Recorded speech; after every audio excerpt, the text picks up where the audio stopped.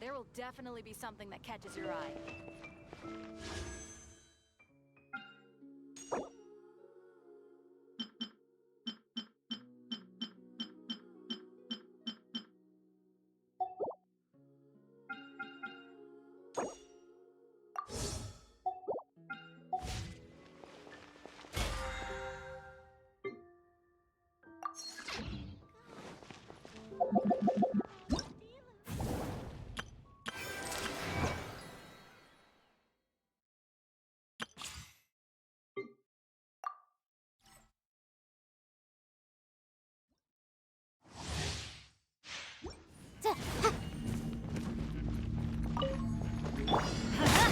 No, my sword! Boom boom! Rain cutter! Teamwork is dreamwork! Inadmissible evidence! Incinerate!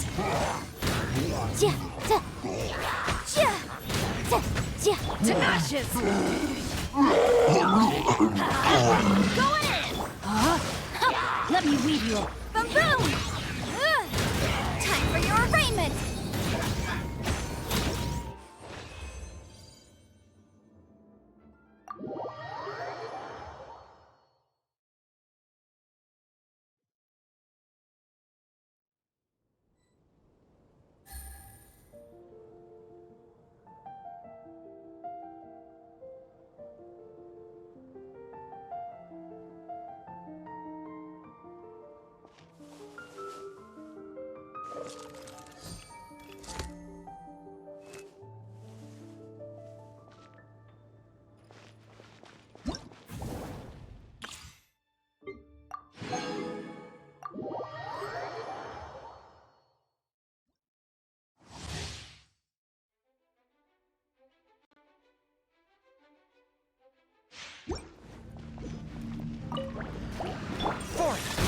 Judgment!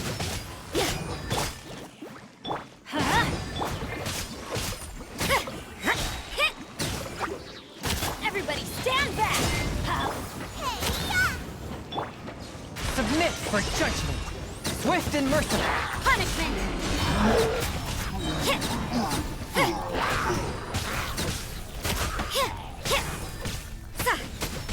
I'm going in!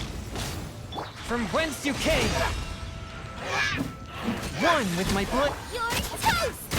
Booba, get shiver! Yeah!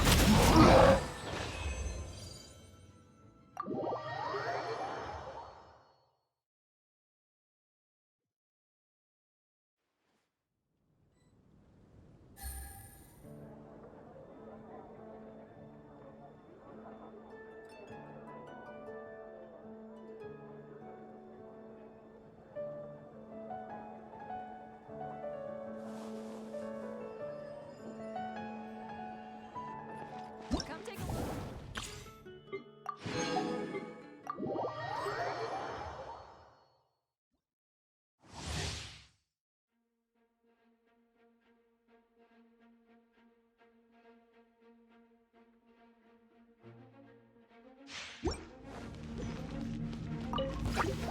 Steadiest. Right. Dare to mess with me? Ha! Get moving! Truth repeats its course. We'll see about as a dutiful maid would. Truth hurts! That blow!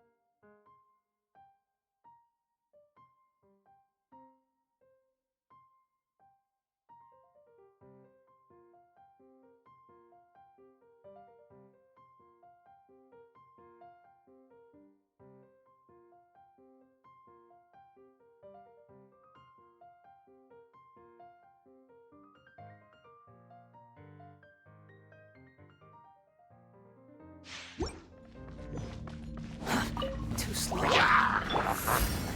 Let's light it up! Dare to mess with me? The wind rises.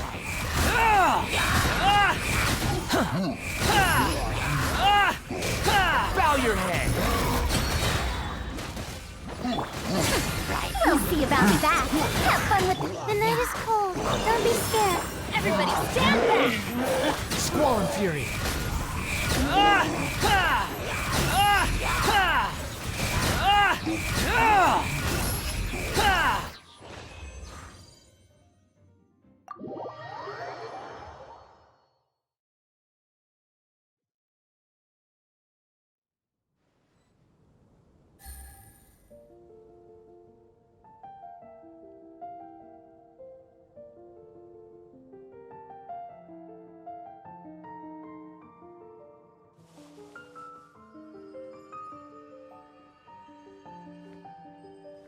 It's been getting quite busy recently. Come take a look. There will definitely be something that catches your eye.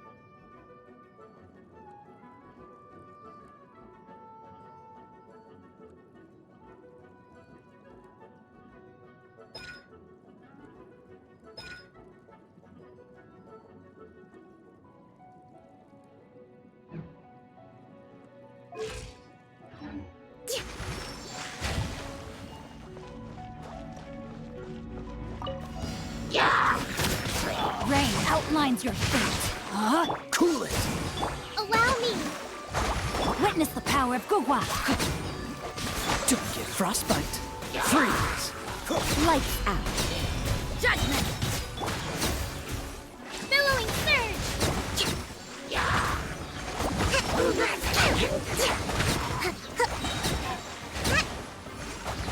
Hold the line. Rain cutter. Rain outlines your Oh, so sorry. punishment. Yeah. Covenant of the deep.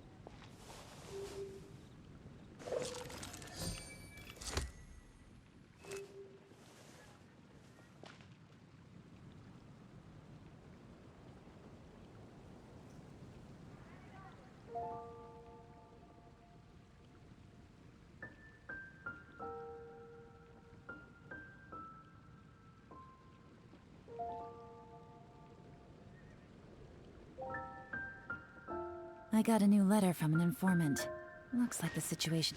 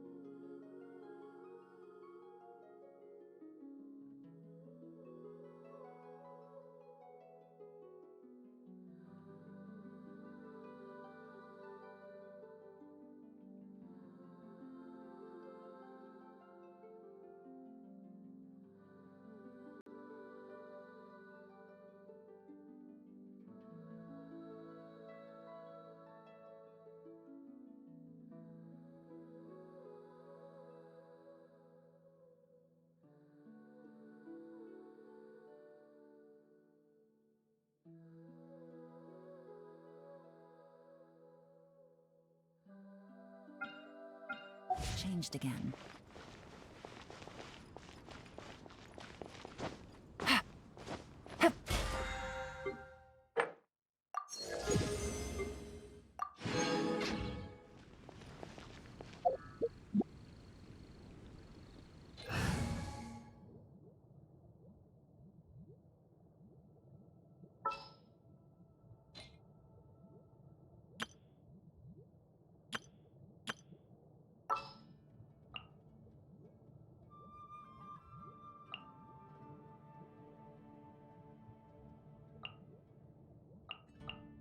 Want me to come along?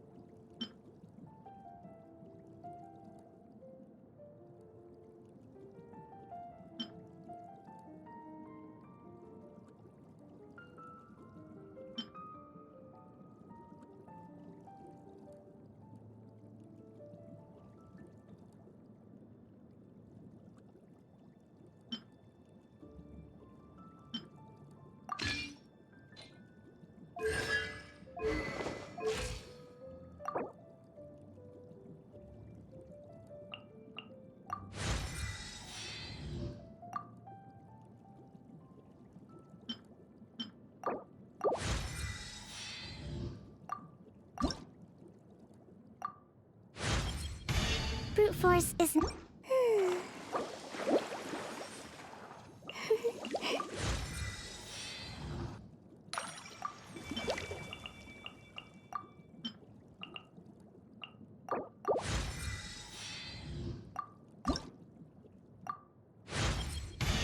I'm just.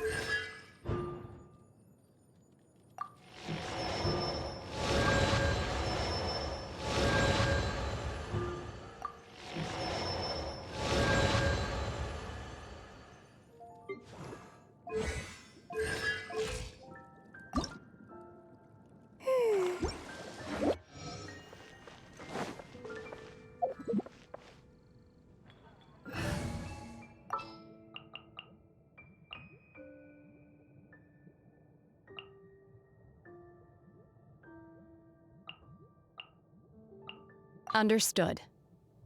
I just have to stand here, right?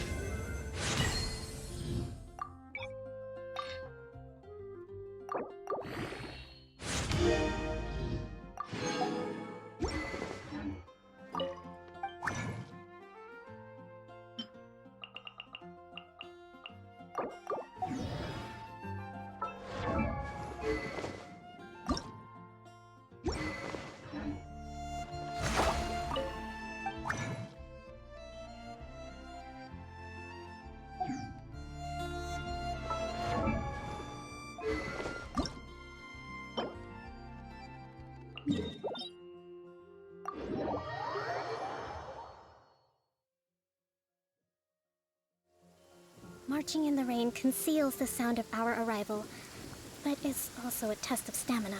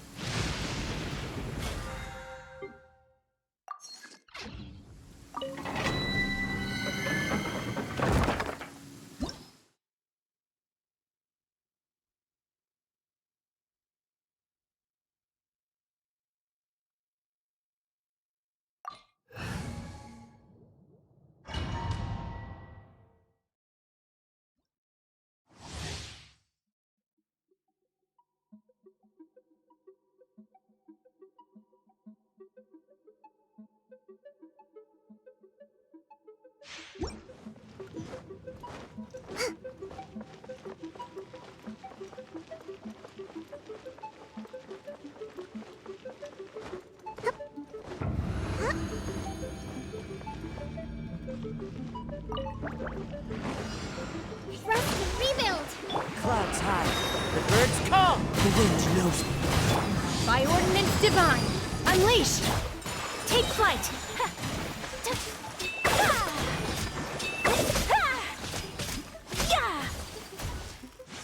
Embrace the ice!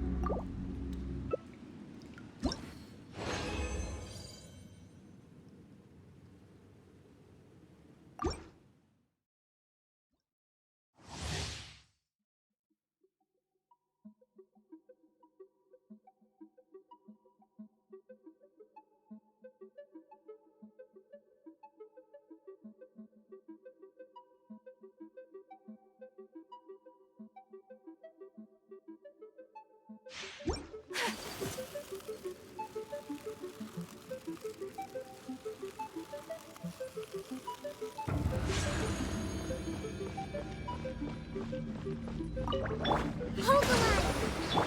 Cryo incarnate! Transfigure it! As one with wind and cloud. Into the wind. Kamisato art! Sumetsu!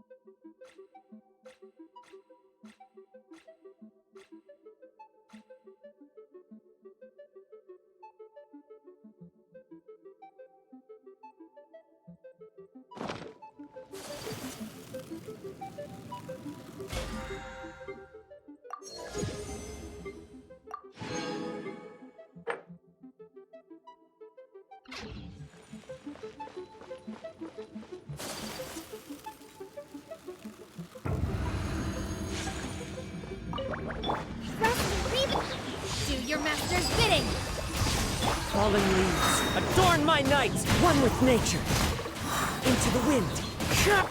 Whirling snow!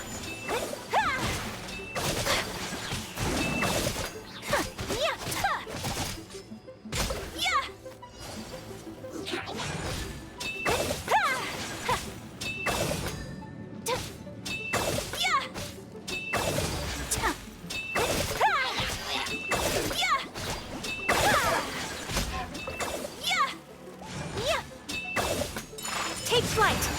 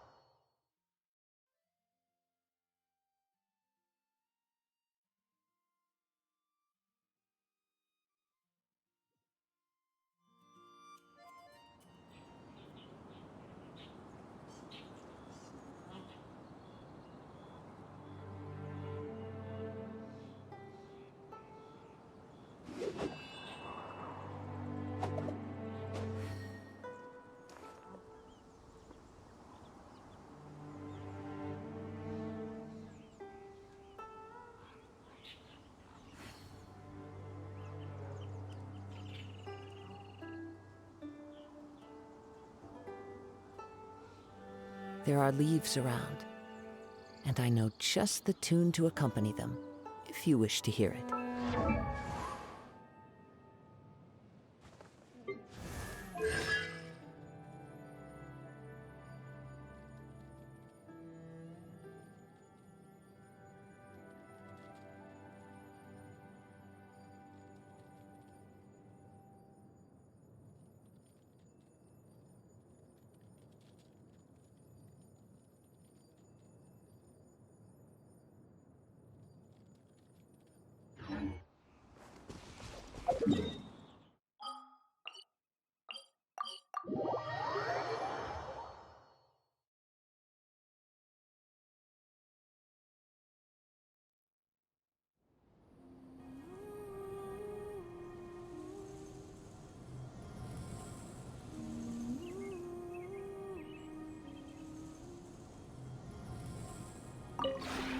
This realm.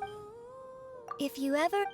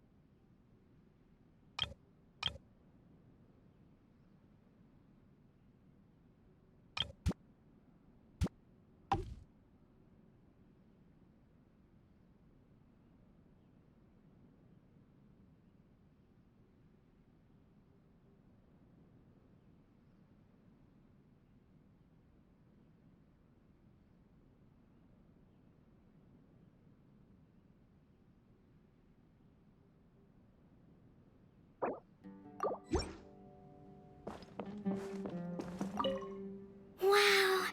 You kept this a secret, didn't you?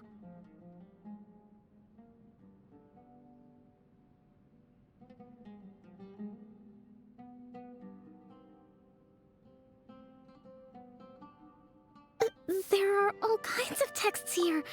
Oh, even my favorite periodicals. Does this mean you read them too? Oh, I'd love to hear what you think about them.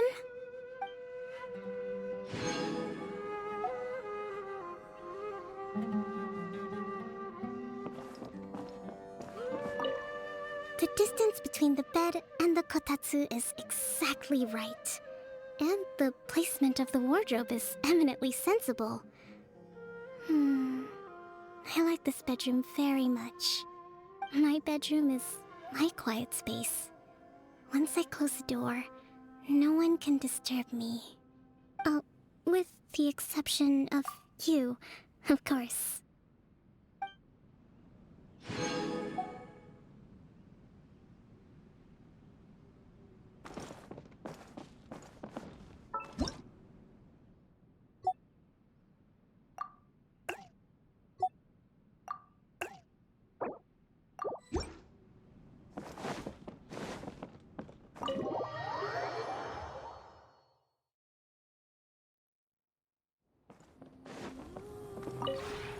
This realm is...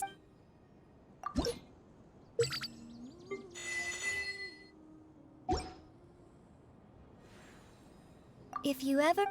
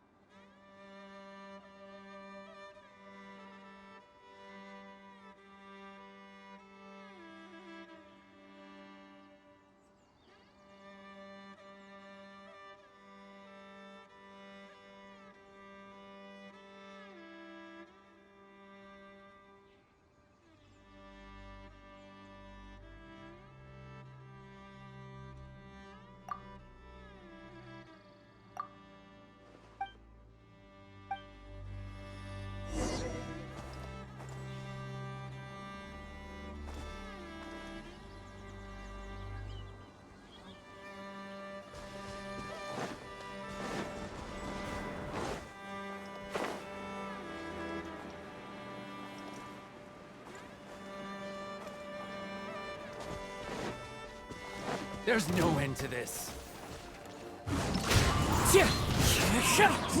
Allow me! My apologies. Done.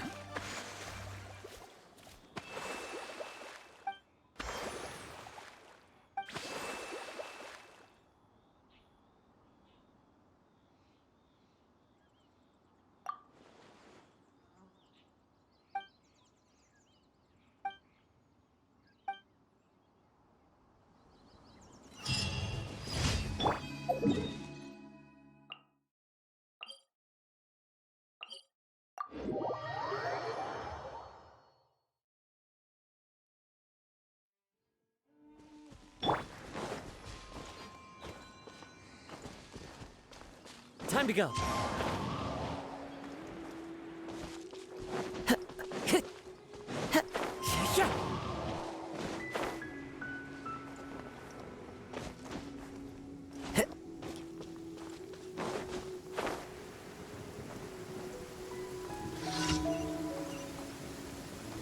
Taking a stroll in the middle of a downpour certainly. Rest and leave it! One with nature. Her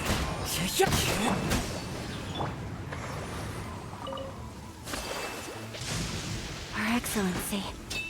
What is she trying to communicate?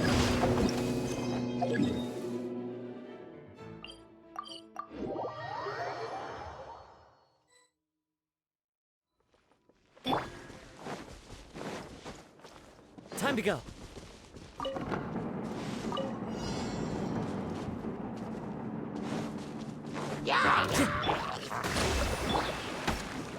The wind knows me. Wind strider. Manifest!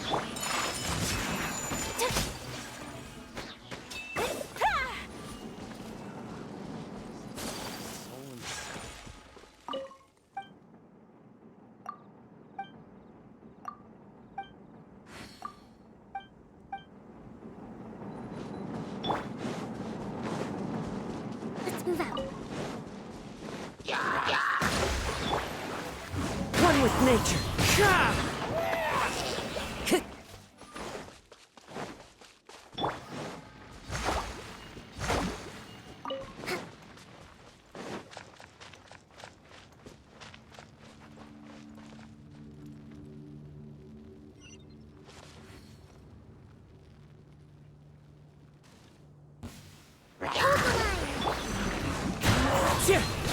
Obey! Take flight!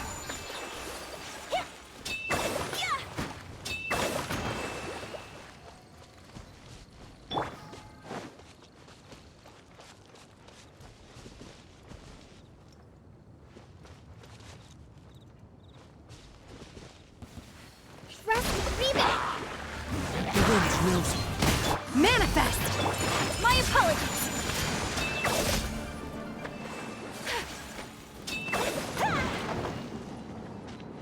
Let's move out.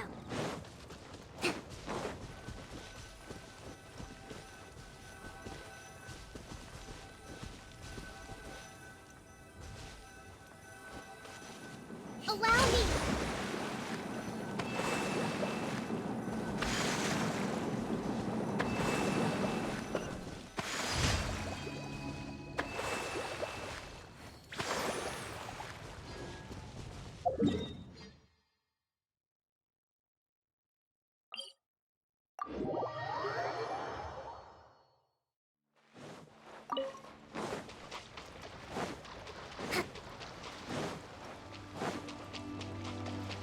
Let's move out.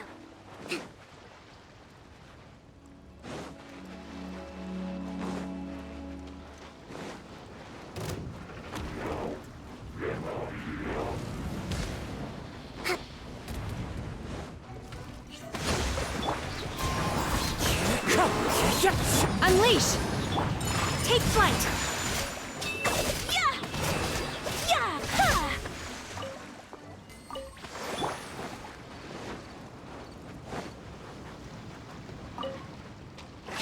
Bring refuge!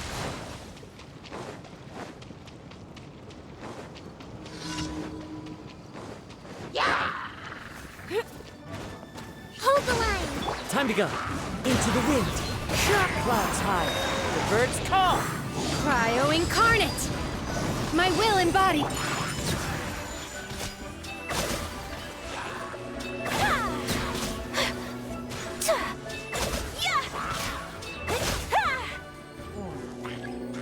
Resident Reaven!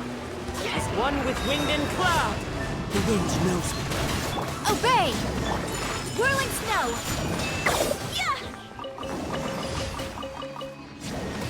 Unthinkable!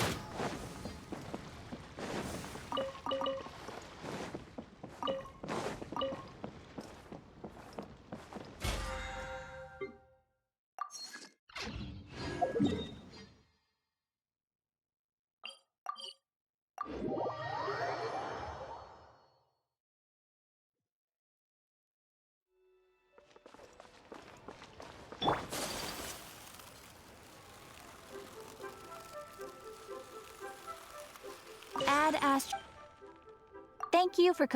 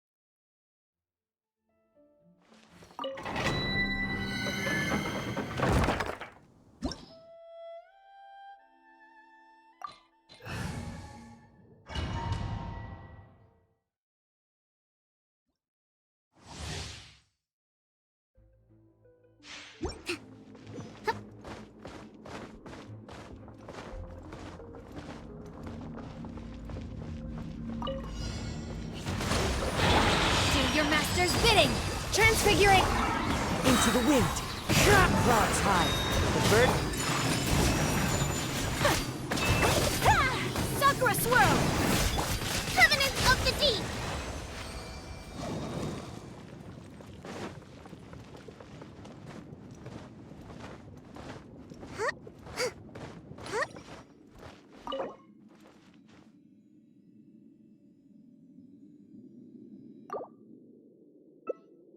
No matter how...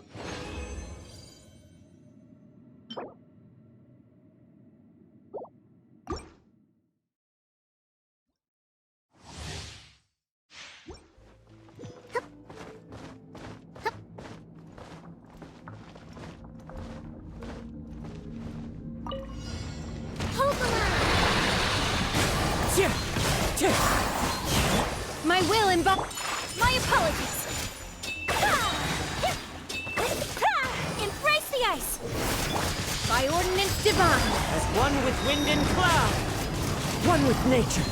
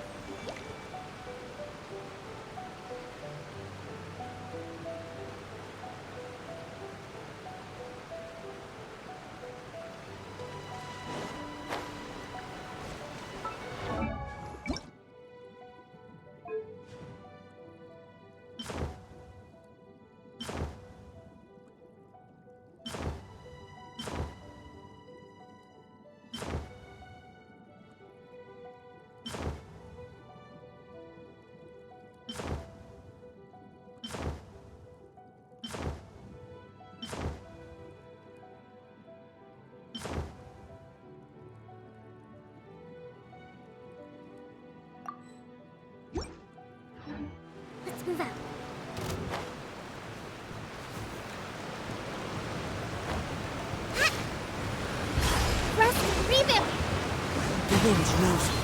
Wind strike. Manifest!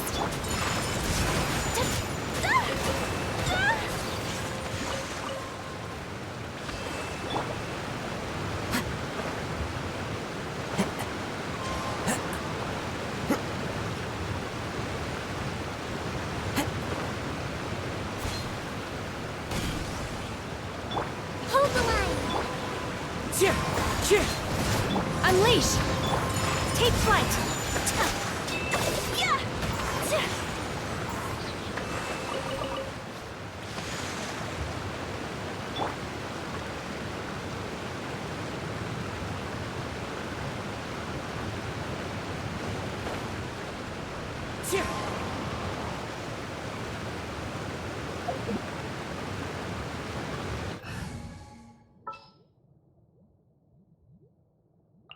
Company, fall in!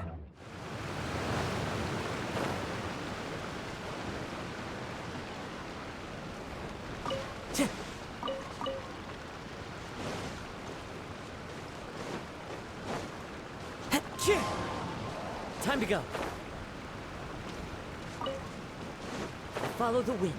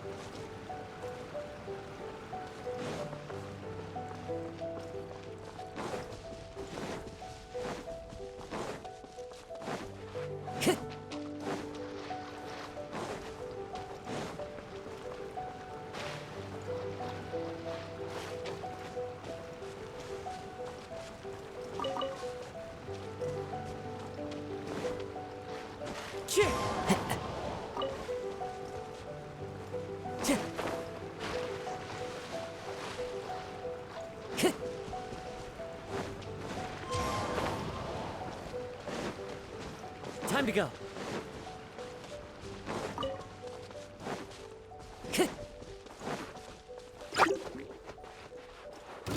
Allow me! Advance! My apologies!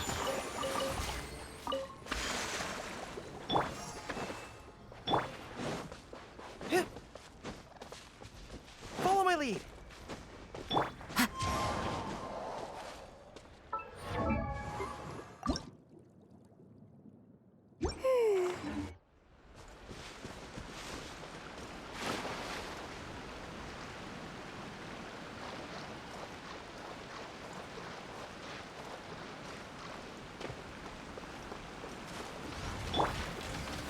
Rest and rebound! Into the wind. Whirling snow!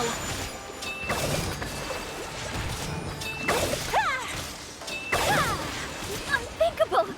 Sakura swirl! My apologies!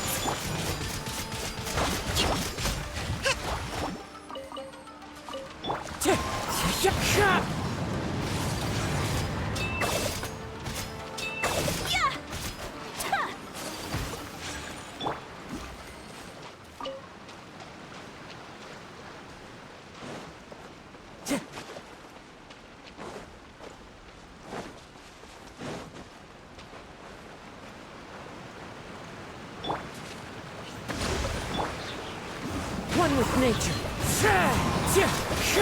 Take flight!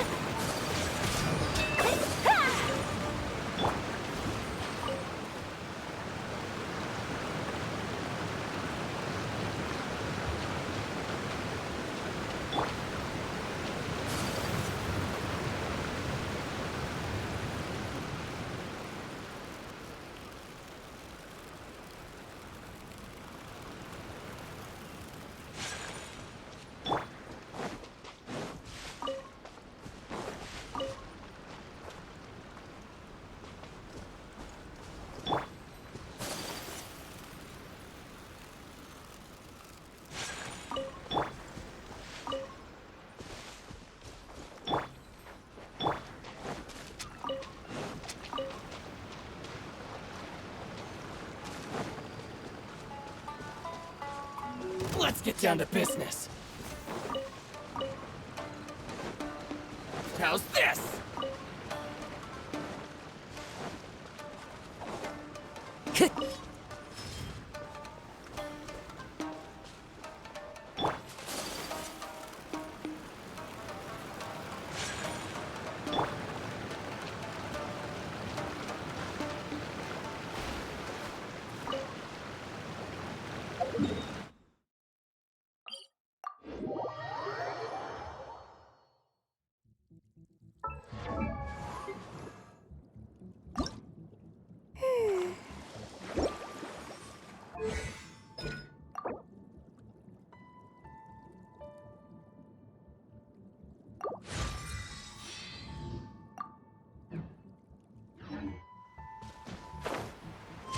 Follow the wind.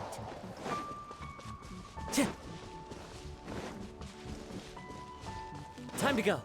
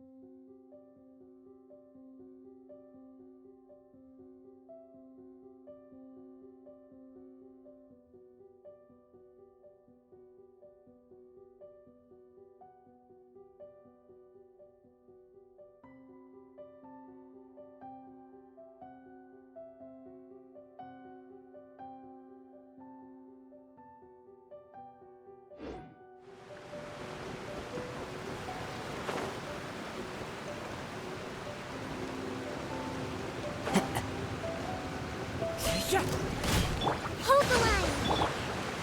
The wind knows me. My apologies.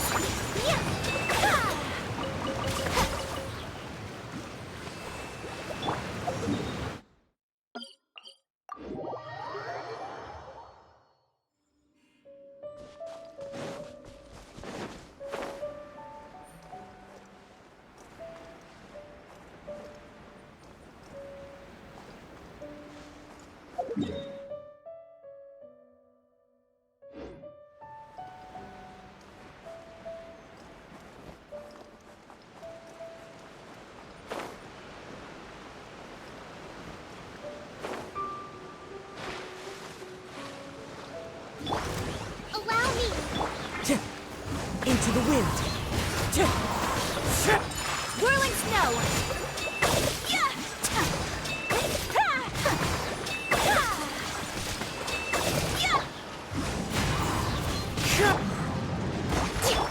Take flight.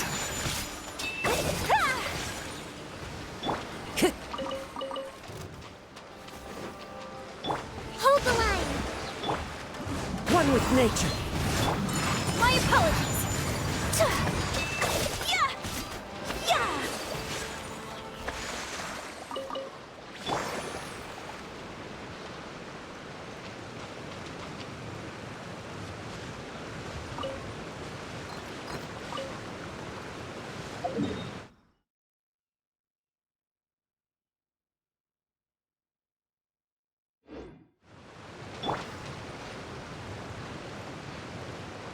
Time to go.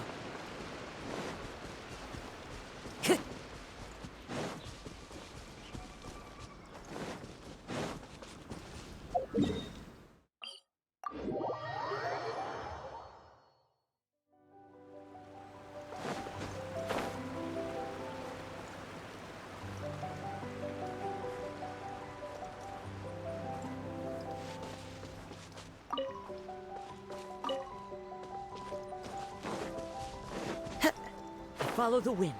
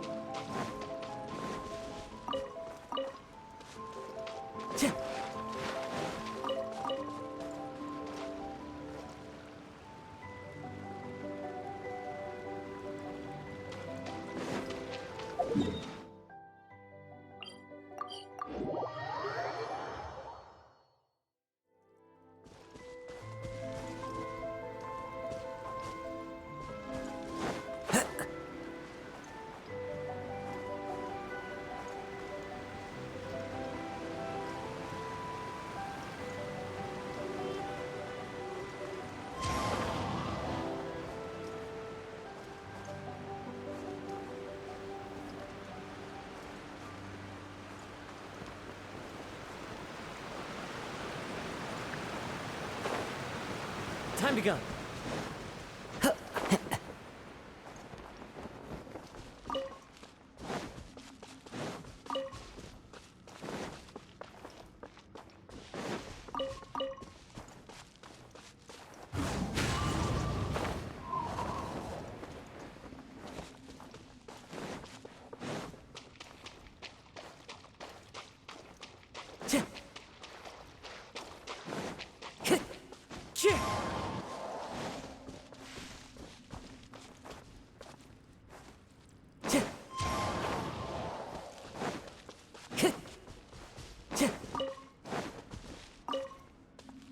Time to go.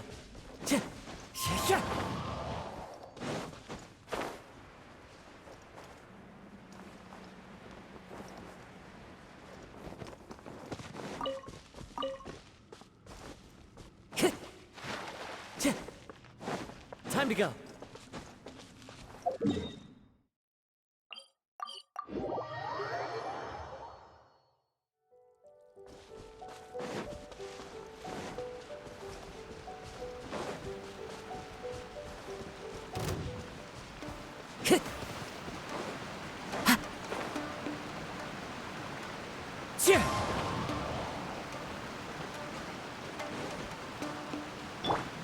Rest and reave it! The wind knows me. Take flight!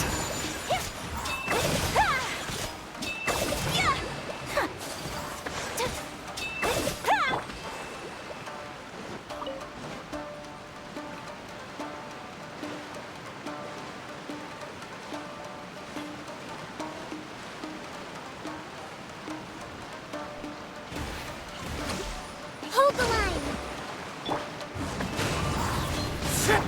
Whirling snow!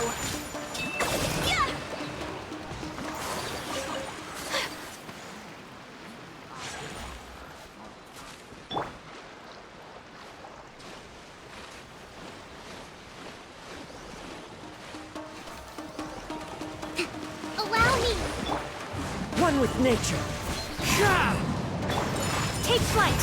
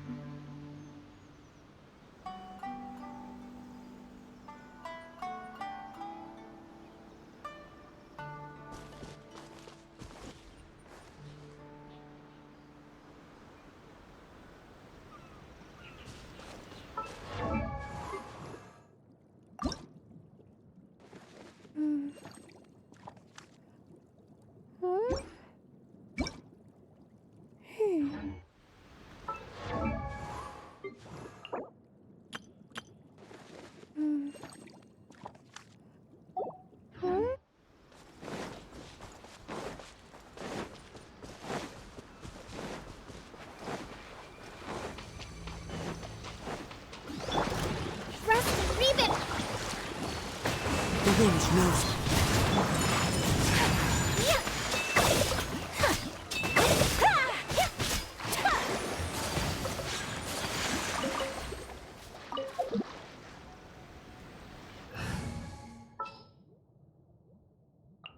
Understood.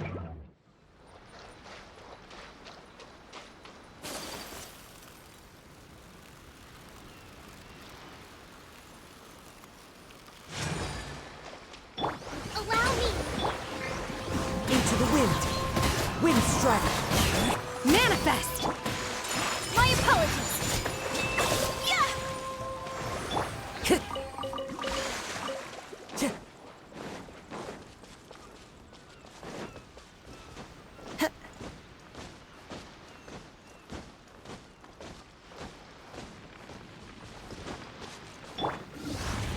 Hold the line! The wind knows me. Obey! Whirling snow!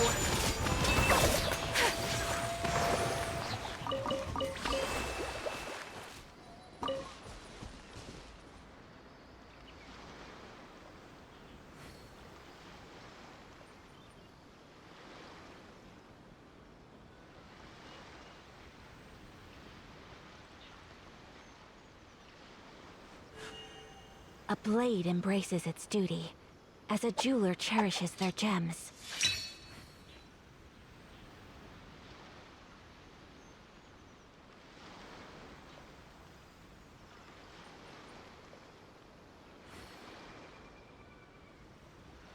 So this is a day in the life of the traveler. I'm learning more about you all the time.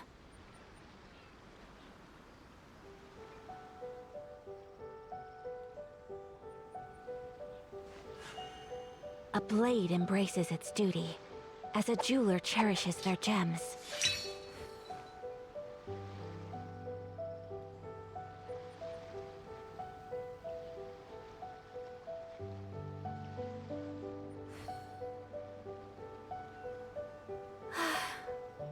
I only wish life could be as leisurely as this a little more often. How greedy of me.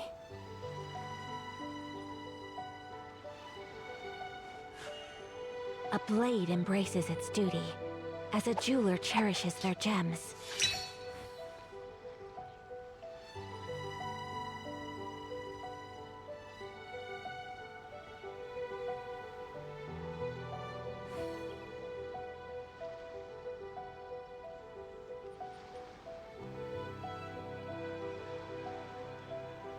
So this is a day in the life of the traveler. I'm learning more about you all the time.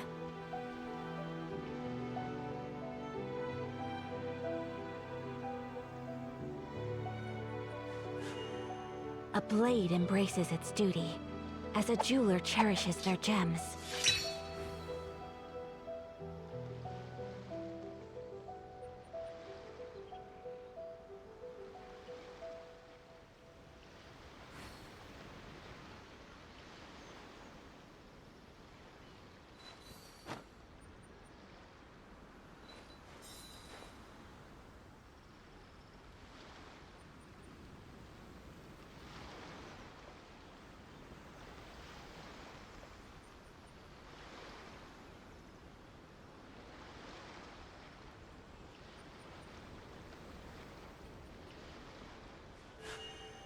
A blade embraces its duty, as a jeweler cherishes their gems.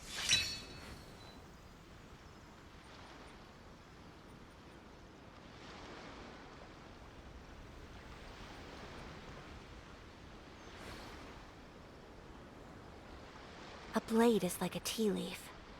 Only those who sample it many times can appreciate its true qualities.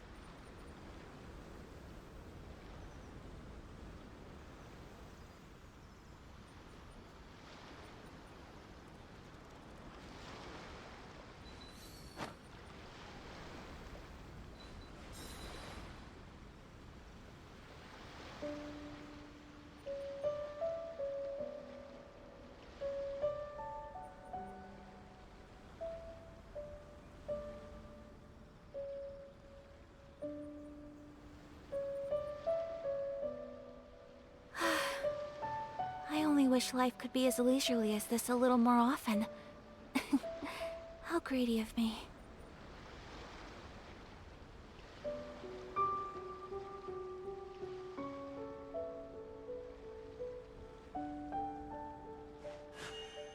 A blade embraces its duty, as a jeweler cherishes their gems.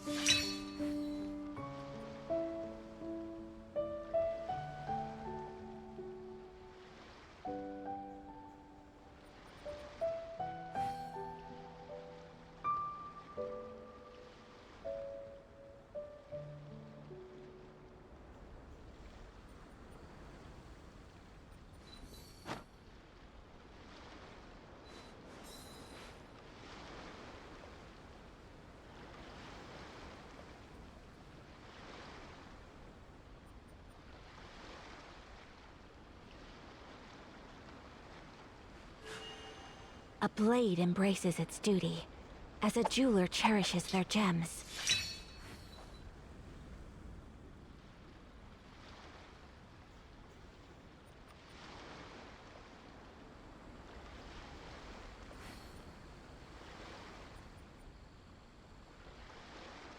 A blade is like a tea leaf. Only those who sample it many times can appreciate its true qualities.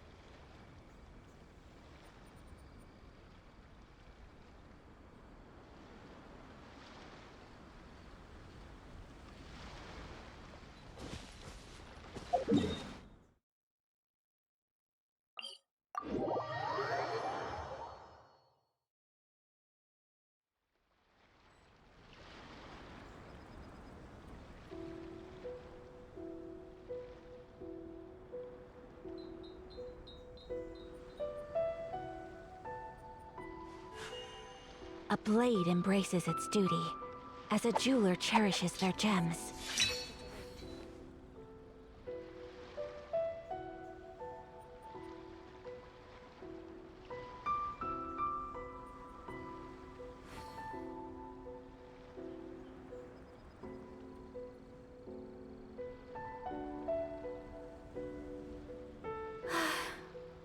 I only wish life could be as leisurely as this a little more often. How greedy of me.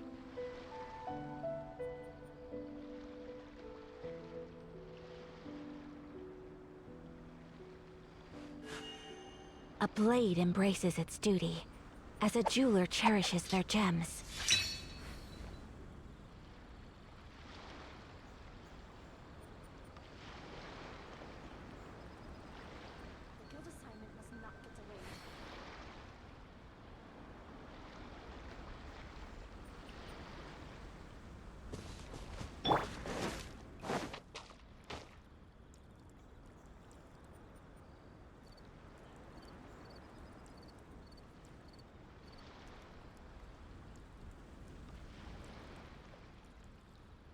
That cat can talk!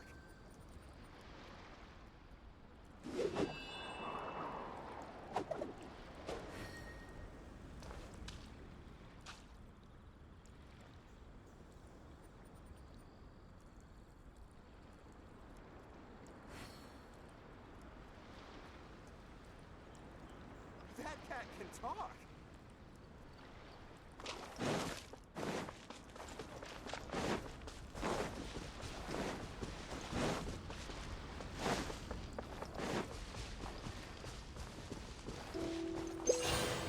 One with nature.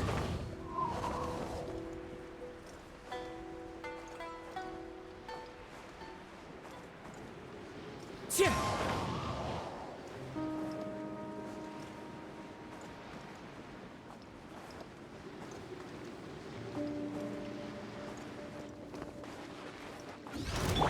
Take your true form! The wind knows it. Allow me! My apologies!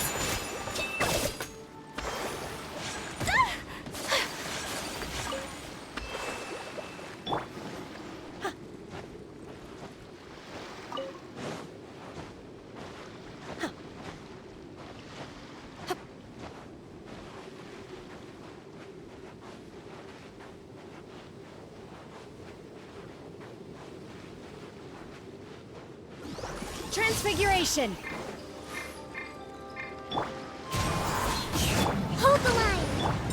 Take flight!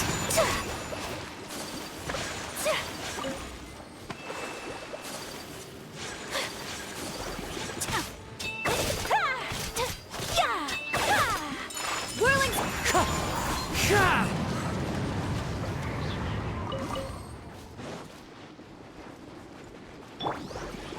Unleash! Allow me! Take flight!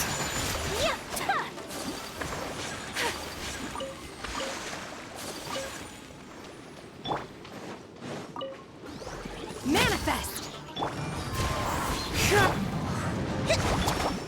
My apologies!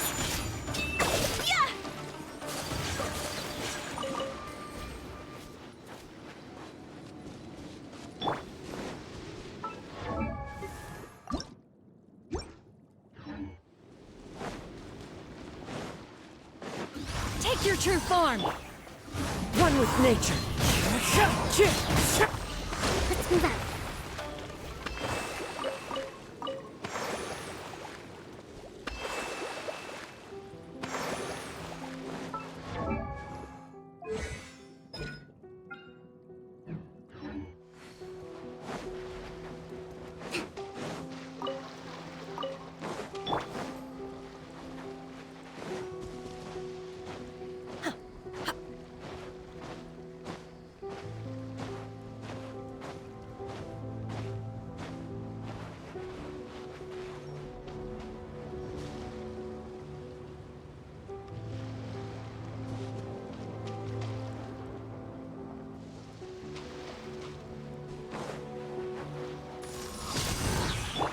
The wind knows me.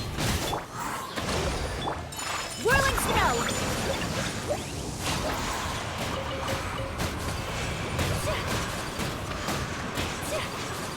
Time to go.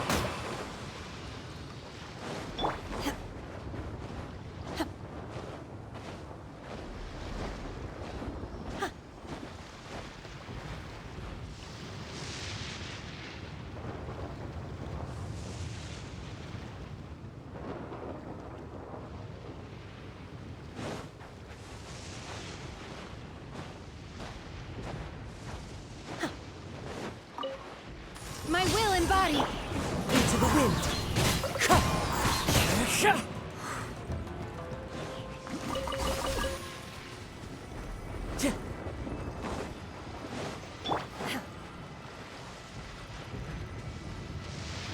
Transfiguration!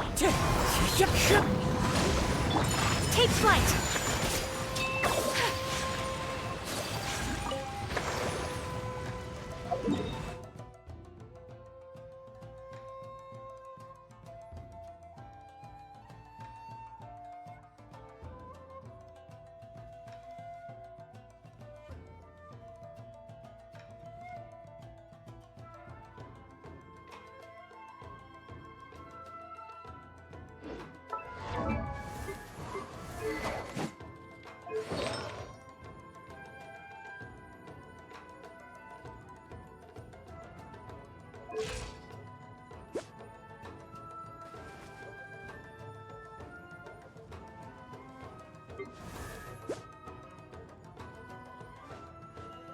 A blade embraces its duty, as a jeweler cherishes their...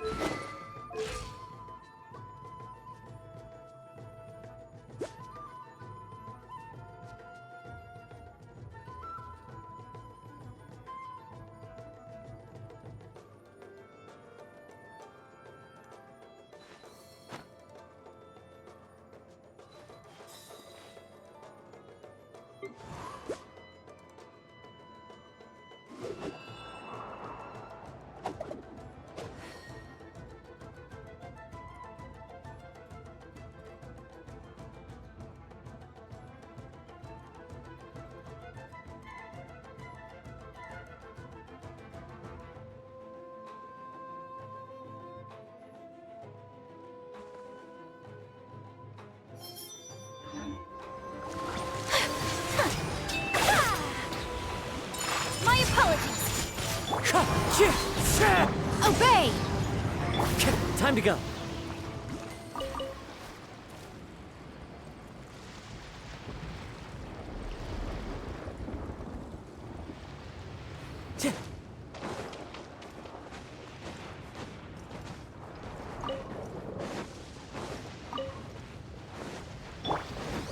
Take your true form.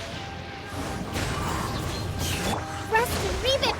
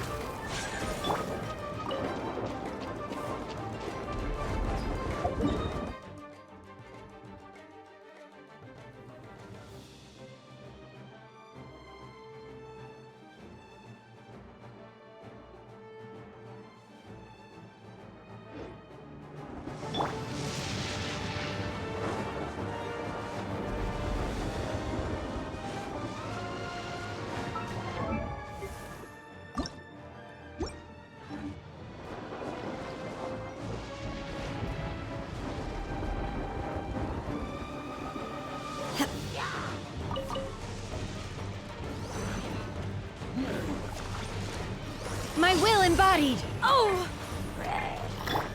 The wind knows. Wind strike. Take flight.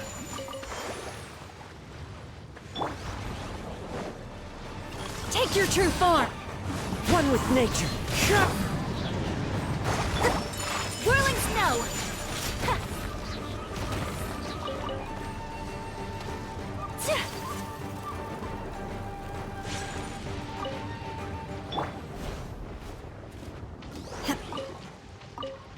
My will embodied. The wind knows.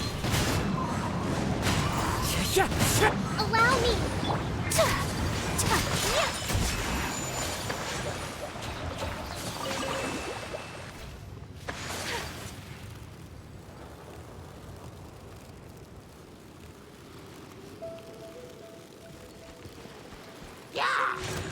Manifest. Rest and rebuild! Take flight.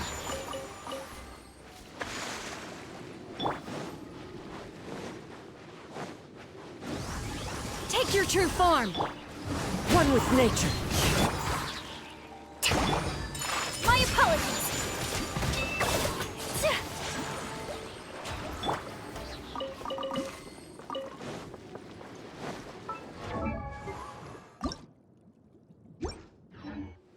Time to go.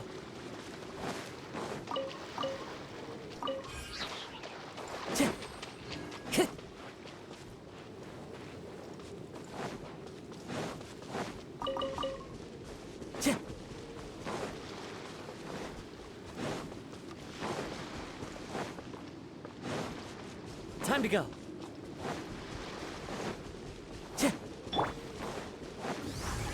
My will embodied. The wind knows. Wind strike. Hold the line! Whirling snow.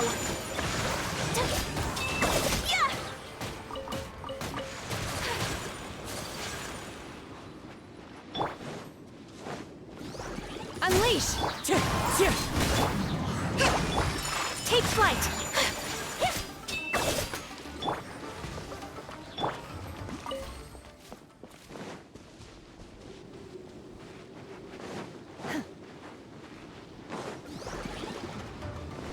Transfiguration. Into the wind. Allow me! Whirling snow.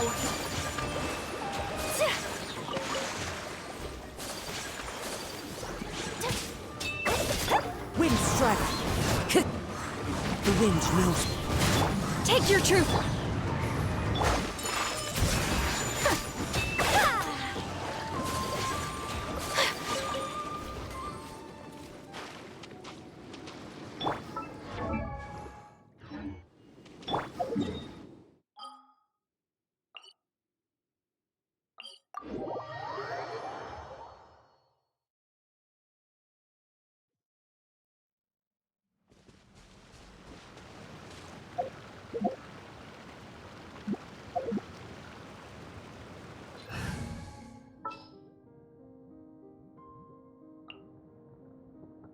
Ready and waiting.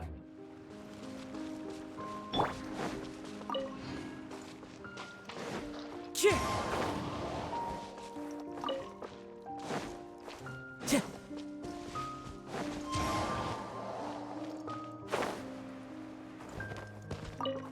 Time to go. Hit! Time to go. Hit!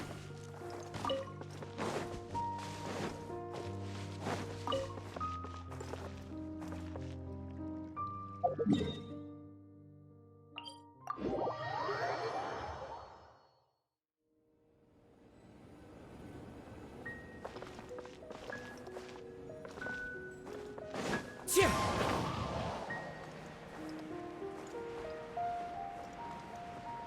Chih!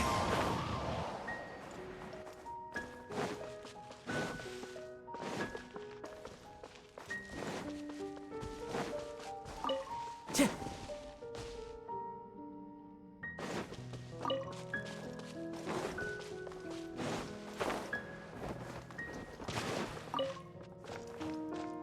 Time to go. Chih! Time to go. Chih!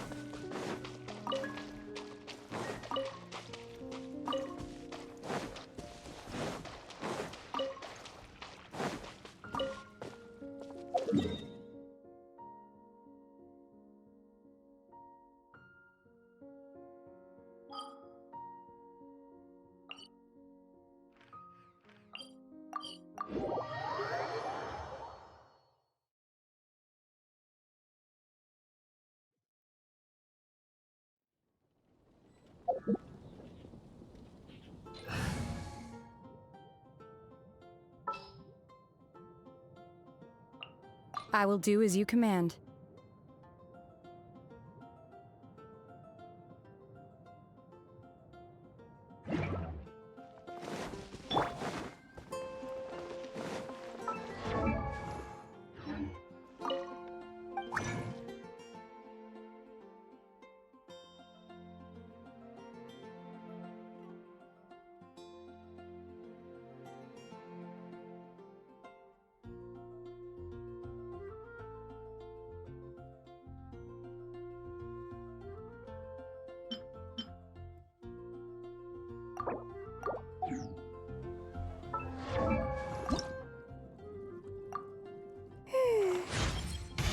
The moon shines.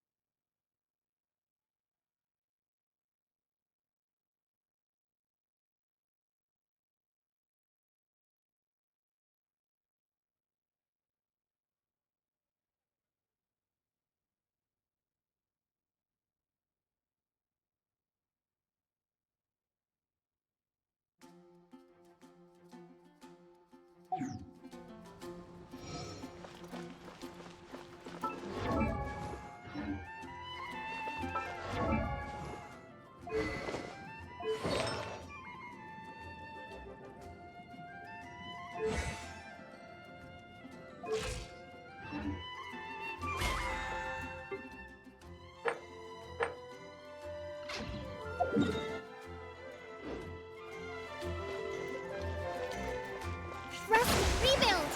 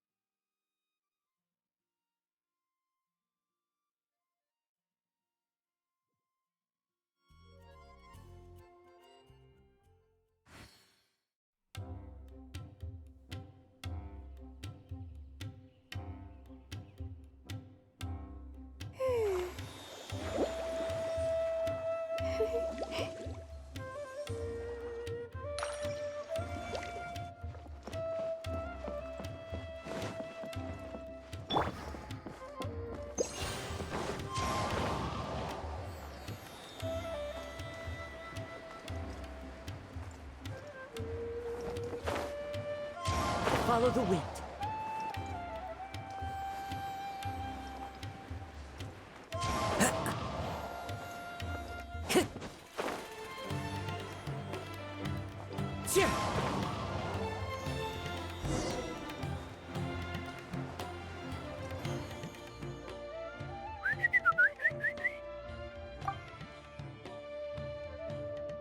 Hey, little birdie. Don't feel down. Come and perch on my shoulder. Don't be shy. I'll show you around town.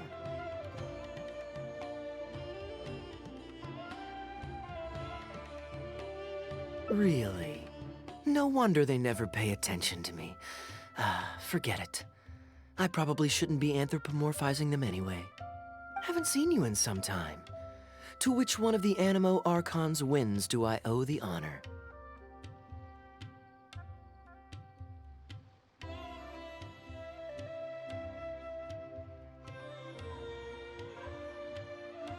Oh, is this your way of saying that you missed me? Since it wasn't meant to be with this little birdie, I'd better leave it alone. Let's take a walk, shall we?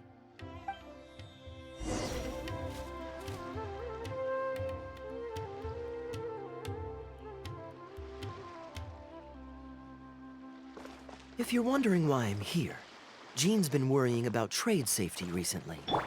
I discovered this when I unwittingly burst into her office to save the day.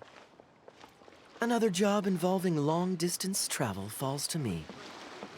I suppose it's my own fault for having such a strong sense of duty.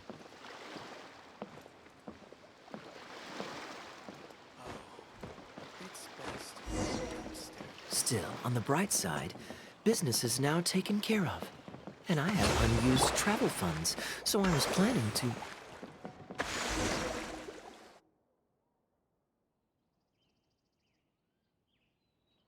Gundafar, we are in the middle of a war. Your place is at the front lines by my son's side. Pray tell, what provokes your unwarranted return to the palace? A matter of utmost importance, Your Majesty, such that I must personally report it to you. Huh. Outdoor theater. Looks fun. Actually, yes. I saw some guards do a musical performance when I was traveling with their caravan in Sumeru. They were desert dwellers. So are these actors. And I think I actually recognize one of them. Come on, let's go watch.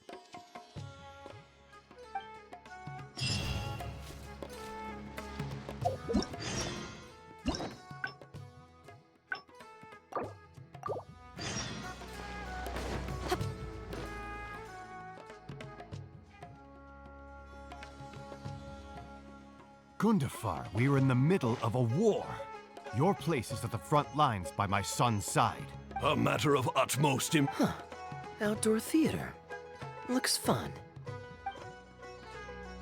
Ah, yes. Here's what I was thinking about the unused funds. Given that the acting Grand Masters saw fit to allocate these funds to my trip in the first place, I think it's my responsibility to make sure that every last mora is put to good use. In other words, what do you say we find a way to spend the remaining budget? Perhaps a fancy meal at a nice restaurant? Or a river cruise that takes in the sights of Sumeru City? Or we could buy a few nice mementos to take home.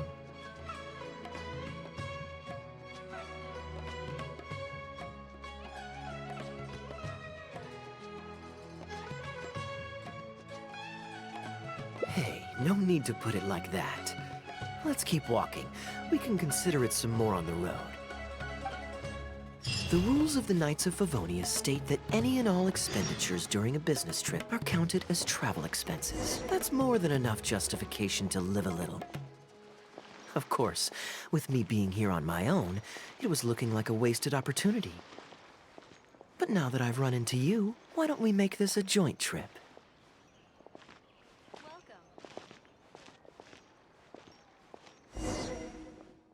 You're always so busy. It's high time you gave yourself a proper break. Even the sharpest blade loses its edge if it's always in use. Regular maintenance is essential for reliable performance. And anyway, life is short, so we should make the most of the time we have. Right now is the perfect time to relax and enjoy ourselves. And who knows how many other chances we'll get. So come on, what do you say?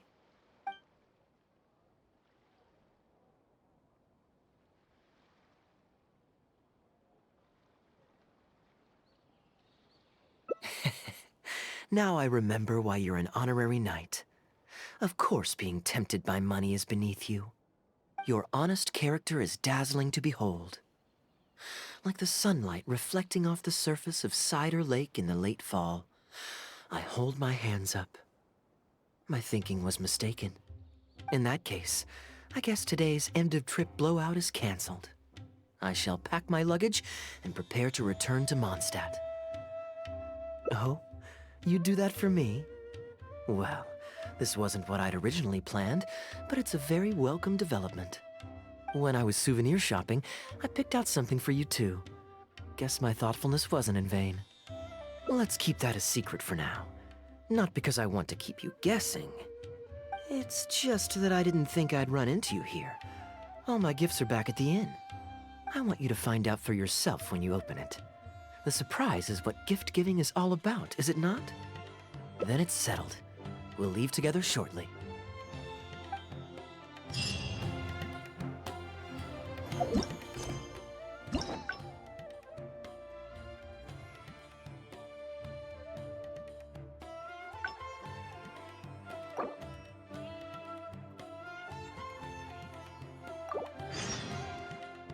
You're always so... And anyway, life is short, so we should make the most of the time.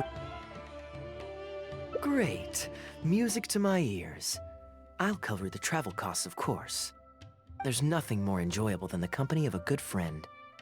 Let's call this a nice little excursion to round off my long business trip. Now, let me think where we should go. I've seen a lot of Sumeru already, so let's go for someplace new. How about Liyue? I'd be heading past there on my way back to Mondstadt anyway, so it's not out of the way.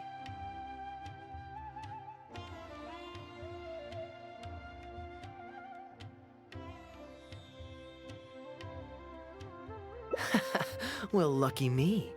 I'll hold you to that.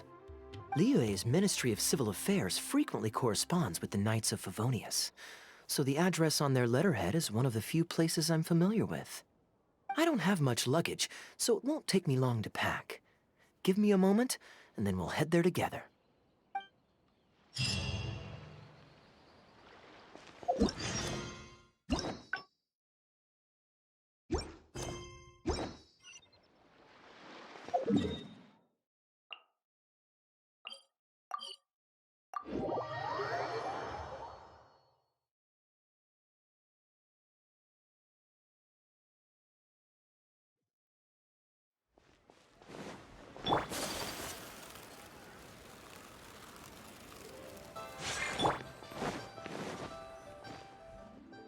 I've heard that there's lots to see and do in Liyue, but I'm sure you're more familiar with the place than I am, so I'll leave the itinerary to you.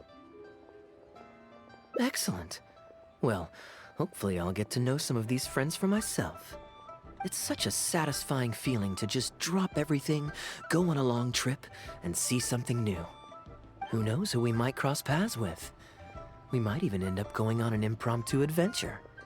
Just like how I met you in Port Ormos, and now we're here. Come on, let's see what's up ahead.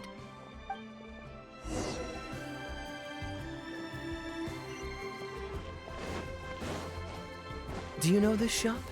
It looks pretty nice from the outside. Shall we take a look?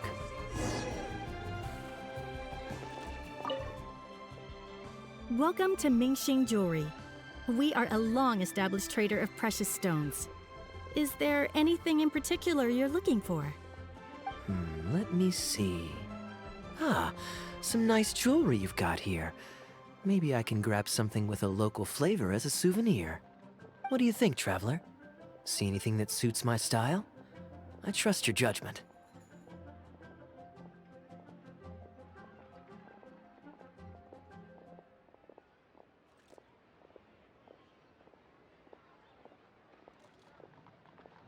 Ah, you're interested in souvenirs.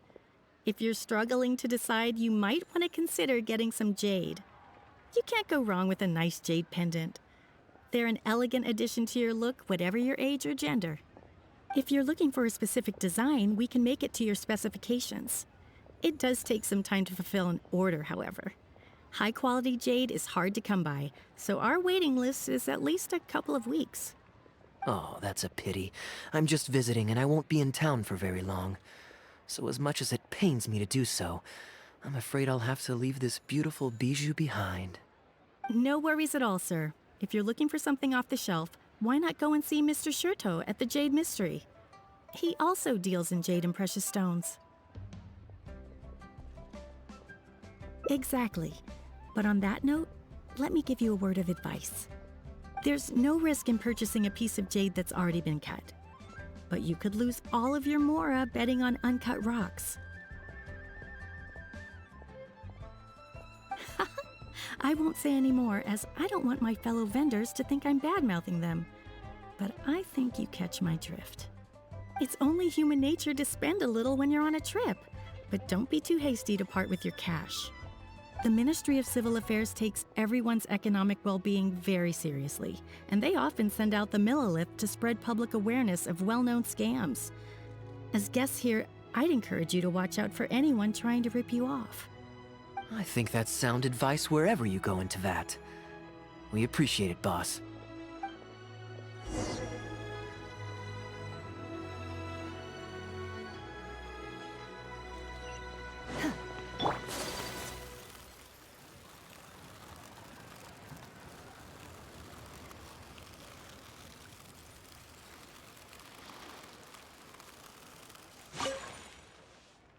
Welcome! Looking for uncut stones or pre-cut jade? We've got plenty of both for your viewing pleasure. Uncut stones.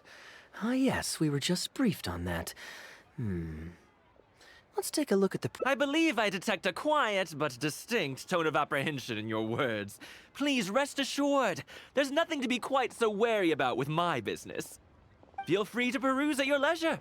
I think you'll find that everything I do here is entirely above board and legitimate, and I sell only pure and unadulterated goods. No scam guaranteed. Sure, you can bet on jade and lose if you're unlucky, but that doesn't make it a scam. My terms are clear and transparent, and I only do business with willing customers. What scammer can claim that? Sounds perfectly reasonable. At the end of the day, it doesn't matter how much the vendor is charging. If the customer decides to hand over their money, they're taking the bait of their own free will. Yes, exactly. I'm glad you understand.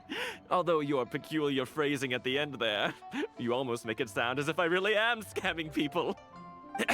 Anyway, betting on jade is what it is. Feel free to try your luck, but if you can't afford to lose, then it's not for you. We don't need to cause each other any trouble. I'll leave you to browse at your own pace now while I deal with other potential customers. Amber-colored jade would probably make for a good souvenir.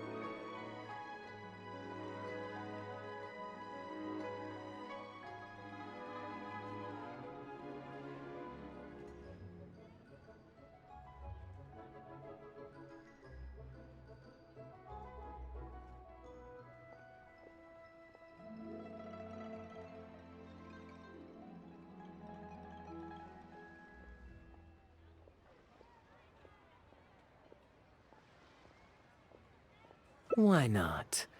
This is a quirky little place. Somehow, I'm inclined to entertain him for a bit. Well, if you're not interested, then I guess we'll pass.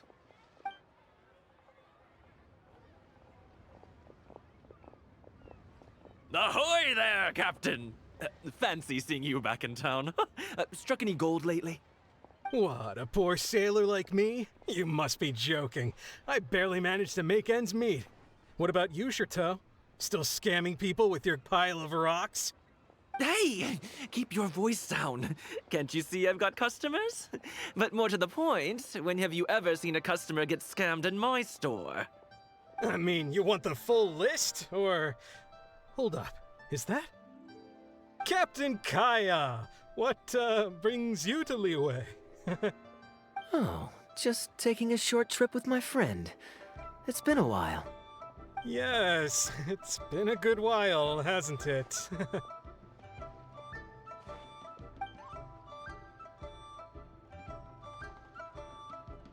Anywhere you'd recommend I visit while I'm here? Let me think. Wanmin Restaurant's always a pretty good bet. Chef Mao's daughter is a skilled chef, and their prices are very reasonable. My wife can't get enough of their boiled fish. You could give that a try. And, speaking of my wife, she won't let me forget what a great help you've been to us before. So thank you, on her behalf. Your wife? Ah, yes. How is she doing these days? Keeping well? Very well, thank you. Very well. Anyway, I've got something I need to do down at the South Wharf, so my apologies, Captain Kaeya, but I'd better get going. All right. See you. Ah, I finally remembered who that was. Captain Wu. He runs a transport business between Mondstadt and Liyue. I see. So you went through that whole conversation with no idea who you were talking to. Well, that explains the generic pleasantries and the general awkwardness.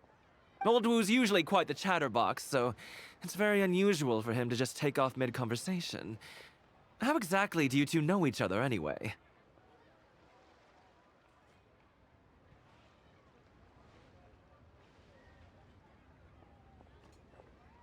Nope, that's not it. I don't give out loans. It's pretty straightforward, honestly. The captain was making a delivery to Mondstadt when his ship sprang a leak. He overexerted himself fixing it and keeping the cargo dry, and ended up passing out from exhaustion. I took him to Mondstadt to recover. Well, it still seems strange to me. Sure, he's hardly the most charming conversationalist, and he's also mighty stubborn, but all of us know Old Wu is an honest and kind-hearted man. His eldest was once playing on that big rock over there when he took a tumble and injured himself. I helped to patch the kid up, and the next day, Old Wu was here to buy a couple of uncut stones. I'm just surprised he was so quick to excuse himself, that's all. Normally, he's the kind of guy who, if you run into him on the street and he owes you a favor, he'll grab you by the hand and thank you profusely until you ask him to stop. Well, stubborn I can believe. Someone had drilled a gaping hole in his ship, and the water was coming in fast. How he managed to make it all the way to Mondstadt, not to mention with his cargo intact, I have no idea. Someone drilled a hole in his ship? Oh dear. It must have been one of the less savory captains out there trying to sabotage his business so they can squeeze their way into the market. When competition is stiff, sometimes things get ugly. It's the way of the world, unfortunately. His line of work isn't easy. The poor fellow usually has to set sail before the break of dawn. He's been loitering around a lot these past few weeks, though. I thought maybe he'd come into some Mora. Competition is fierce these days, and there's not a lot of Mora to be made in shipping. So every day he stays idle is another negative in the books. I do wonder what's gotten into him. Anyway, I digress. We merchants protect our goods like our own lives, so who knows? Maybe he had some important cargo to see to. Either way, good sir, don't mind him.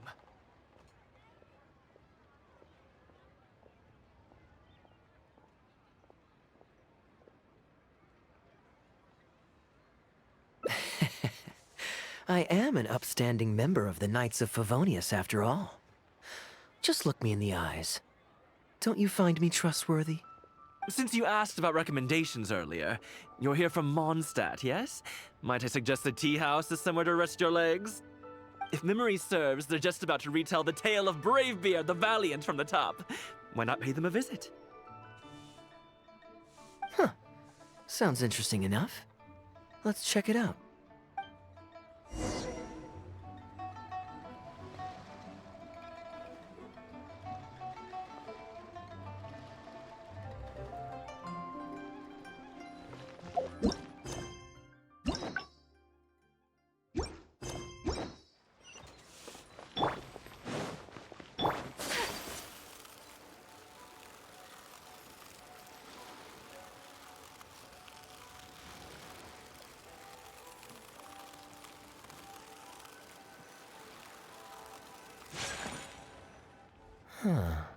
So this is the He tea house. We meet again, Captain Kaeya. What a coincidence. Twice in one day.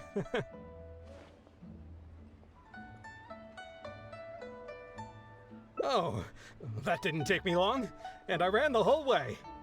Wu, weren't you just at Wanwen Bookhouse buying a book for your daughter? What's this talk about the wharf? Shh, just leave it be, Anjong. There's no need to embarrass him right in front of everyone else. I take it that you two aren't from around these parts. I'm a caravan guard by trade, and meeting people from all over the world is one of the main perks of the job for me. Why don't you join my table so we can get to know each other? Oh, seems like the tea house is the place to be in Liyue. Feels like I'm back in the angel share. Did you manage to get something for your daughter just now, Captain Wu? Yes, thank you. If it weren't for you, Captain Kaeya, she might not have even made it into this world. I'm so lost, Wu. What's the story here? Your wife's originally from Mondstadt, isn't she? Did you run into Captain Kaeya when you were there on business, or when you were visiting the in-laws? The latter.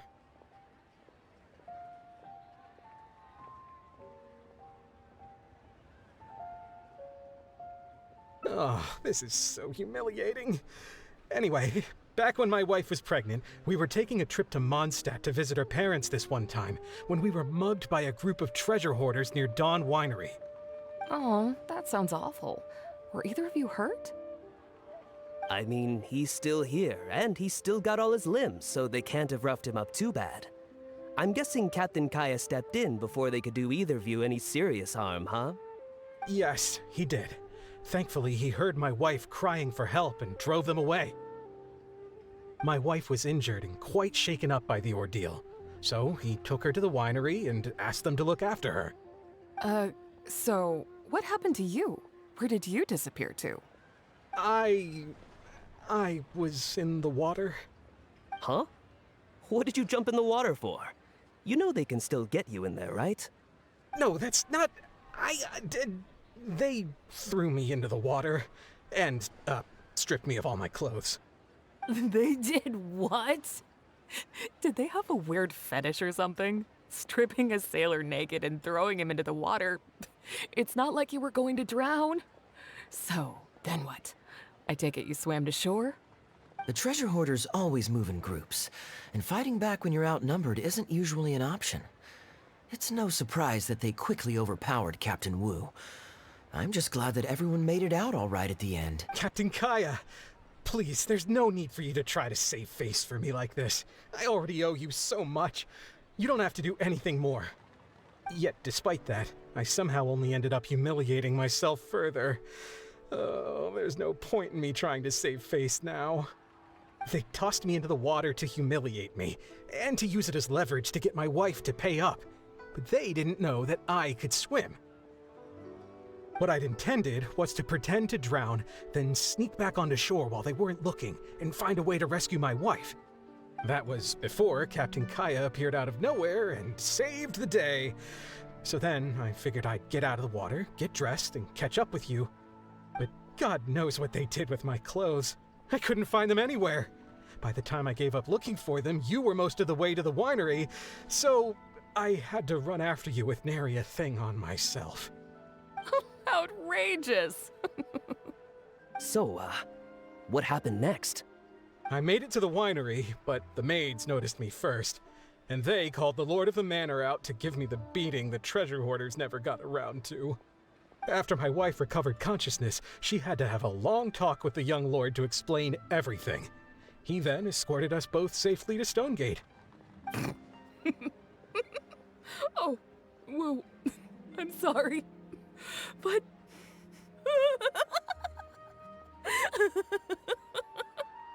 Ugh, good luck living that one down. Trust me, I know. My wife never lets me forget. I'm sorry, Captain. I wasn't intending to share that story. It's fine. It's my own fault for thinking I could sweep it under the carpet and forget about it. I don't know if I can ever repay you for all you've done. That's why I get so embarrassed every time I run into you. Still, it won't stop me from trying. You and your friend are here to catch the storyteller, right? The tea's on me. It's the least I can do. In fact, they do serve some food here, too, but it's not the best. Okay, let me run and get some fruit to share. I'll be right back.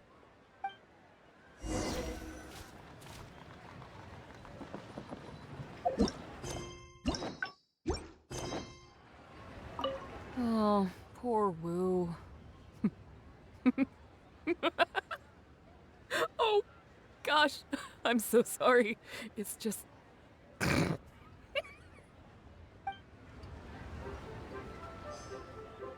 I wonder how much Fanaria caught of that. Old Wu really has no filter, does he?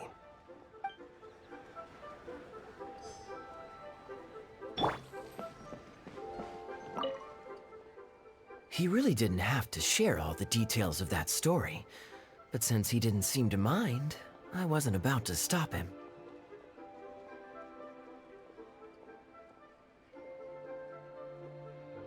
I did actually forget at first, but once he brought up his daughter, the memory of his naked escapades came flooding back. D-Luke thought some pervert was harassing the maids. He charged straight out the door, great sword in hand and raring to go. I haven't seen him so angry in a long time. So many people owe me favors nowadays. It's hard to keep track of them all. I really should go check my favors ledger once I'm back and refresh my memory. Hey, you didn't think I was being serious, did you? Do I really strike you as the kind of person to keep track of favors in a notebook? I just helped the guy out on a couple of occasions because I happened to be in the right place at the right time. I have no intention of asking him to do anything for me in return. At least, not so far. I'm back with fruit. Please help yourselves, everyone. My treat. Thank you. Oh, don't mention it. It's just a few fruits, nothing extravagant. Once my new pharmaceutical business takes off and I have more to spare, I'll get you a proper thank you gift and send it to the Knights of Favonius. Pharmaceutical business? So you found a new career? No more shipping? Shipping's impossible work nowadays. There's too much competition and the margins are too small.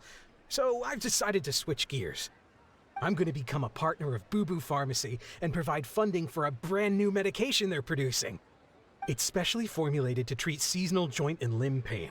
If you didn't know, it's a very common health complaint among sailors, but also extremely difficult to treat. I've suffered from it myself, which is why I know that a lot of people stand to benefit from this once it enters the market. It's a good cause, and a stable source of income. Whichever way you look at it, it's a step up from the back-breaking work I did before. I've already had some talks and invested 1 million mora for the first round of funding. That's impressive, Wu. I wouldn't have thought you had the connections for something like that. So is it Dr. Baiju that you're in talks with? Oh no, not Dr. Baiju. Actually, it was his master, Dr. Baifudze. His medical expertise and clinical experience are second to none, and he really cares about his patients. He gave me a few of his traditionally formulated bone-strengthening pills when he saw me suffering from my leg pains one day. It was like a miracle cure. The pain immediately went away. Dr. Baiju's master? Yeah, I told him I'd be enthusiastically recommending his medicine to the other guys at the docks. And after some hesitation, he just went right ahead and wrote up a prescription for me, completely for free. He said that he shouldn't really be handing out free prescriptions since, and I quote, "It goes against generations of tradition handed down by our forebears." But he just felt like it was the right thing to do. What a great guy. But I got chatting with Dr. Baiju recently when the Secure Transport Agency did a delivery for Boo Boo Pharmacy. He told me that his master has already passed away. Huh? Why would he say something like that? I mean, the guy's old, but he's still in great health. Captain Wu, where did you meet this old master? Just out on the street? I know that sounds dubious, but This is an educated and respectable gentleman we're talking about. There's no faking that. Hold on a second. I just remembered something. My nephew-in-law met a medicine seller not too long ago, too. He also described it as a miracle cure. He spent a lot of mora on it, but when he brought it to Boo Boo Pharmacy, Herbalist Gwei took one look and told him he'd bought nothing but regular painkillers. This Baifuzi you met, did he by any chance have a goatee and salt and pepper hair? He did. If I may, Captain Wu, there's a lot of mora involved here. It seems like it would be worth asking this Dr. Baiju about his master, just to set the record straight. You could show him the medicine as well. Clearly there's some misunderstanding here. You're right, Captain Kaeya. A quick trip to Boo Boo Pharmacy and I can get Dr. Baiju to clear all of this up. I'm sure it's all... hopefully it's all fine. He left in a hurry. He must be stressed out of his mind right now.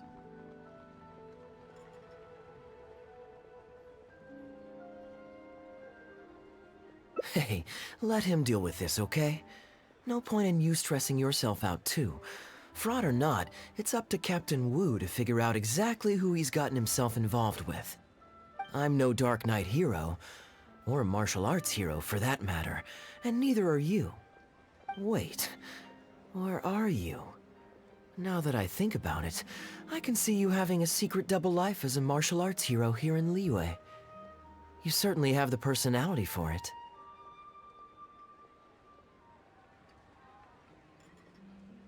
Either way, Liyue has its own rules and regulations.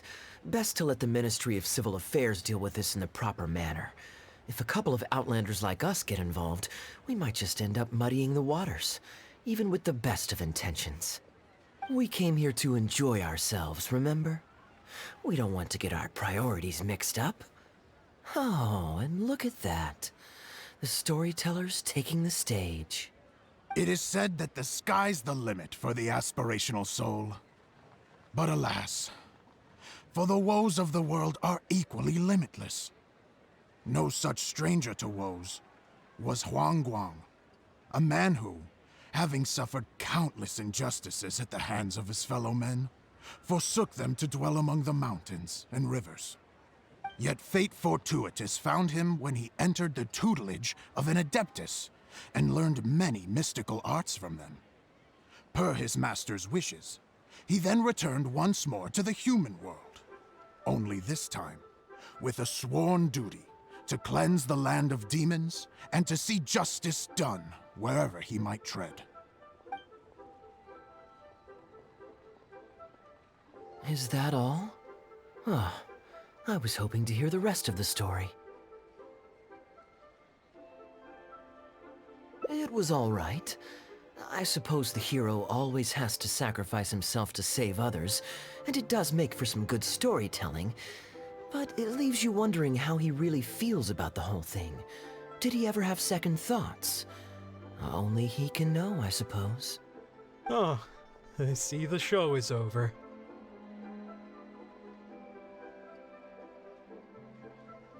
Yeah, I saw Dr. Baiju. Looks like it was a scam after all. Then what are you waiting for? Don't just stand there. You need to report this to the Ministry of Civil Affairs right away. Hold on. Let's not lose our cool. Get your story straight first, so you can give them a clear and detailed account of events in the order that they occurred. And one more thing. Do you still have a way to contact this guy? Well, I'd arranged to meet him at the Yunsheng Tea House once I've withdrawn the next sum of mora, so I suppose he'll still be waiting on that. Okay, so you've got another meeting lined up. I've got no one to blame but myself for this. I can't believe I was so gullible.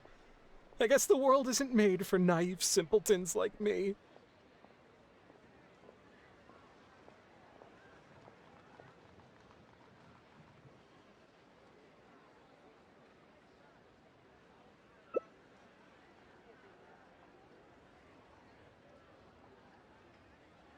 Young lady, you're a good person, and I'm touched by your words of comfort.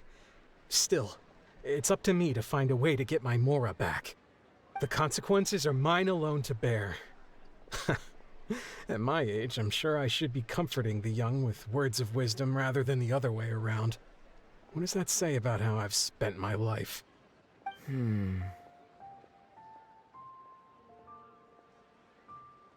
It's obvious, isn't it?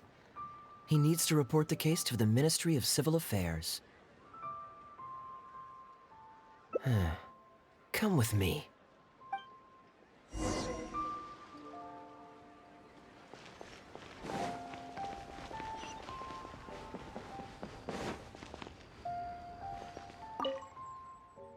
I am quite curious. How does our chivalrous martial arts hero intend to come to Captain Wu's rescue here? There are countless victims of injustice in the world. We can't try to help each and every one of them, can we?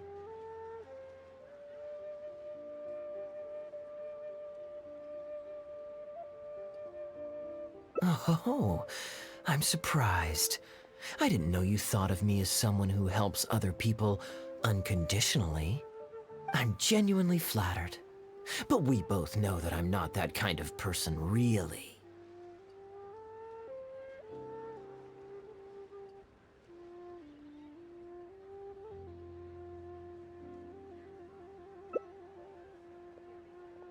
Your logic is very straightforward, and quite endearing in its simplicity. But I like how you think. So I'll indulge your martial arts hero aspirations for now.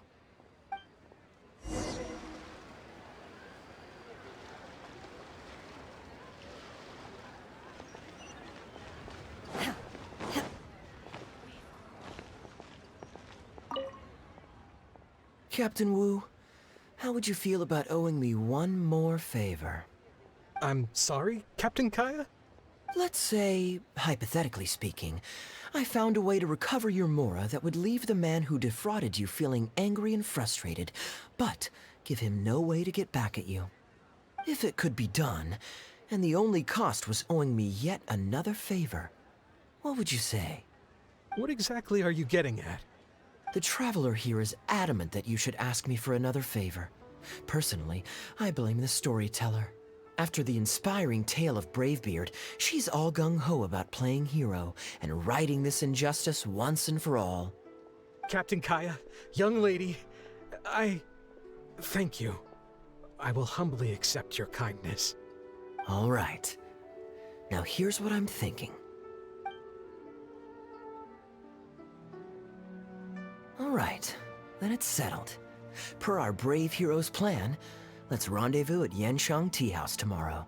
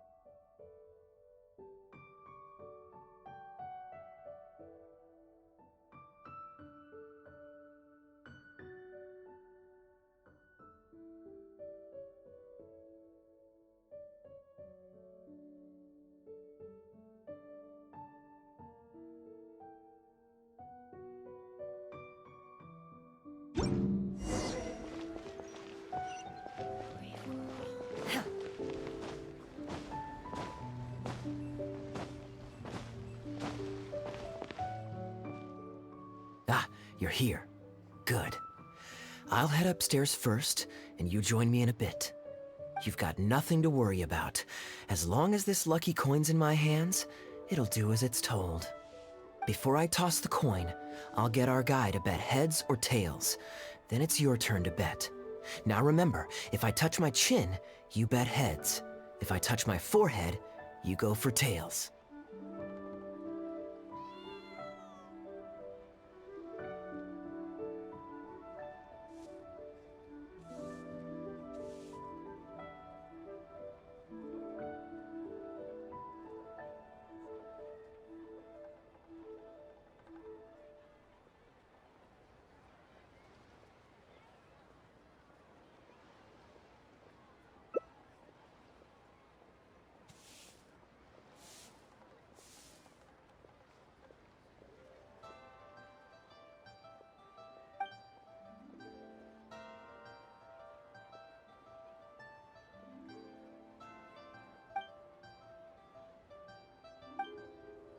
Hello.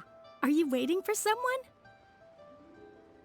As long as you follow the rules of the tea house, you're welcome here. Please be our guest.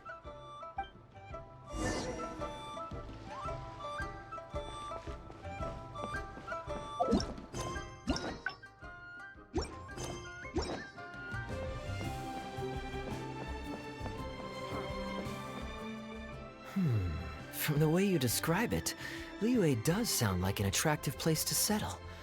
Perhaps I might have to make the move here after all. All that awaits me back in Mondstadt is a horde of insufferable sycophants. Truly tedious. The reason I left home in the first place was because I was reluctant to simply live off of my inheritance. I understand. For one as ambitious as yourself, Mr. Rich, living off of the family fortune must feel like the dullest existence in the world.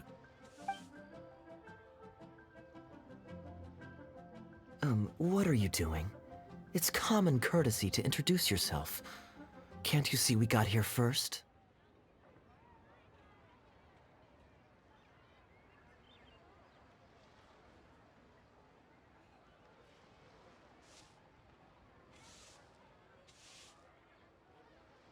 They're running out of tables, huh?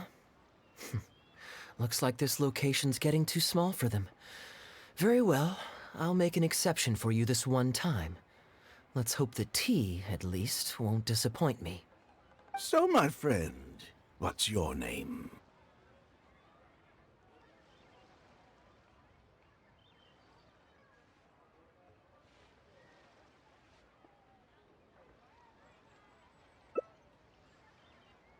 Here is the tea that you ordered.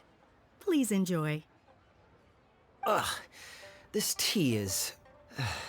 never mind. Mr. Bai, this has been a most pleasant and insightful conversation. I consider it good fortune that I encountered such a refined gentleman as yourself so far from home. Please allow me to pay for the tea. Yes, good fortune indeed. In that case, I must thank you for your generosity.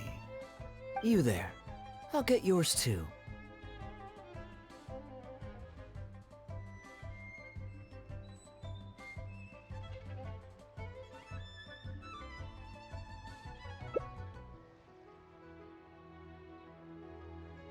Oh, you can't tell? My family's lived in Mondstadt for generations. I got bored sitting around at home and decided to set off on a journey to expand my horizons. The sights of Liyue Harbor are rather spectacular. I've half a mind to buy a waterfront property here so I can come vacationing every year. That would be quite nice. If the family would spare me a little loose change, I could even invest in an antique shop or two so I have something to do during the day.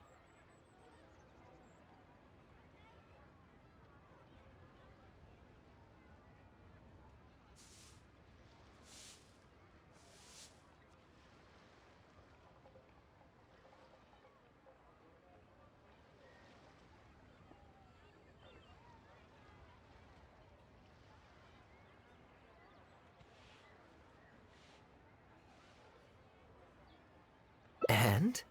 The point of life is to enjoy yourself. If something makes me happy, it's worth every mora. Mr. Rich, just to clarify, that's quite a large sum of mora as far as the common woman is concerned. It's understandable that our friend over here feels out of her league. The name's Albert.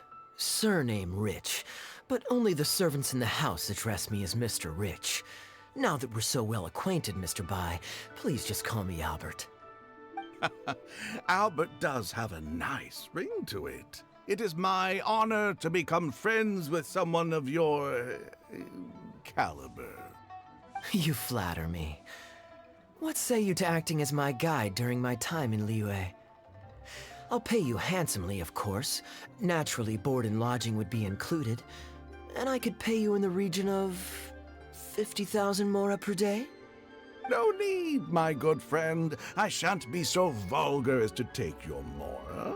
We're both men of character. The pleasure of your ongoing acquaintance shall be ample reward in itself. To join a noble gentleman on his travels is a rare opportunity. Please, let me draft up an exact itinerary. I'll make sure to give you the experience of a lifetime. You there. You're welcome to join us if you want. Which clan did you say you were with? The Hoo-Ha clan or something?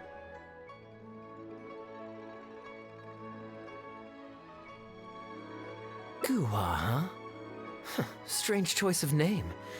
Gotta say, I've been in Liyue for a while now. This is the first I'm hearing of them. I guess they're one of these obscure ones who keep to themselves. Yes, well, there are many martial arts clans and factions in Liyue. It's only natural that you haven't become acquainted with all of them. Ha, fair enough. Still, weird name. Bet they have some even weirder practices. Seriously though, what kind of skills do you guys train anyway? It's all for show, right? I saw some people performing a few tricks down at the wharf. Is it that kind of thing?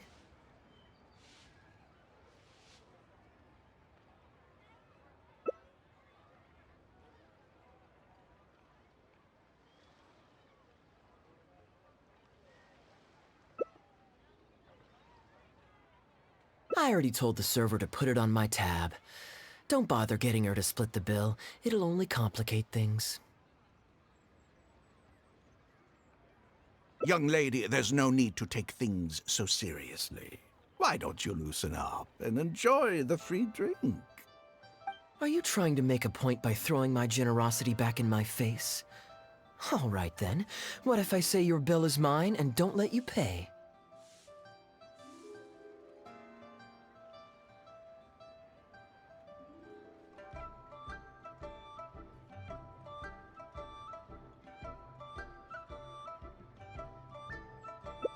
Please, my friends, let's not get so worked up. Yinchang Tea House is no venue for a duel. We'll all get escorted right out the door. You young people have hot tempers, I understand that. But there's no need to come to blows over a few words taken to heart when there are far more diplomatic ways to resolve the dispute.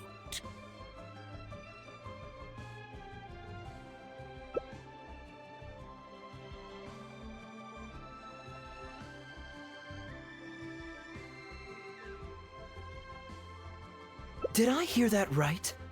So you'll only pay for yourself if you win, but I'll get the check for the three of us if you lose. It's not that I care about the Mora. After all, I offered to pay for everyone's drinks in the first place. No, what I find truly absurd is your refusal to play fair. I demand that you also pay for three if you win.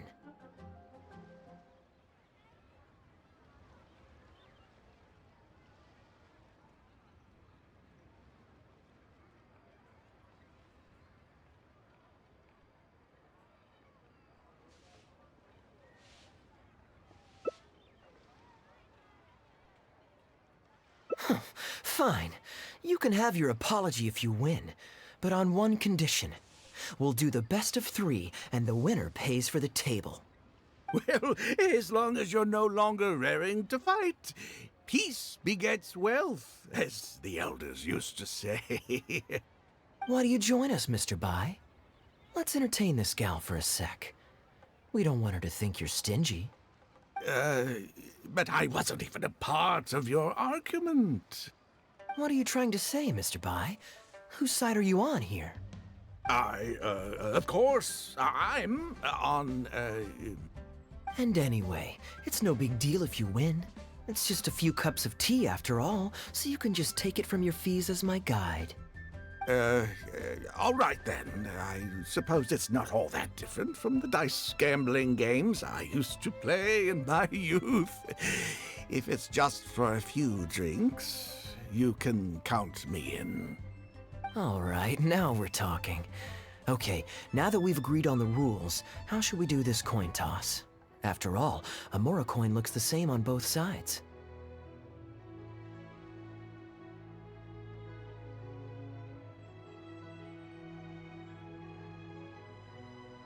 Well, that should be simple enough. Here, I'll take this coin and ask the counter to draw a line on one side. You two can wait for me. Young lady, I can see that you haven't spent many years in the real world. You take everything far too personally. I, too, only met this Mondstadt millionaire by complete chance today, but we're getting along just fine. I actually came here to meet with a business partner to count the cash from 2 recent investments, when this gentleman struck up a conversation with me. In the real world, you've got to keep up appearances. There's no need to offend the rich. After all, if you keep them happy, you can probably make some more off of them, too. You young people are much too impulsive. It pays to keep a level head. Just so we're clear, let's say the marked side is heads, and the unmarked side is tails. Everyone has to pick a side before the coin toss. Oh, and no takebacks. We should also take turns tossing the coin. Sounds fair to me. Why don't you do the first toss, Albert? All right then, I'll start us off.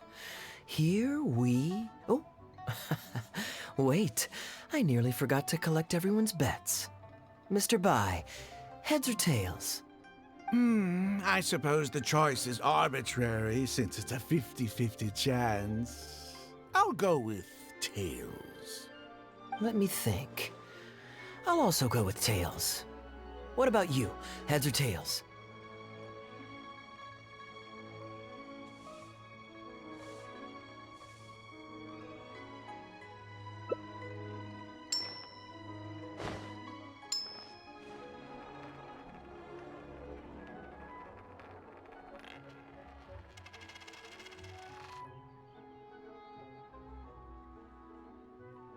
Oh, darn, I won. Lucky me, I guess. I won as well. Guess there might be a formal apology in the cards after all. I have a suggestion. If one of us loses twice in a row, they should get knocked out while the other two carry on playing to decide the winner. Otherwise, with 3 of us playing, it'll start to get difficult to keep track of who's won the most times. I flipped the coin last time, so why don't you go next? I don't want you blaming my coin-tossing skills if you guess wrong this turn. Here. Now just wait a second, my dear friends. Please let me do the second toss. Oh? Anxious to take your turn, Mr. Bai? You are both young, and I've already seen your short tempers for myself. If Albert loses this round and this young lady wins, you'll be tied. And before you know it, you'll be at each other's throats again.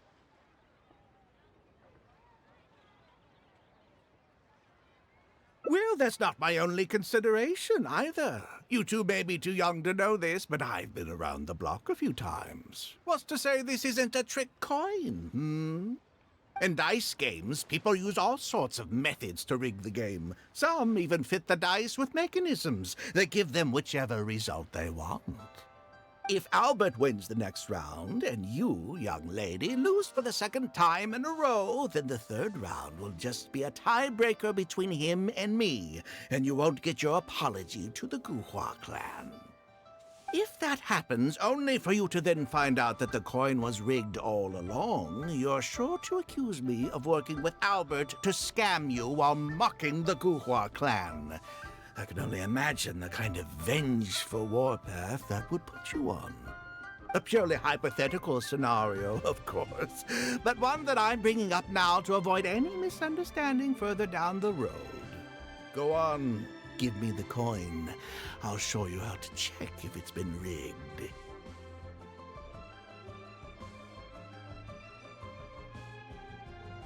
Very diligent of you indeed, Mr. Bai. Looks like I chose the right person to be my guide. Here, take it. A rigged coin will always be a little heavier than a normal coin, you see. Yeah, this one seems perfectly normal to me, however. But don't take it from me. Why don't you test it for yourself? What's your bet this time, Mr. Bai? I'll stick with Tails. Tails, huh? Well, you seem to have a feel for this, so I guess I'll match your bet again this round. Tails it is. And you?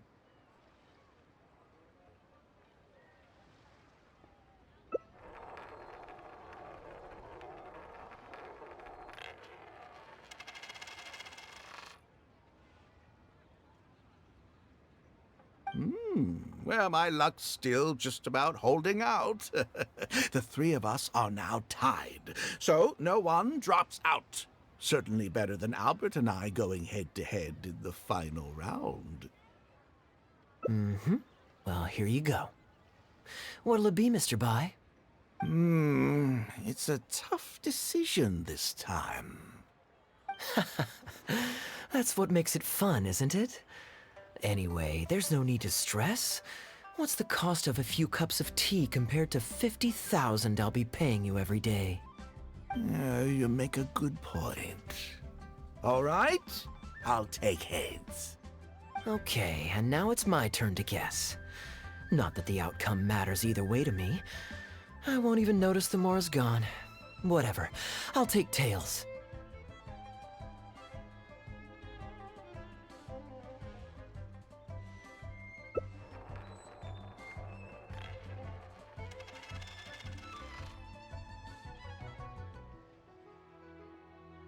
Why did it have to be heads? This whole thing started because you two got into a spat, and now I'm the one that has to foot the bill. What say you to another round? Sure, why not? I'm having fun. I can go for as many rounds as you want.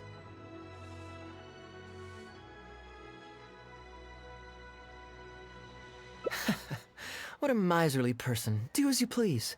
The two of us can play. But, Albert, all the fun of gambling is in the stakes involved. What say you to throwing a little loose change into the pot? Oh, come on now. No need to walk on eggshells here. Let's keep it simple, shall we? If you guess right, I pick up the tab. But if you guess wrong, I'm afraid it's still on you. Sure. That's exactly what I was thinking. Well, here's the coin. You can toss first. I'll take heads. I'll choose... Wouldn't it defeat the whole purpose of betting if you guessed the same as me? This is a two-person game now. Surely one of us has to guess heads and the other tails. All right. It all comes down to luck, after all. I'll take tails.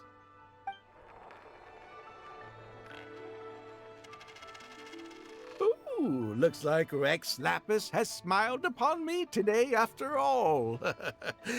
Thank you for the tea, Albert.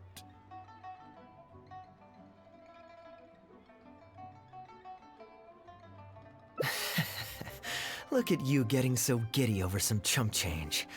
It's like you've never gambled with real money before, my old man. That's a real rush, I'm telling you. This is nothing by comparison. In fact, I'm starting to get a little bored. Well, in that case, would you care for another game? Sure.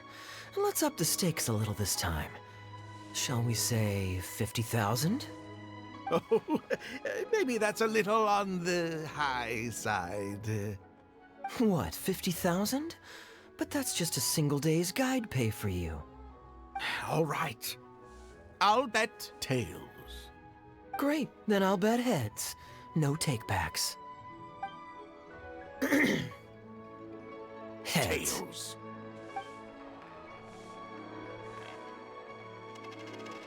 Oh, how unfortunate. I shouldn't have gotten greedy. After all, in the long run, gambling is always a losing game. 50,000 more. My goodness. Albert, I'm terribly sorry, but as it happens, I forgot to bring my coin purse with me today. Could you perhaps take this 50,000 out of my guide fees? Call it an advance payment. That would make us even. Advance payment? Sorry, I'm afraid that's not my style. It'll have to be cash. This day just getting better and better. Well, so be it. 50,000. Let me see what cash I have on me. Just 50,000? That's not what we agreed on. Huh? What are you talking about? I think you'll find that our bet was for 50,000. No, it wasn't. The amount was 1 million. 1 million? Are you insane? Come on now, Albert. Be serious. A million here and a million there might be all fun and games to you rich types, but to ordinary folk like myself, this is no laughing matter. I'm being perfectly serious. I know what I said, and what I said was 1 million mora. You're lying through your teeth. Hey, young lady, you tell him. Did you hear him say 1 million at any point during our bet?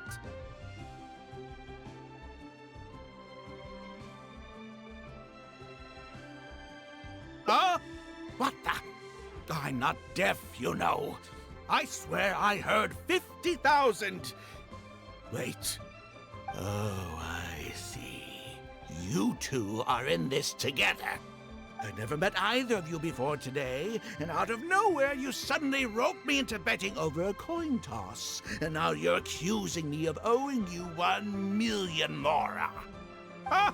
Do you have any idea who you're trying to cheat?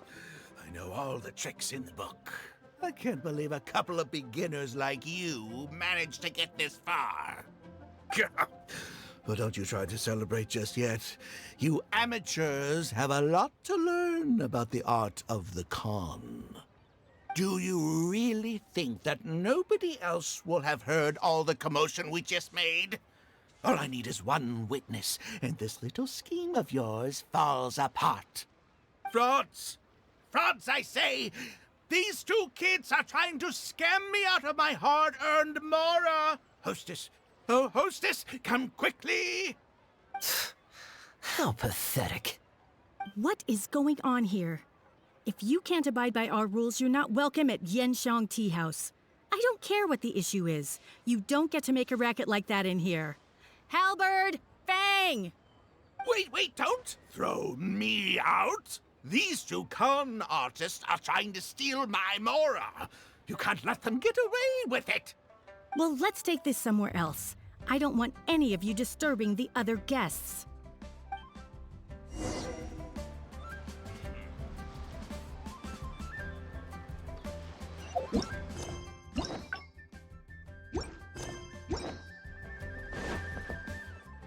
Okay, you two. Care to explain yourselves? Gladly. He's making up completely spurious claims. We were betting mora over a few coin tosses, and now he wants to back out. In the land of contracts, of all places. He won 250,000 from me, then another 800,000 from the both of us. Now he's refusing to pay up the measly 50,000 that he lost in the final round. Okay, so after settling up, a total of 1 million mora should have changed hands. Sounds plausible enough. Oh, it's a complete pack of lies. Hostess, if you don't believe me, ask anyone else in the tea house. These kids were so loud. I guarantee you everybody in that room knows the true story. Sorry to interrupt you all, but you're witnesses to the situation here. Is what Mr. Bai says true? Oh, thank goodness you're finally here. What took you so long? That old guy's been bragging about the mora he's won so loudly, I'm surprised the whole street didn't hear him. I was about to report him to the Ministry of Civil Affairs. Leave me out of this. I want nothing to do with gamblers and scammers. Please, just bring me my check. Our new owner laid down the law not too long ago. We turn a blind eye towards casual games of dice, but there is zero tolerance for any explicit gambling with real mora. Return any winnings to the party you took them from, and we'll say that none of this ever happened. Otherwise, I'll have to bring in the Millilith, and I can assure you that they take a more hard line on this kind of thing than we do. Why should I have to give them any mora? I don't have any mora on me. Oh, but I think you do. 2 investments, was it?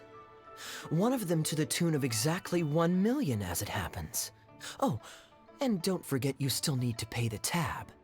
You... Wait. How did you... Halberd! Fang! There's a gentleman here that I'd really like you to meet. Please, please don't. I'll pay, all right?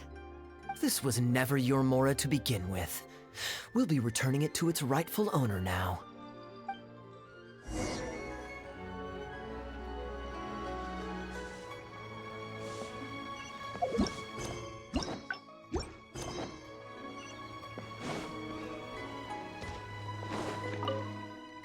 What did you think, Captain Wu? Could you hear clearly from your corner on the 2nd floor? Yes, everything. I can't thank you two enough. Woo. This was your doing, wasn't it? You and this monster planned the whole thing. Along with that blonde one.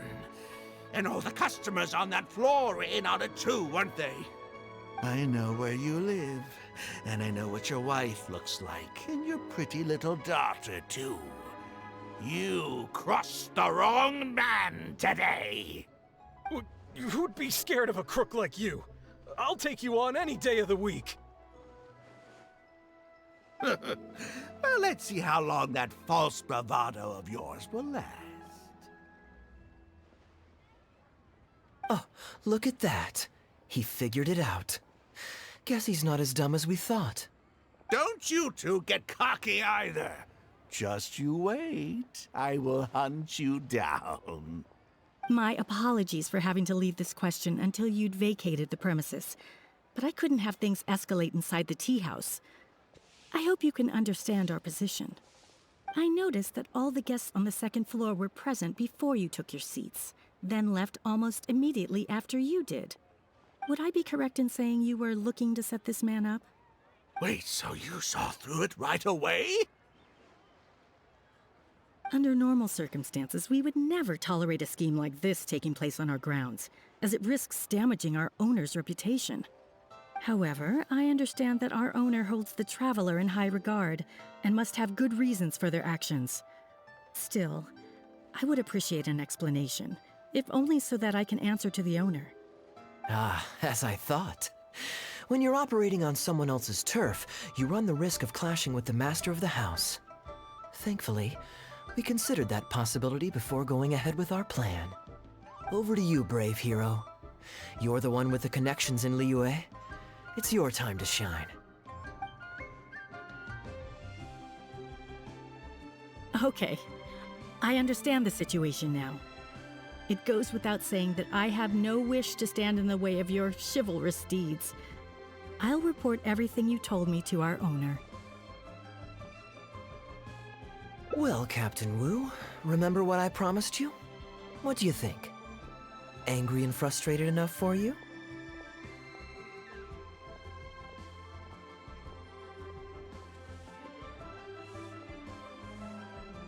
Excuse me, coming through. Is this the Mr. Bai you reported to us? Yes, that's him all right. The one who scammed Captain Wu. Wait! Where's your evidence, And Wu, you've already recovered your Mora. I don't deserve to be punished twice for the same crime. You can't talk your way out of this one. You're already suspected of defrauding multiple victims out of smaller amounts, and the combined total meets the threshold for a conviction. If it turns out you're guilty in this case too, it'll only add to your sentence. Does the plaintiff have any witnesses? If so, we'd really appreciate if they could come with us and provide a testimony.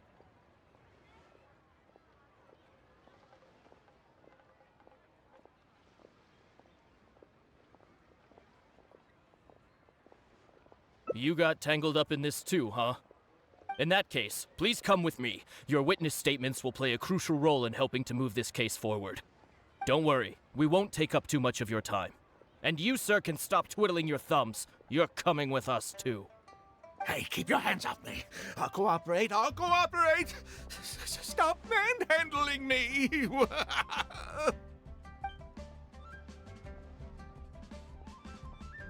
Thank you so much, the both of you. I really don't know how I could ever begin to repay you. Well, I have an idea. We originally came here to do some sightseeing. Anywhere you'd recommend we go before the end of our trip? Let me think. Now, where would I want to go? Hey, are either of you interested in a fishing trip? Sounds fun to me. Let's go.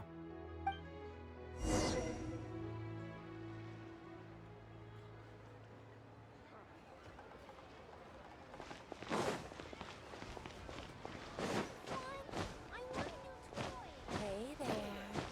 Don't be shy.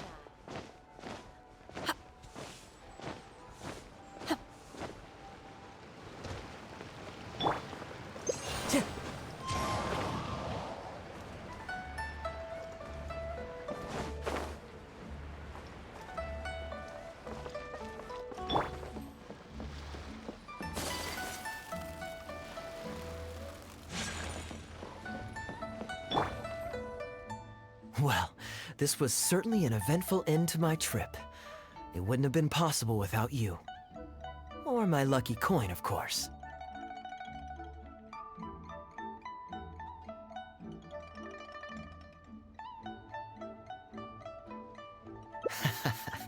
Wouldn't be much of a lucky coin if it had. Besides, I already taught you how to become attuned to it.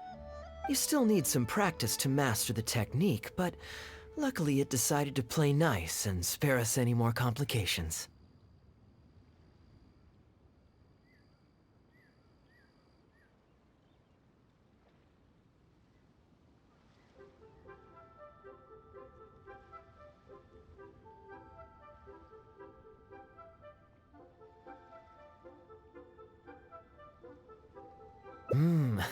A better question to ask might be, what do I do to make this coin happy to work with me and show me whichever side I wish? My answer would be that I tell the coin a joke every time I toss it into the air. If it finds my joke funny, then it cooperates with me. Of course, this whole arrangement hinges on a pre-existing amount of trust between the two of us. I can't just get any strange coins to listen to me.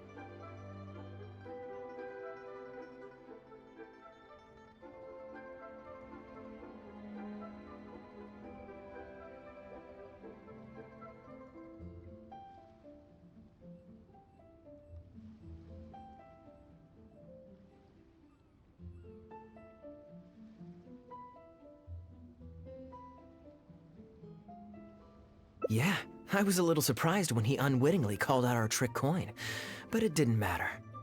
A good gambler always keeps their options open. You have to have a contingency plan for when the odds are against you. So when I went to the counter, I marked a regular coin as well as my trick one. That safely avoided any risk of him finding out about the trick coin. But it also meant that we wouldn't be able to control the result of that round. But hey, what does it matter? The fact that he made things a little more challenging only made it all the more exciting to watch him slowly but surely fall into our trap.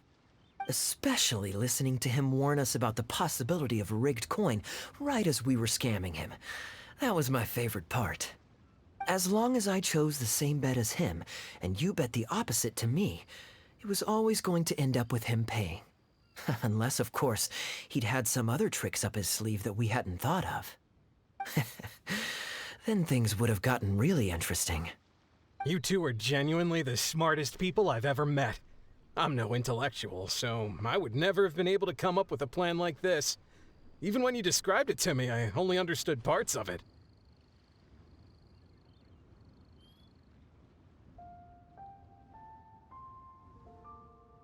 Well, I may not be the smartest guy around, but one thing I do know is this. One should always return tenfold the help that they've received from others. We were just ordinary acquaintances. You had no reason to help me as much as you did. If there's anything I can ever do for you in the future, anything at all, please let me know. You can always count on me. I guarantee it. Oh? You seem agitated. Are you worried about owing me yet another favor? There are two kinds of people who owe me favors. One is my friends, and the other my informants. My informants have to fulfill whatever requests I make of them, no questions asked. The question is, which kind of person do you want to be? Ah, and you're torn again. Too afraid to ask to be my friend, but also daunted by the dangers inherent in becoming my informant. Well, it's okay, because I just thought of a fun and easy way to get us out of this impasse. Let's do a coin toss. This is the regular coin I prepared for the contingency plan when I was borrowing a pen from the bar. Not the lucky one that does what I tell it to. If it's heads, we're friends. But if it's tails, you're at my beck and call. May the Lord of Geo decide. So, was it heads or tails? What do you think?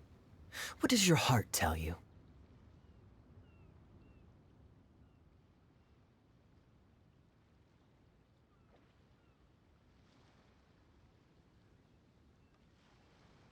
I understand now. You have my most sincere gratitude. No, that's a little too formal. What I'm trying to say is, here, your fishing rods, my friends.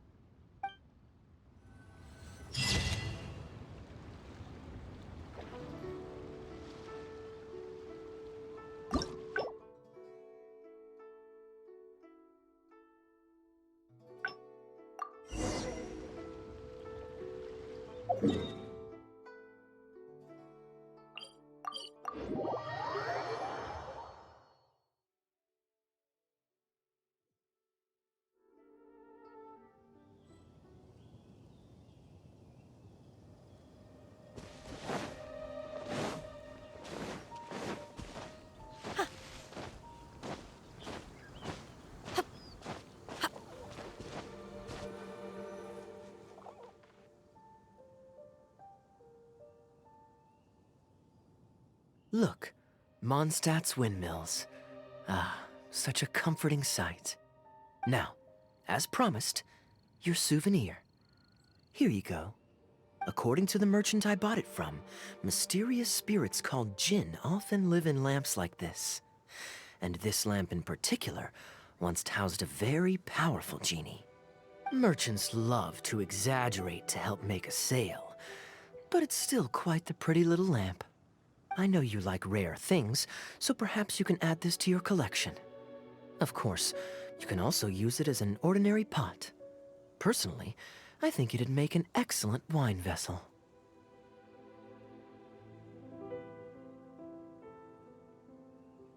You're welcome. I'm glad you like it. I'm ready to head into the city now. You're free to join me, or you can make your own schedule. I could give everyone their souvenirs first, but I'm not sure whether I'm in the mood for running around and visiting people right after the long journey. Maybe I'll take a breather first.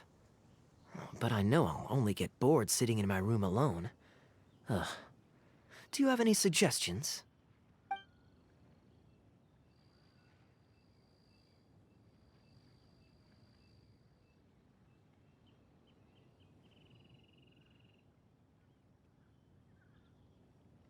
I'm honored to have such a caring friend.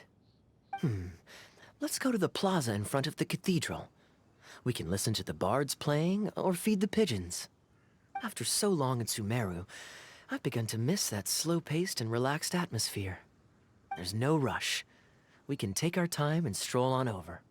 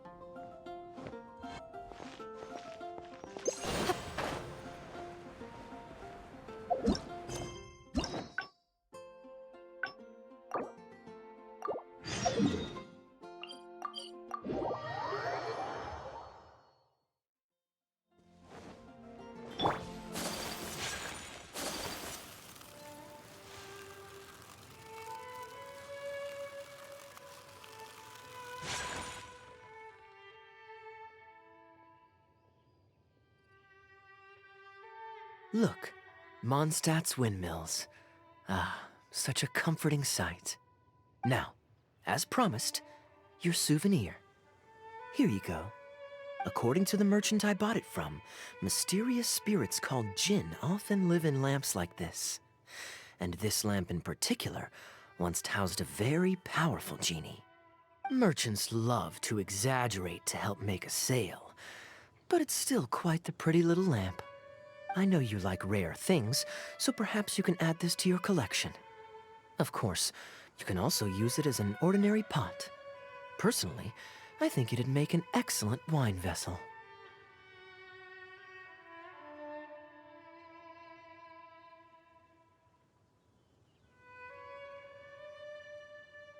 You're welcome. I'm glad you like it. I'm ready to head into the city now. You're free to join me, or you can make your own schedule. I could give everyone their souvenirs first, but I'm not sure whether I'm in the mood for running around and visiting people right after the long journey. Maybe I'll take a breather first. But I know I'll only get bored sitting in my room alone. Ugh. Do you have any suggestions?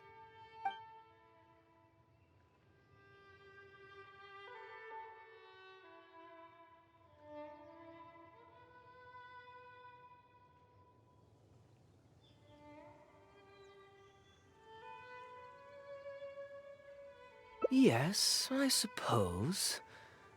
Okay, souvenir run it is. They're mostly people you know, so it'll be a chance for you to say hi to some people you haven't seen in a while. Let's start by going to the Knights of Favonius headquarters. Jean and Lisa will definitely be there, and with any luck, we might run into a few others too.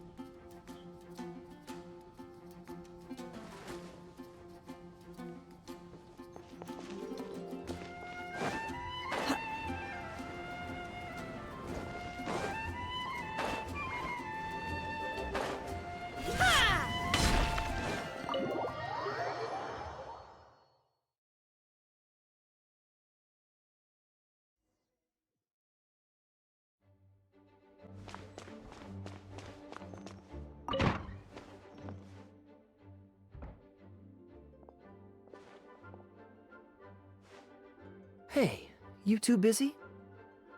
You must have had a tough journey, Kaeya. Oh, it's been a while, cutie.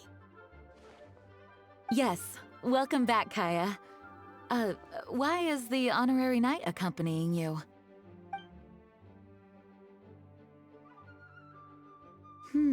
I understand. Back to matters at hand, Kaeya. I have already received your report. You did well this time, thank you. A few days ago, we received a letter from the representative of the Wine Merchants Association in Sumeru. It was thanks to your on-the-spot decisions that further losses, due to continued delays, were avoided. Just doing my duty. Anything to reduce the acting Grandmaster's workload. Oh, I nearly forgot. I have some unused travel funds. I'll return the surplus now.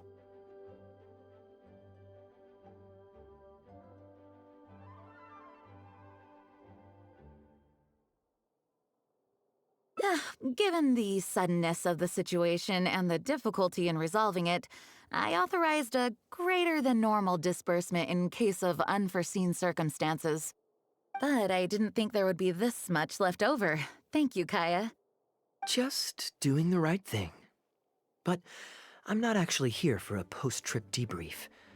I brought some souvenirs back for everyone. Souvenirs from Sumeru?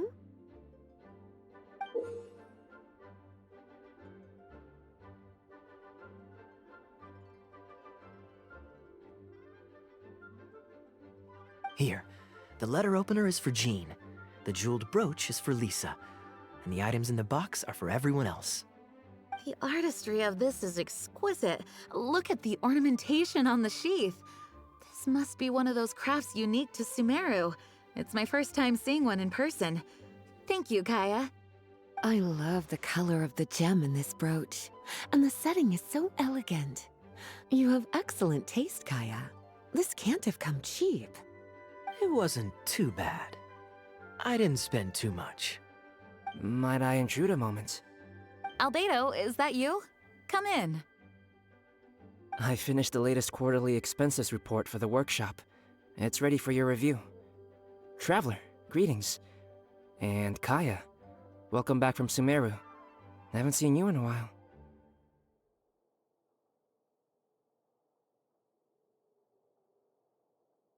You two look like you're in good spirits.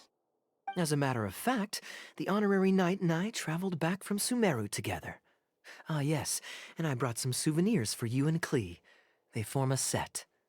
Hold on, let me dig them out. You're too kind. Klee has been constantly inquiring as to the timing of your return lately.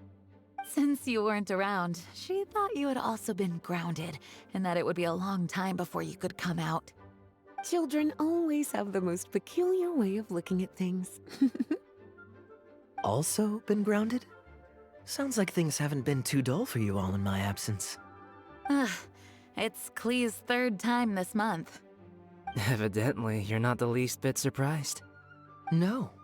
On the contrary, what would be a surprise is if Klee ever managed to stay out of trouble for a substantial length of time. Anyway, since my souvenir is part of a set with Klee's, there's no rush to give it to me. When Klee's next, released, I'll bring her to see you sometime. We'll collect our souvenirs together. Sure, makes sense. Leave the surprise for the person who'll enjoy it the most. I'll leave these documents here. I'll take my leave now, everyone. Kaeya, I've approved your vacation request. Use this time to relax and unwind. Don't worry about the report and other work. I'll take care of it. You too, Honorary Knight. There isn't any work the Knights of Favonius require your assistance with at this time, so please take it easy. Thank you.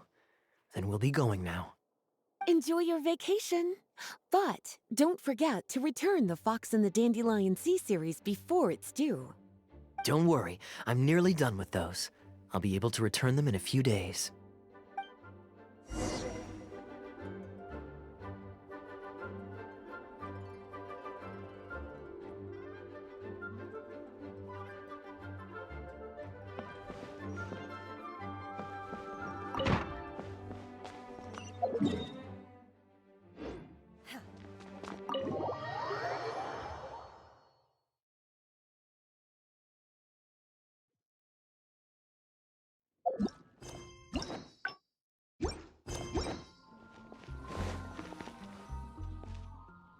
I'm surprised Klee still hasn't escaped.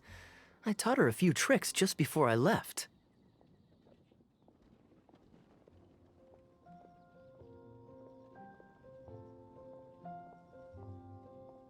Kids will always have their moments of mischief, but to be able to grow up without a worry or care in the world is something truly precious. Well, now that all the gifts for the Knights of Favonius are with Jean, next up is... Ooh, how about we visit the Dawn Winery under the pretext of delivering souvenirs and try to score some free wine? It's been a long time since I last saw everyone there. Plus, it'll be the perfect time to treat you to some of their newest brews. D-Luke should be there tomorrow since he has business to deal with. But then there's nothing scheduled for the day after tomorrow, so perhaps it'll be easier to get free wine then. What do you think? When should we go? That works. Then I guess we'll see D-Luke. Let's meet at the front entrance of the Dawn Winery tomorrow.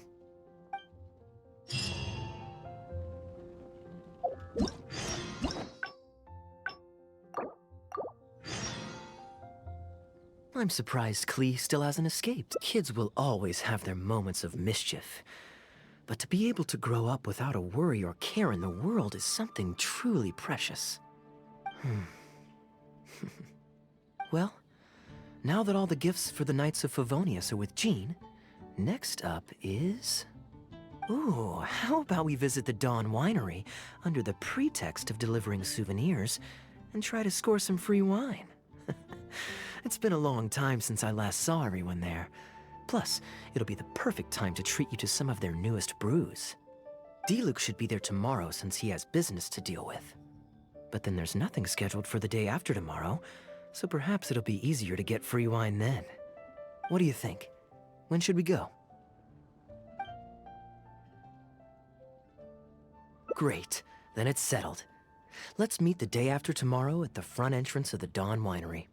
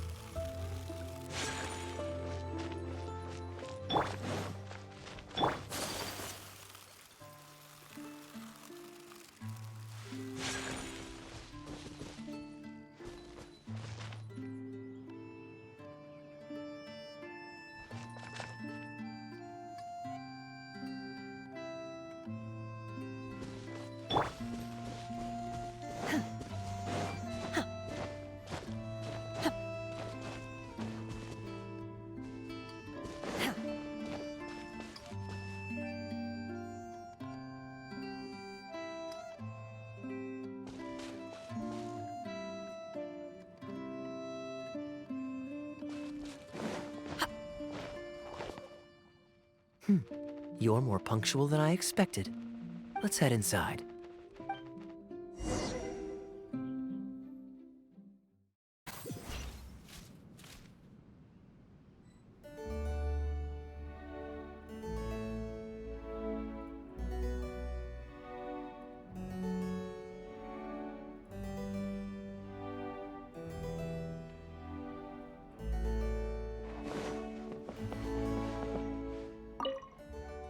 Master Kaeya? And the Traveler? Welcome, welcome. Please, come in. I'll fetch you both something to drink. Long time no see, Elzer. Yes, it's been a while, hasn't it? So what brings you back to the winery this... Sorry. Is there anything I can do for you? No need to be so formal. I just returned from Sumeru and dropped by to see you all. Ah, what a pity. Master Diluc went out to handle business last night and hasn't returned yet. Never mind. The main thing is that you and Adeland are here. Oh, speaking of Adeland, where is she? She's taking some time off. She was busy cleaning yesterday and finally has a bit of time to herself.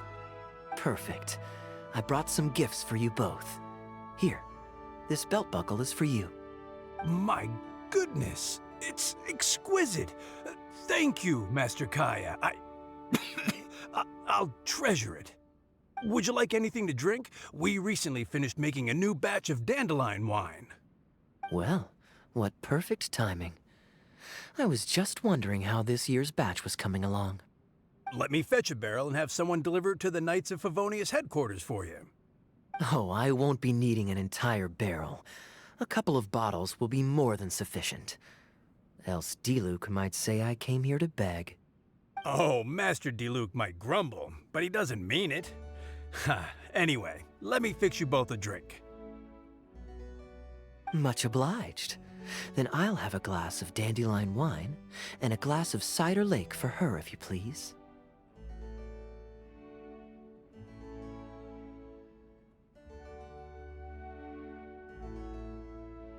The name is not that literal. It is a drink with virtually no alcoholic content, as Master Kaeya will be aware. I'll prepare them now. Please, wait a moment. Strictly speaking, that's not entirely true. Cider Lake does have a tiny amount of alcohol in it. Please, enjoy.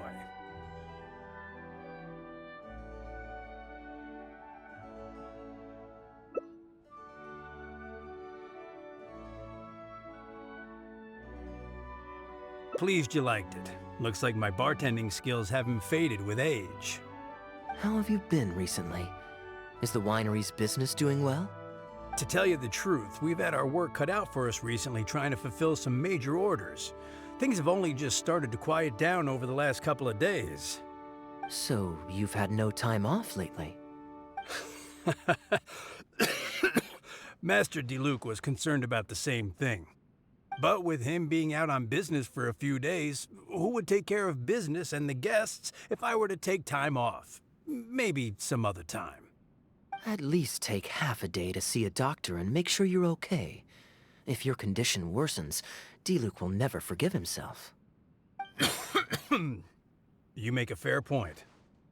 If you're worried about having someone to handle the winery, why not leave it to me? I'm familiar enough with your responsibilities to cover for you for a while. Master Kaeya, Please, come back to the winery more often. We all miss you very much. All right. No need for that kind of talk.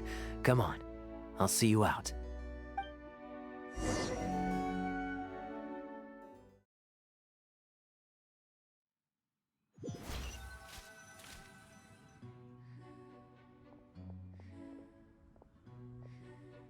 While I'm resting, I shall leave Dawn Winery in your hands. Don't worry, I'm not going anywhere. Rest easy, and go see the doctor. Such great weather today. A calm breeze and delicious wine. This is quite the treat. Though, it's a pity this batch seems a bit bland. How about I go to the wine locker and fetch one from the reserve collection? I remember it's on the second floor.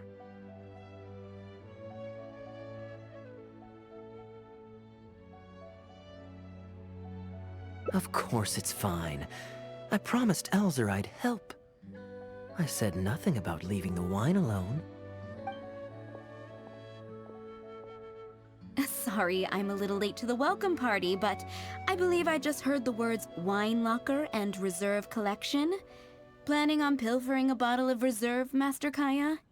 The reserve collection is reserved for a reason, you know. You should at least run it past Master Diluc first. Oh, Adeland, surely you misheard. We were simply taking a walk around the house. I see. Anyway, what brings you and the traveler to the winery today? We just returned from Sumeru. It's been a while, so I thought we might drop by and say hello. And perhaps enjoy a complimentary drink while we're here. Surely you wouldn't object, Adeland. How could I object? We're simply happy that you've come back to see us. Oh, Adeland, I also brought some gifts for you all. This bottle of essential oil is for you. If you rub it on your hands when it gets cold, your skin won't crack. Oh my! I can't believe you remembered something like that. Of course I remember. You always took such good care of me when I fell sick as a child. In comparison, this is nothing. You're all grown up now, and you don't get sick nearly as easily. You don't need me to look after you anymore. True, I don't get sick as much. But speaking of being looked after, when I was in Sumeru, I did find myself and my stomach missing your cooking so terribly. Oh, are you hungry? Would you like to eat something? You too, Traveler. Please tell me if there's anything you'd like to eat. Well, now that you mention it, I do actually feel a bit peckish. Steak? Oh, yes. A nice steak would really hit the spot. Fragrant cedarwood grilled, medium, stewed vegetables on the side? Yes, just like you always used to make. Thank you kindly, Adeland. My pleasure. Traveler, I'm sorry I'm not familiar with your preferences. Would you like to come with me and select a few dishes?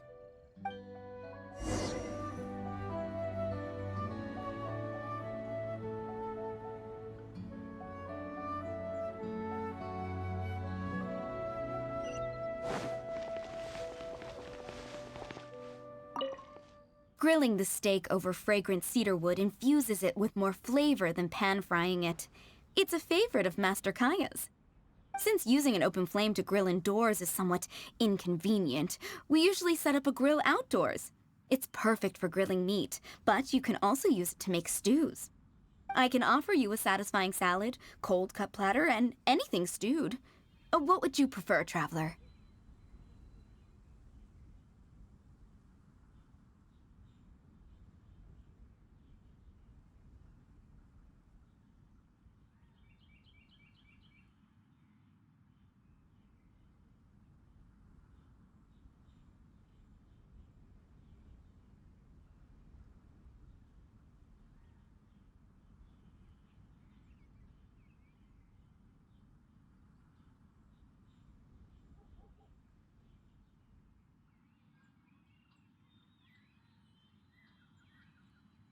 Okay, right away.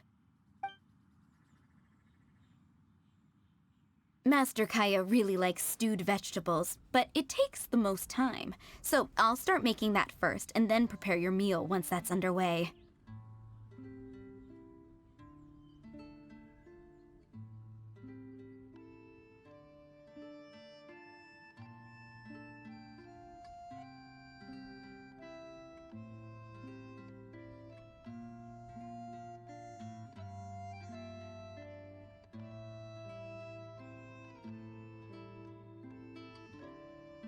Of course! I looked after him and Master Diluc when they were growing up. He wasn't always such a complicated character. He was a gentle child, polite and very sweet. Boys, huh? The gentle ones grow up to be wild, and the rambunctious ones become quiet and reserved. At least that's my experience. If there's anything you don't understand about Master Kaeya and his antics, please feel free to talk to me about it. His temperament has changed quite a lot over the years, but he still has a lot of the endearing qualities I remember.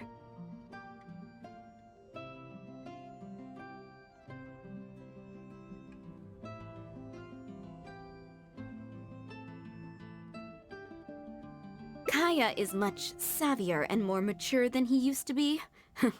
Goodness knows he can be tricky to deal with. But let me share a few little tips. When he answers your question with a question, stop and think carefully about what he wants you to believe, and don't be led on by him. As for not knowing what he's up to, that's because he loves making up a good cover story.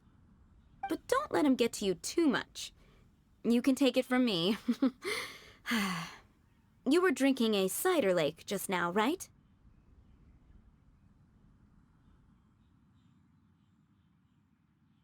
Do you know why it's called that? The name was coined by none other than Master Crepus when he mixed the drink for Master Kaeya himself. Oh, they were adorable when they were young. One time, the winery was hosting a banquet, and Master Crepus strictly forbade Master Diluc from drinking. Master Diluc wasn't happy about that, and he convinced Master Kaeya to team up with him and sneak into the wine cellar to steal some dandelion wine. And how did I find this out? Because when Master Kaeya attempted to distract me, I could clearly see Diluc hiding around the corner of the corridor, gesturing to Master Kaeya to direct him through the whole thing. The Captain Kaeya of today never bats an eye when he lies, but he wasn't like that at all when he was young. Ah, goodness, how did I get into this? Anyway, they were discovered by Master Crepus in the end, and he was furious. He punished Master Kaeya by making him write lines, and Master Diluc was forced to clean the wine barrels in the cellar. Oh, the wine cellar had over a dozen large wine barrels to scrub, and Master Diluc was just a child. There was no way he could finish it all by himself. Master Crepus really meant to teach him a lesson. I'd originally planned to secretly finish off the work for him, but when I peeked inside the cellar, I found that Master Kaeya was already there. He and I finished scrubbing the remaining barrels when Master Crepus saw that the bruises on Master Kaeya's hands were even darker than those on Master Diluc's hands. He instantly understood the situation. Master Crepus wasn't stern by nature, so to comfort Master Kaeya, he mixed him a drink and added a few drops of alcohol just so he could have a little taste. So you see, Kaeya was a gentle child and never one to boast about the things he did for other people. Sometimes he'd even deny it if asked. His friends have a special place in his heart, even if he keeps this to himself. Kaeya's quite a smooth talker these days, but I can tell that his habit of quietly helping others hasn't changed.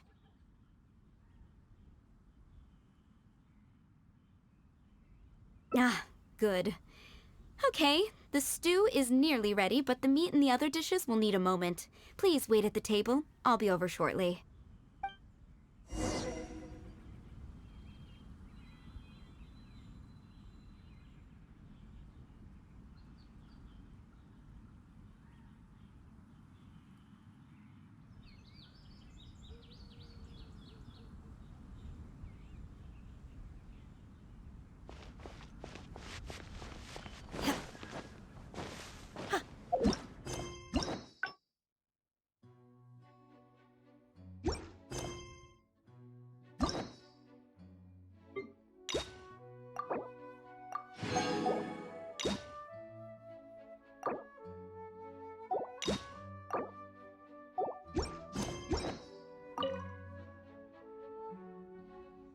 Drinking fine wine, eating Adeline's steak?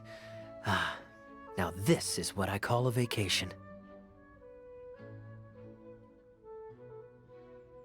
Oh? What has Adeline been telling you?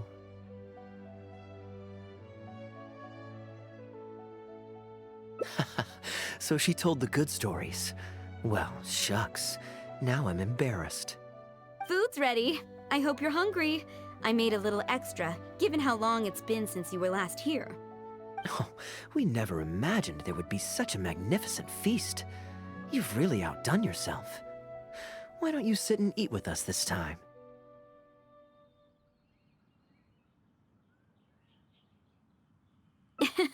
If you keep chatting away, the food will get cold. I'll wait here. Please call me if you need anything. I'm afraid that just won't do, Adeline. I'm serious. We get together so rarely. Can't you bend the house rules just this once? After all, I don't live here anymore, so I'm just a regular guest. You aren't going to refuse your honored guest this small request, are you? Since it's you, Master Kaeya, I see no choice but to honor your request.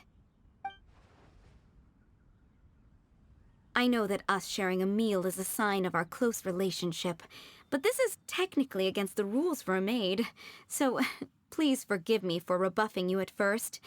I didn't mean to sound rude.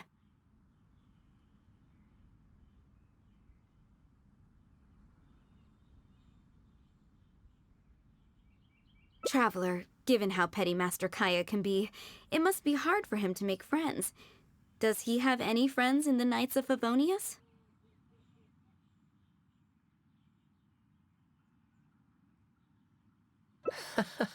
Looks like my efforts have paid off. See, Adeland? Hello, everyone. Pardon me, but is this Dawn Winery? I'm Guangzhe, a guard with the Secure Transport Agency under the Leo Communications Office. Here's my card. No wonder Elzer felt so strongly about staying. He certainly wasn't kidding about how busy it is. Mr. Guangzhe, a pleasure to make your acquaintance. The pleasure is all mine. The Secure Transport Agency has worked with your fine establishment in the past, though we have only corresponded through letters. I always found it a great pity that I, the overseer of our cooperation, have never had the occasion to visit in person. Why don't we go inside to discuss the details? No doubt the conversation will flow better with some of our wines to taste. Adeland, we'll continue our discussion later. Could you fetch some apple cider for the three of us? Certainly, Master Kaeya. Please wait a moment.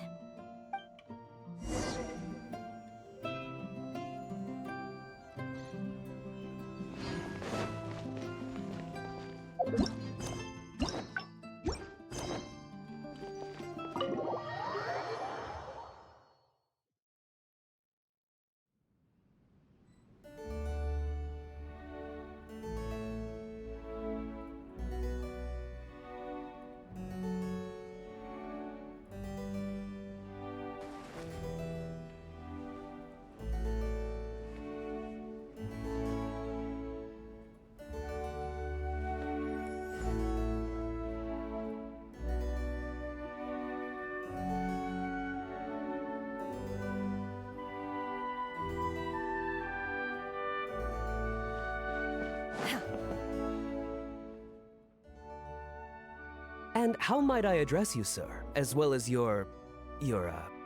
Just Kaeya is fine. I'm standing in today for Elzer, who usually manages the winery's business. And this is my good friend.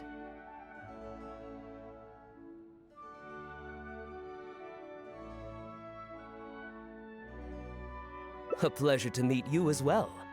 I'm not just here today to pay a visit. I actually have an invitation for Master Diluc to cut the ribbon at a ceremony to celebrate our agency's business. Our collaboration with Dawn Winery last year was quite successful, and I was curious about your product shipment plans for the next quarter. If it's no trouble, please, also mention to Master Diluc that our agency has expanded this year, so if the winery has any additional needs, please consider us. Master Kaeya, the apple cider you requested. Master? Wait. Pardon my foolishness, but might I inquire as to your relation to Dawn Winery? I'm Master Krepus's adopted son, and Master Diluc's brother. However, as a serving captain with the Knights of Favonius, I am rarely at the winery. My mistake. I apologize for not realizing earlier. I do hope I have not done you a discourtesy. You may have misunderstood, Mr. Guangzhe. Though I am Master Diluc's brother, I don't actually live at Dawn Winery. I'm also a guest here today. I'm merely here receiving guests due to Elzer being temporarily indisposed. But please, don't worry. I will be sure to extend your invitation to Master Diluc. Thank you for your graciousness. I knew the Dawn Winery's wines were delicious, but I am only now discovering how wonderful the apple cider is. It has a clear and inviting fragrance. In addition to the apple cider, the winery has an extensive collection of reserve wines and liquors. I see you are also a connoisseur of fine wines, so it would be a shame not to sample some. Adeland, please fetch a bottle from the reserve collection in the second-floor wine locker. As you wish, Master. Thank you again for your most gracious hospitality. Today's trip was very fruitful. Now, allow your humble servant to take his leave. Please, it was a pleasure. Here's hoping we'll have a chance to share some more fine wines together in the future. The guest has left, Master Kaeya.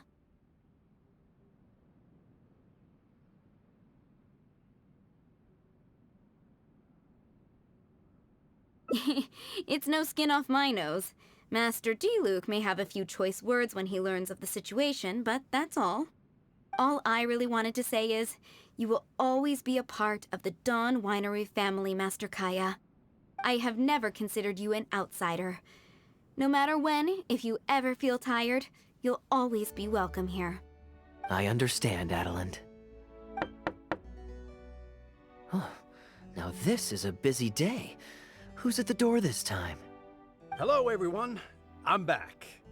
Now that was fast. How are you feeling? The doctor said there was nothing to worry about. I just need some rest.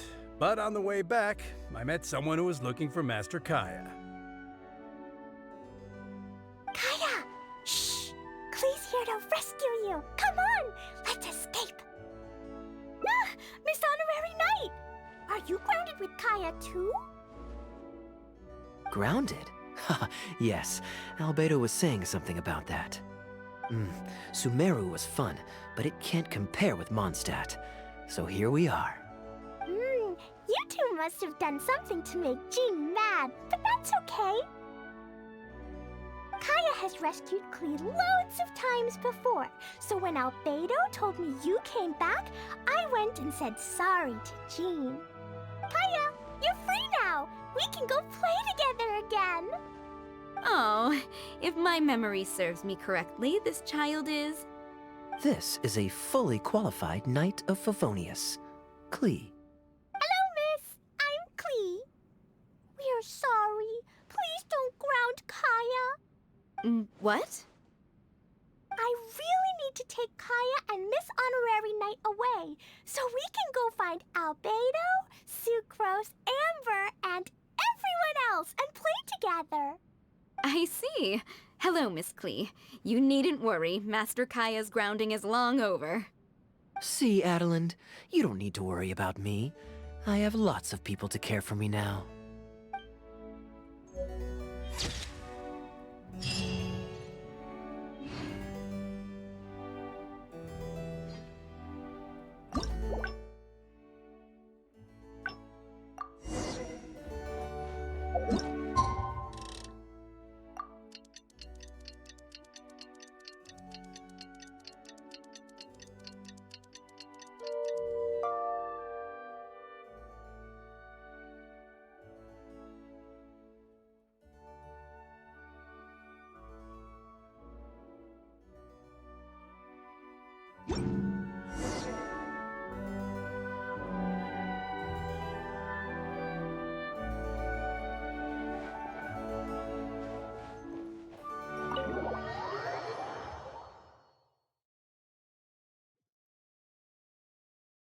You made it.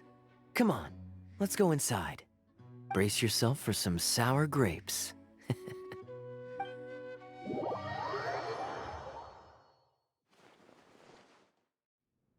If you're not feeling well, then let me go this time. Oh, I'm fine. It's not serious. Oh, I'm sorry. I hope I'm not interrupting anything important. What are you doing here today? And I see you've brought a +1.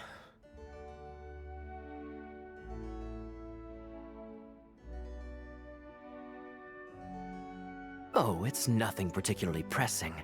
It's just that we recently returned from Sumeru, and given how long it's been since we last visited the winery, we thought we'd drop by and say hello. Is that it? Make yourselves comfortable then. Oh, do you really mean that? Because my definition of comfortable happens to involve prodigious amounts of your finest wines. Speaking of which, I'm curious where you store the wine these days. Is it the same place as it always used to be? Sounds like you're in a hurry to reach your goal. Been plotting this raid for a long time? Plotting a raid? Why, you misunderstand me. The truth is, a rumor happened to reach my ears recently. My informants tell me that last month, the Dawn Winery spent a large sum of mora on 2 bottles of limited edition Northland Valberry liquor. However, it turns out that they were likely just cheap knockoffs masquerading as the real thing. Of course, a teetotaler like yourself would struggle to tell the difference. So why not get a connoisseur to help you appraise the quality? Oh, wait. But the sterling reputation of Dawn Winery is at stake. Why, if you really purchased bootleg liquor, that would be scandalous. Better to have unknown and insignificant alcohol aficionados do the taste test for you. to prevent word getting out. Quite the story. You used that one last year. Got anything else? What? Really? I totally forgot. In that case, how about the principle of reciprocity? Here, this is for you. I bought it for you in Sumeru, and it cost a veritable mountain of Mora.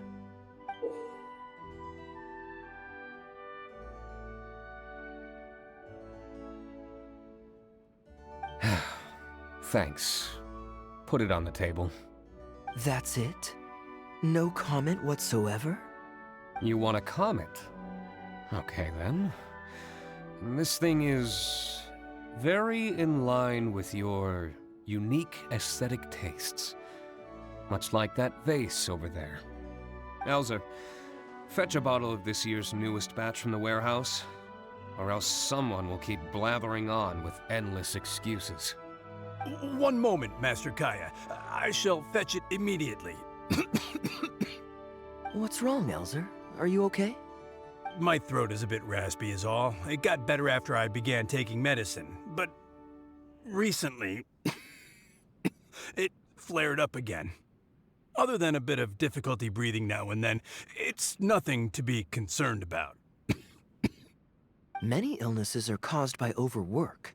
If you don't get enough rest, medicine alone won't solve the problem. Surely you should have long since handed over the work of the winery to Diluc by now.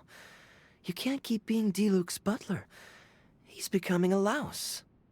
Actually, most of the time he... Take some time off, Elzer. Don't put it off any longer. I'll handle the guild matters.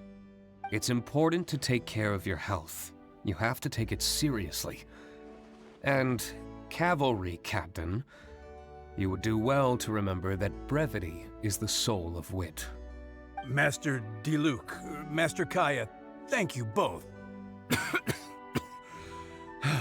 Then I'll take my leave and rest for a few days. Enjoy your vacation. Though, before you officially clock out, let me head out the door with you. We can grab a few bottles on the way. There's nothing quite like enjoying a quality wine while feeling the gentle breeze against your face. Ah.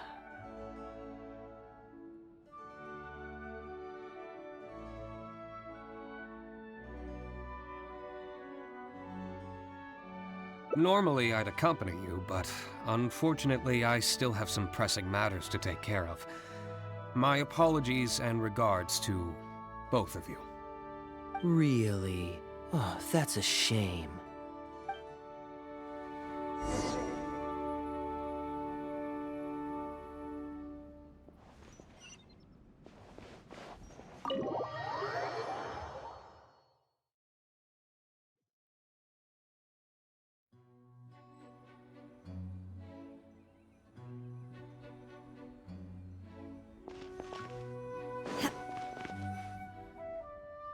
I asked Connor to select a bottle of our best. He'll bring it by shortly. You asked Connor? He hasn't seen you in a while. He's just happy to be able to do this for you. Considerate as ever. Ah, Elzer, I also brought you a gift. Here, this belt buckle's for you. Such artistry. Thank you very much indeed. I'll put it on as soon as I get home. Glad you like it. Go on, enjoy your time off. And don't forget to see a doctor. Very well, Master Kaeya. I'll be taking my leave now. Elzer is a good guy, and he's very responsible. But with 1,000 different things to worry about each day, that same sense of responsibility wears him down. Master Kaeya, your wine and an apple cider for your friend. All freshly fermented this year. Please, have a taste. Traveler, this one's for you.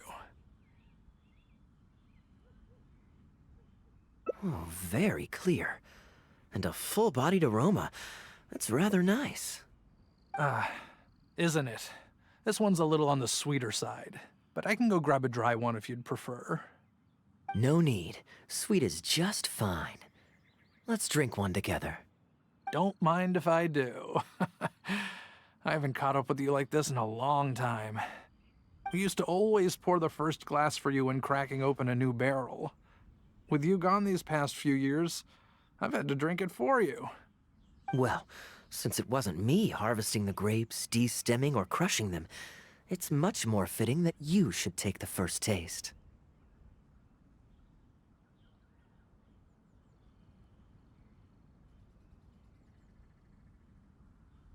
It's an important step in the winemaking process.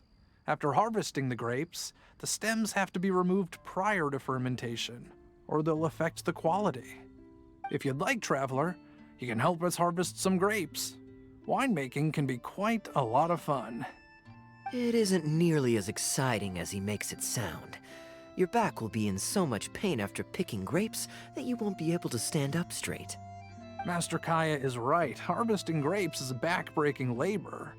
But seeing the grapes turn into grape juice, then ferment into wine, it's a fascinating experience.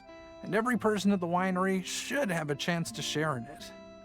Wait, so Diluc actually helps you with the winemaking?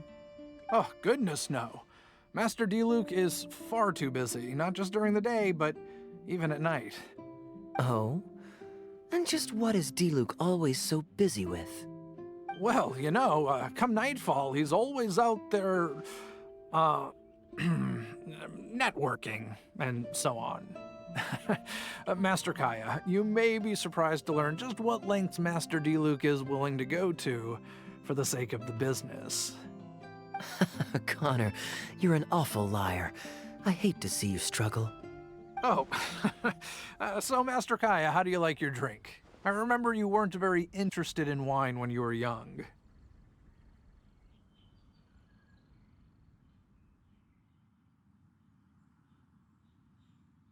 That was because the adults said children weren't allowed even a drop.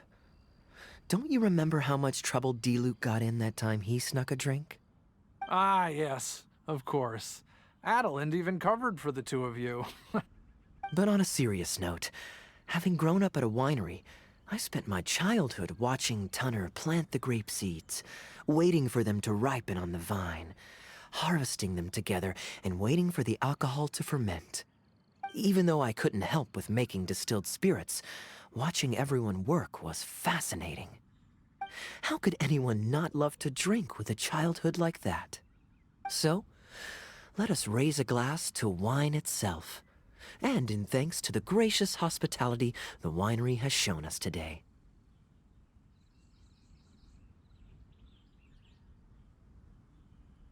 Hear, hear, to Dawn Winery.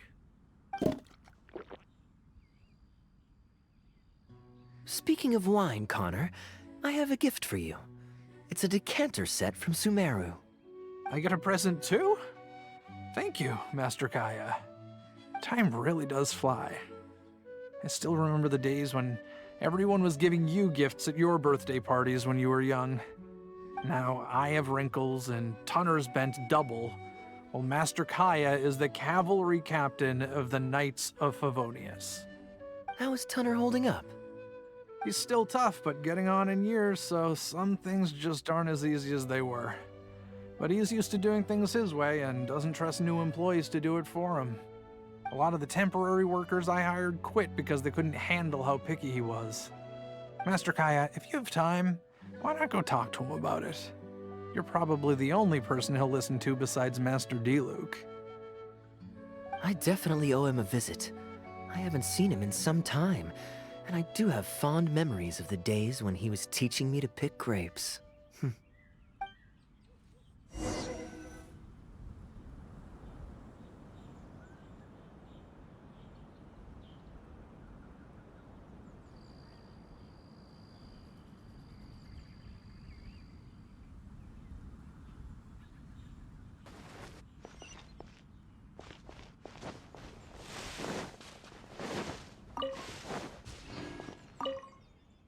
Busy day today, Tunner?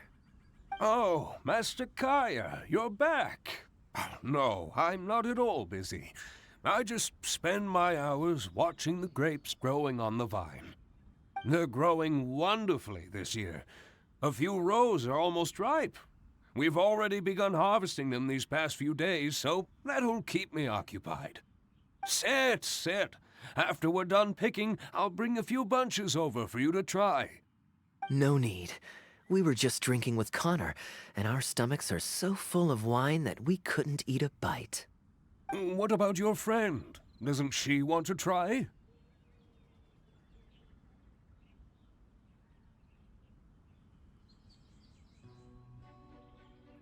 Allow me to introduce the honorary knight of the Knights of Favonius.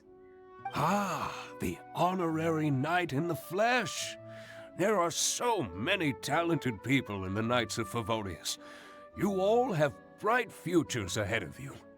Harvesting grapes is hard work. Let me help you. Do you still remember how I used to help out when we were short-handed? I believe I do. In that case, I'm counting on you.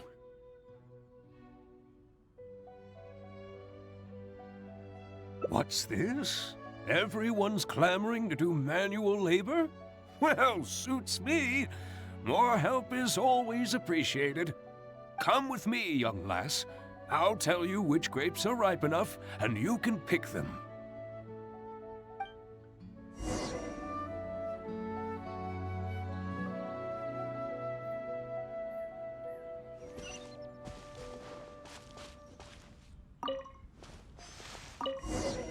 Ooh, you have nimble hands, lassie. Master Kaeya wasn't nearly so careful when he was young. He mangled so many his first time. What a waste. Fortunately, the young master has a good head on his shoulders. Didn't take long for him to get up to speed. And now he's turned into such an outstanding young man. Polite and kind. If I had a son as exceptional as Kaeya, oh, I would be the happiest man in Mondstadt.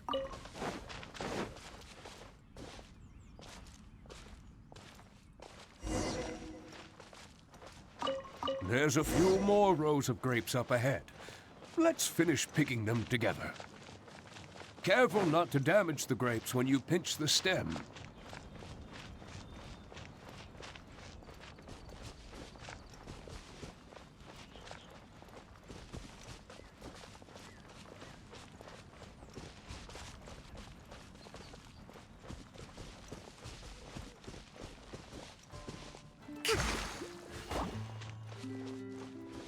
These grapes look excellent. You're a fast learner.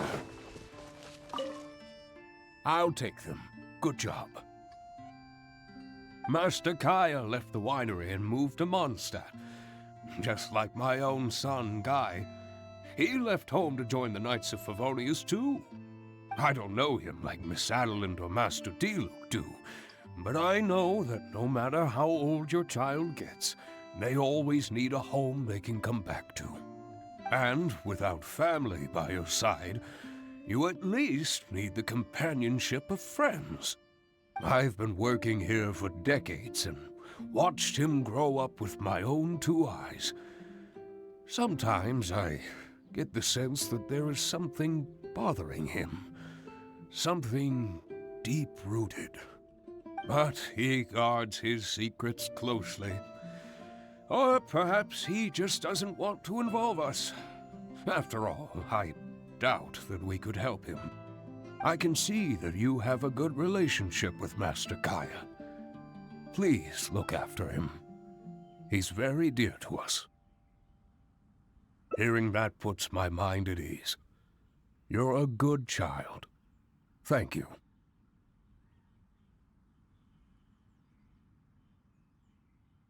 Wonderful! Wonderful! Knowing that he has a friend like you, we here at the winery can be happy for him. You're looking very happy, Tunner. Was the traveler telling you some jokes? No jokes. I've received a letter from my son, Guy. He's really going places. I'm so delighted. Master Kaeya, honorary knight, my eyesight is fading in my old age. Could you read it out for me? Of course. Thank you both.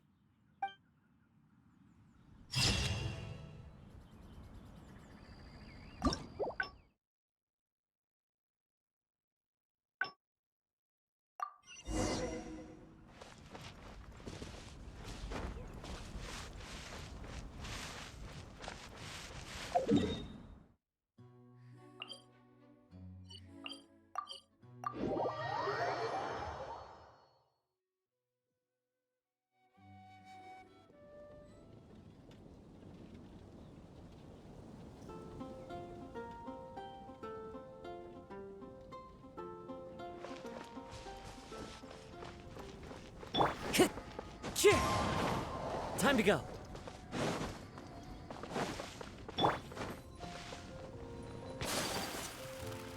It's been getting quite busy recently. Ad Astra.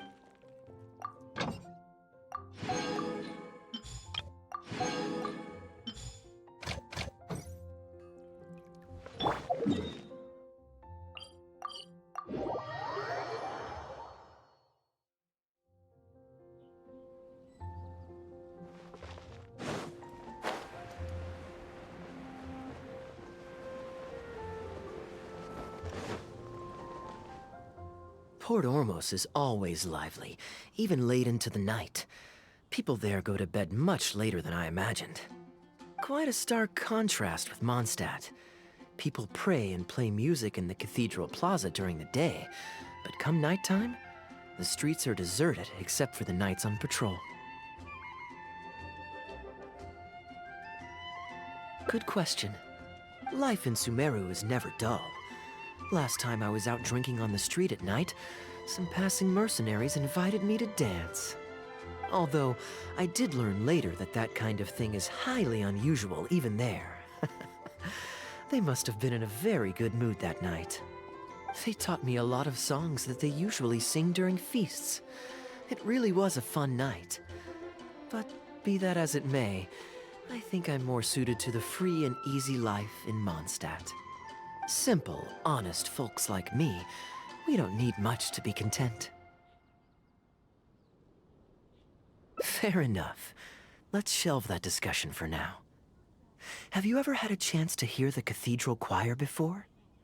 The hymns they sing are a whole tradition in their own right. Quite different from the folk songs that the bards play. Well, let's see if we can catch them today. Sister Grace is right there, so we can ask her about the choir's schedule.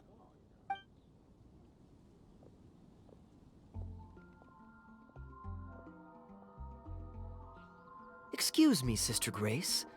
Does the church choir have any performances coming up soon? Oh, I'm so sorry. The hymn concert we previously announced has unfortunately been pushed back. Oh? What's the story there? As you probably know, Captain Kaeya, we've been trying to organize an amateur choir in addition to the regular church choir. Ah, yes. I heard about that. I believe the plan was ultimately to have different choirs who can take turns to perform hymn concerts. Yes, exactly. Well, it turns out there are plenty of believers who are good singers and interested in joining a choir, so in theory, it should have been a simple case of getting everyone in the same room, then practice, practice, practice. But for some reason, the rehearsals are going terribly. I don't understand it. Everyone in the choir has a basic level of musical literacy, but they sound awful together.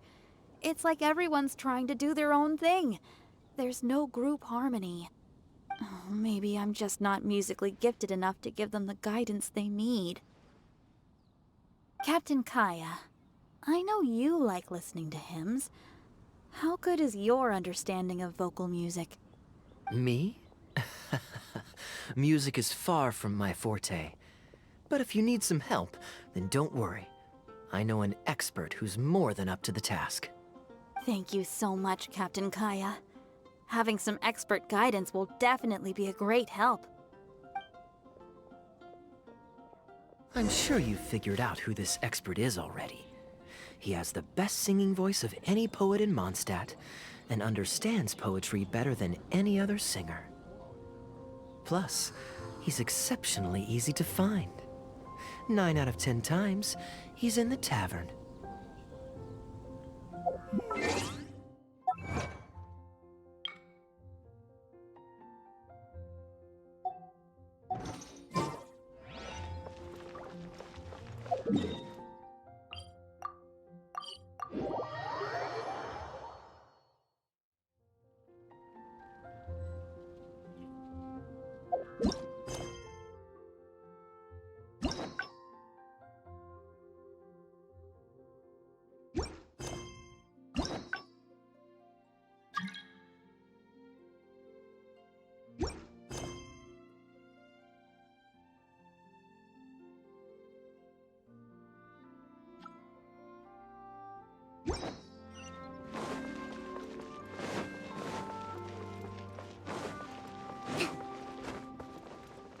taking.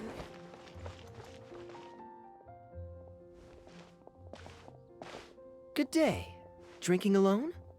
I hope you don't mind us joining you. Hello, hello! Please, take a seat. We're all friends here. Patton, one moonlit alley and an apple cider.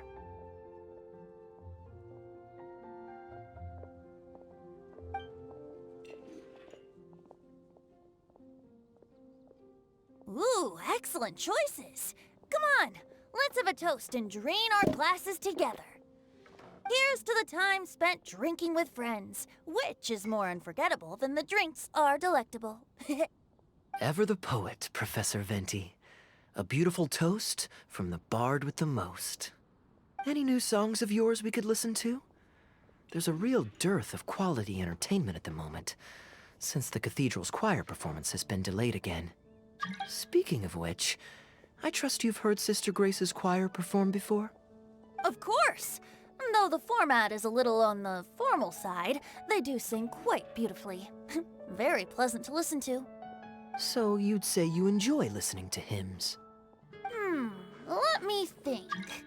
Well, however it's expressed, as long as you can hear the singer's passion and joy in their voice, I consider it a phenomenal performance. Passion and joy, huh? An intriguing perspective. By this logic, I suppose Lord Barbados would also enjoy the choir's performances. Oh? And why is that? Think about it. It's only because of his patient guidance and protection that the people of Mondstadt can now sing such beautiful hymns in the cathedral. It must be quite satisfying for him to hear a joyful people lift up their voices in song. Yes, well, that's a beautiful image filled with hope. But actually, maybe Barbados himself doesn't give it so much thought. In principle, the hymns of the cathedral are dedicated to a god. But in reality, the audience are all ordinary people with very worldly concerns. So what really matters is that the people enjoy what they're listening to. If Sister Grace was able to see things that way, perhaps she wouldn't feel so distressed. Huh? Distressed? About what? Ugh, she might be asking a bit too much. To be honest, if they have a natural talent for music, they should just be allowed to sing whatever they want. It'll all sound good.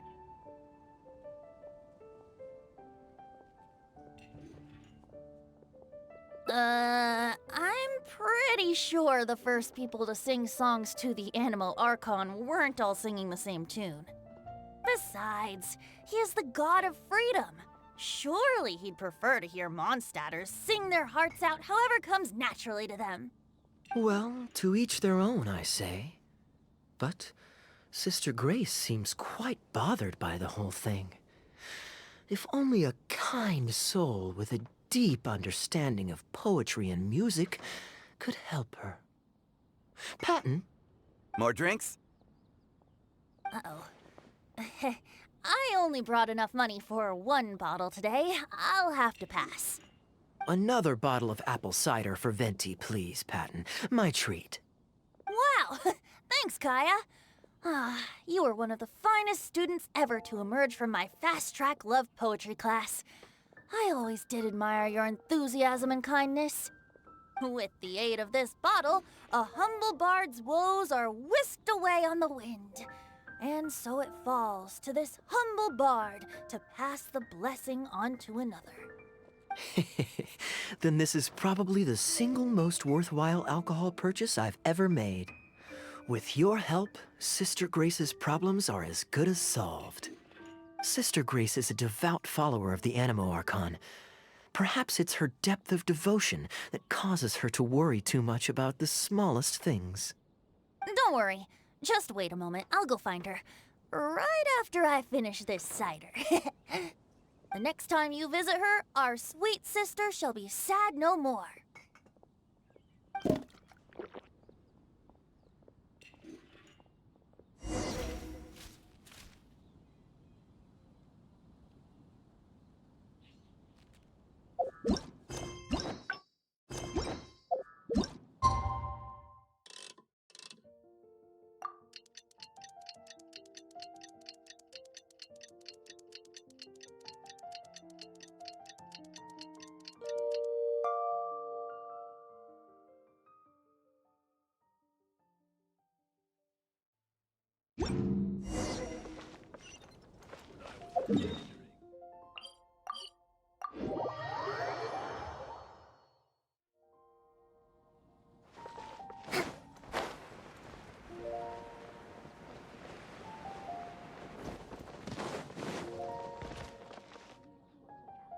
Hello, Sister Grace. How are the rehearsals going? Captain Kaeya, your bard friend has a few suggestions that are somewhat fanciful in nature. Fanciful in the sense of not worth adopting? Is that what you mean? Everyone in the choir loves to sing, but they're used to singing their favorite songs. Suddenly asking them to sing in perfect harmony like a church choir with years of experience is just too difficult. So, why ask them to adjust to the demands of those staid old church hymns when you could just create a new song for them? One that they'll be able to grasp quickly? If you want, I could help. Church choirs typically stick to traditional hymns. This is certainly an innovative idea. What's stopping you from considering it, Sister Grace? While I don't expect a recently established amateur choir to perform on par with our own church choir, this would be a major departure from tradition. I'm just not convinced that it's appropriate. Is the Church of Favonius really such a stickler for tradition? Giving believers the chance to express themselves freely seems like it would be a very positive thing. So Venti, do you think the Animo Archon would like to hear a new melody? Of course! This was the wish of the people when New Mondstadt was first founded. Okay, well let's see what our other friend thinks. Traveler, what are your thoughts?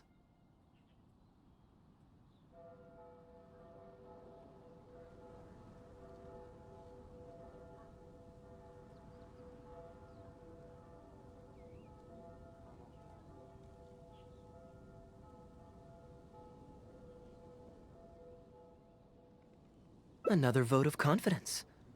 Maybe there's hope for this idea yet. Maybe it's just a generational thing, but... Oh, well, it's not a completely unreasonable idea. I suppose it can't hurt to try. Looks like we're all in favor then, so let's start preparing. Sister Grace, could we trouble you to inform the choir members? Of course. I'll tell them now, and then we'll give this a try. Should we find some people to help us compose the lyrics? If this is to be a new song of the people, then the more fresh ideas we have, the better. Good idea. Let's split up and find some contributors, Traveler.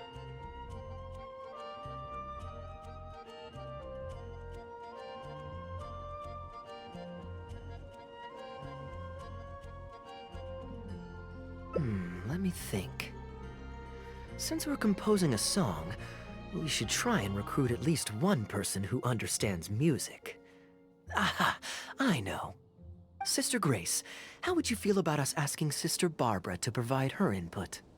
Given that the idea is to write a song dedicated to Lord Barbados, I'm sure Sister Barbara would be very willing. Perfect. Traveler, why don't you head into the cathedral and invite Sister Barbara to join us? I'll look for another friend who's interested in helping us.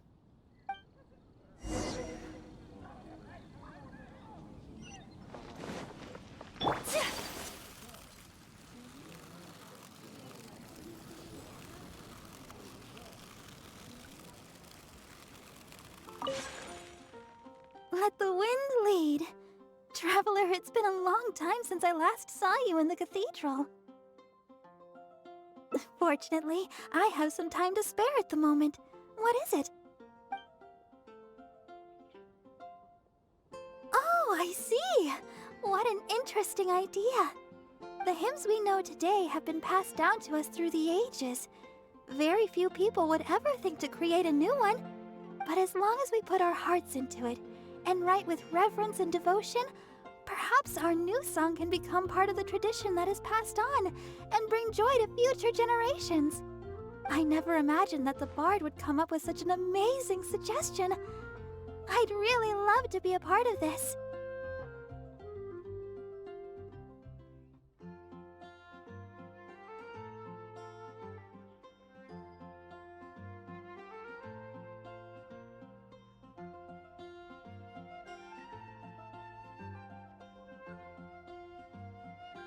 Sure.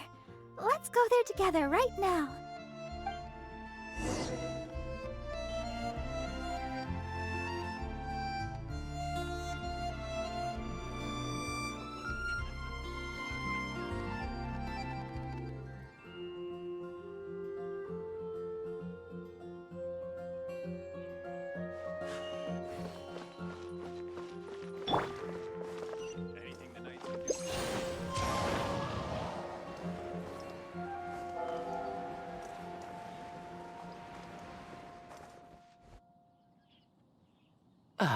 you're here. You took your sweet time. Psh, I've seen Kaeya play Genius Invocation TCG, making up a bunch of baloney to distract his opponents. He's a trickster, plain and simple. So now, I gotta check with you guys to see if what he's saying is true. Can we really write about anything we want in this song? Even the evils of Mondstadt's wine industry? And is the choir really gonna perform it publicly? So everyone on the streets will hear it?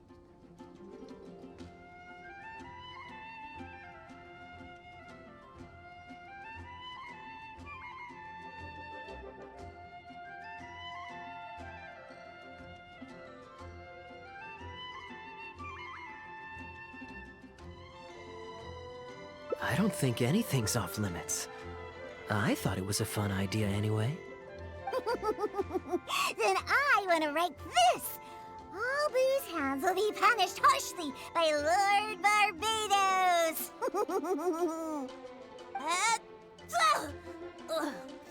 That's a very novel idea indeed. I'm used to just humming to myself while I work. So after Sister Grace criticized us for not singing in harmony, I was planning on quitting the choir. I never thought we'd be able to just sing what we wanted. What a relief. Plus, we get to write a song with Sister Barbara. I'm so honored! Thank you, everyone. Why don't we start by picking a theme for this song? I agree. Traditionally speaking, the theme should be Praise be to the gentle and loving Lord Barbados. I expect that Professor Venti might feel that topic is overdone and lacks originality, and that it may not be to Lord Barbados's liking. That's Kaeya for you. Got it in one. I'd suggest that everyone start by thinking of the little things in life that bring you joy. Ooh, well then can I praise the perfect fish head soup my mom cooked last night? Of course you can. I think I'd like to rejoice in the precious days spent together with family. Let us praise Mondstadt, the city that allows us to sing freely. See? Already we have lots of wonderful ideas. Let's write them down, and then Kaeya can... Kaeya?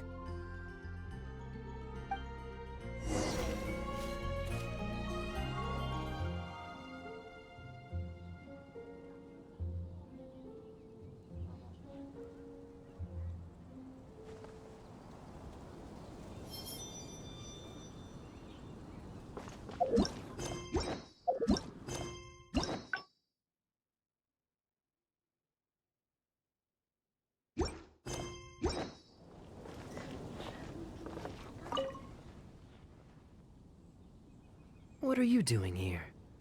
Didn't want to participate in the discussions?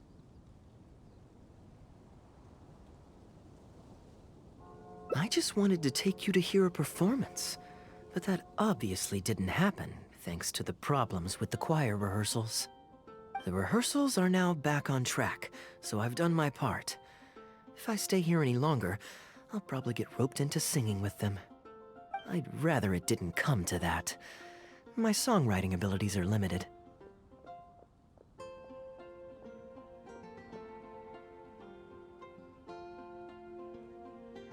If doing nothing but loitering on the plaza enjoying the scenery all day is the only way to relax, then I suppose I didn't get to relax. But that would get boring after a while. To me, it's more fun to wander around, see what's happening, and insert myself into interesting situations. Besides, can you be so sure I didn't have something to gain from helping Sister Grace with her choir rehearsal dilemma these past few days? Oh, I spy 2 naughty students skipping class, and they just so happen to be the very 2 who asked me to help Sister Grace in the first place. We're ready to review and discuss everyone's lyric contributions now. Hey, why is it that you look like you're trying to run away? I still recall the teachings of Professor Venti. The Animo Archon cares not about how moving the people's songs of praise are, but rather whether or not the song comes from the heart. With so many true believers gathered together earnestly writing a song for him, I'm sure the Animo Archon is watching on and feels very satisfied. That's what a song of worship is all about. So, mission accomplished. And that's the reason you've decided to leave? Slipping away before the final verse is sung, before the poet has uttered the last line, before everything has concluded. I don't know. Something about it just resonates with me.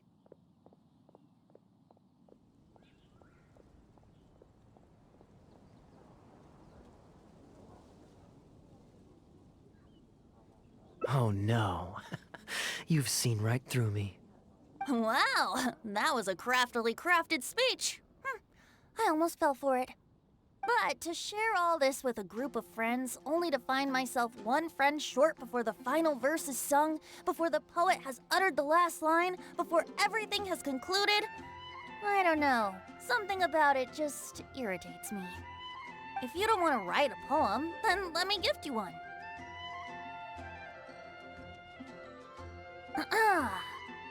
Abandoned to whatever fortune the cruel waters bring, bereft of control, directionless I swing. The swift currents surge, and onward I urge, through the snow and frost that fall and winter bring. Majestic waves cresting, surf roaring its tail, none but the ocean to hear as I sing. The stars in my eyes as I chart toward the horizon, that into one day from the endless dome of night I shall spring. If you are a chaser of freedom, the Animo Archon will bless you. So why not let those feelings out and sing with everyone? A boat that has come unmoored will not get lost in the night, but sail towards the dawn. A beautiful image. Of course, you don't have to believe in it, but the winds of Mondstadt will guide every lost ship back to safe harbor. Well, after a fine poem like that, it would be plain rude of me not to rejoin you. Let's head back together. You two, of all people, have to be there for the grand finale.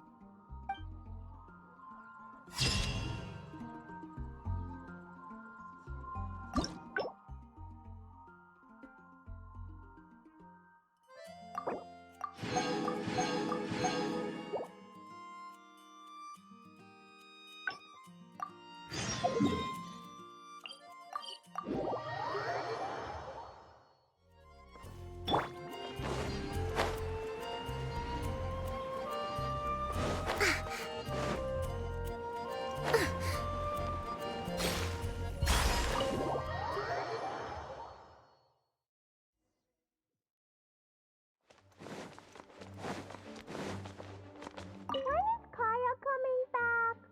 He still hasn't read me the 10th and 11th stories from the Fox and the Dandelion Sea.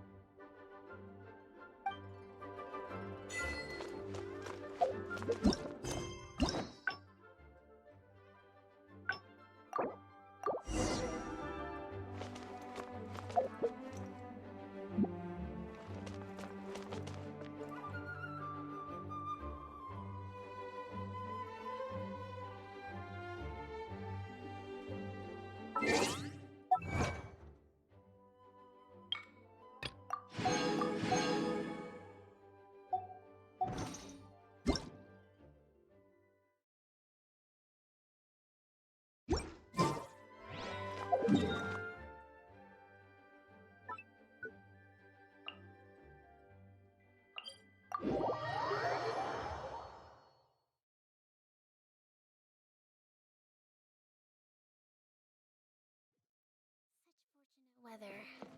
Care for a walk?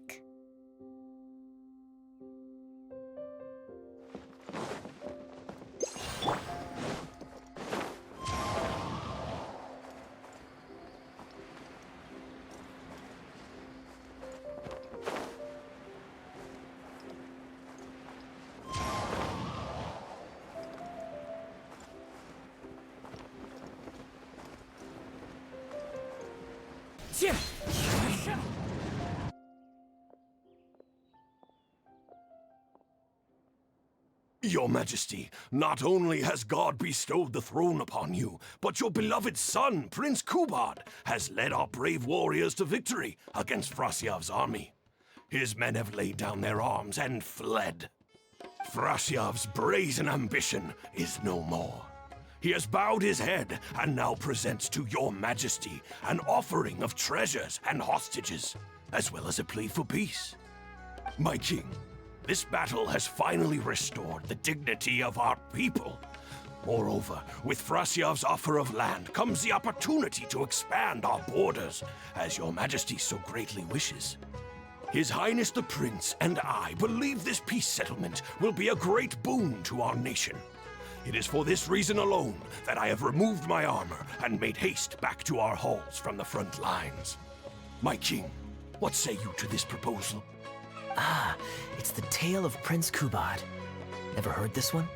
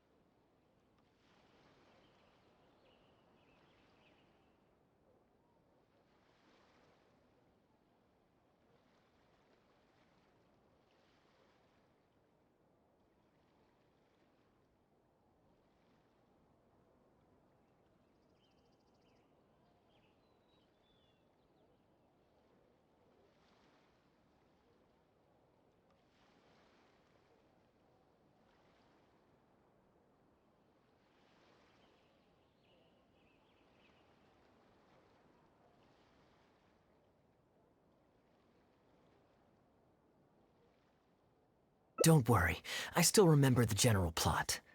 Let me fill you in on the background while the king deliberates.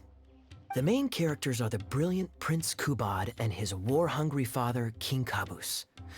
The one talking to the king right now is Gundafar, the prince's tutor. When the prince was young, the king was deceived by a malicious rumor that the prince had mistreated his stepmother. He demanded that the prince walk through a blazing fire to prove his innocence.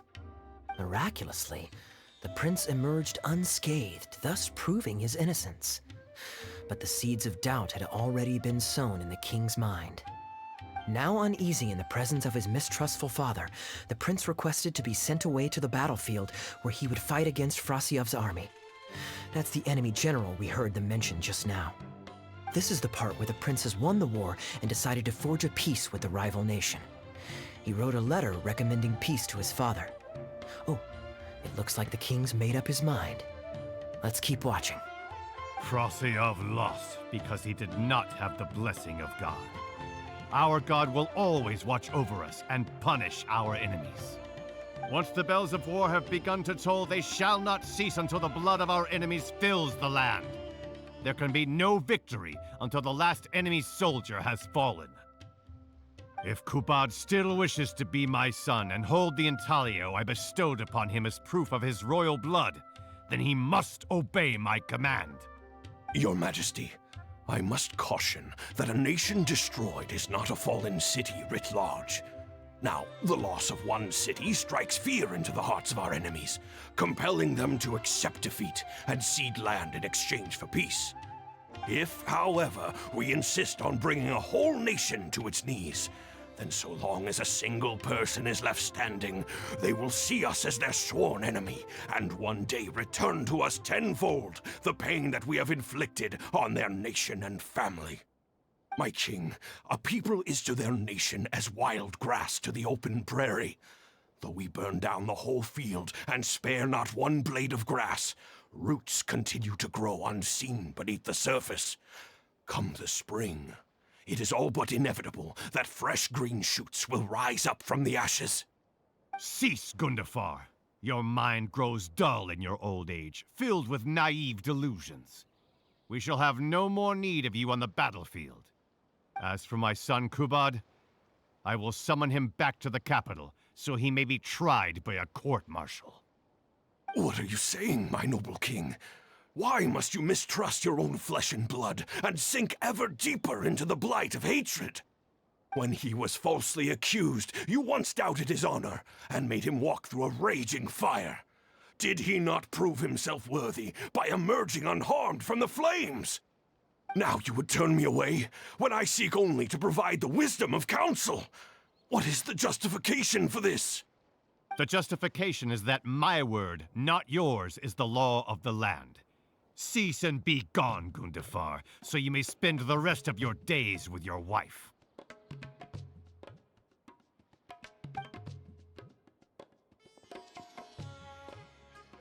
What has become of the king that I served with my life?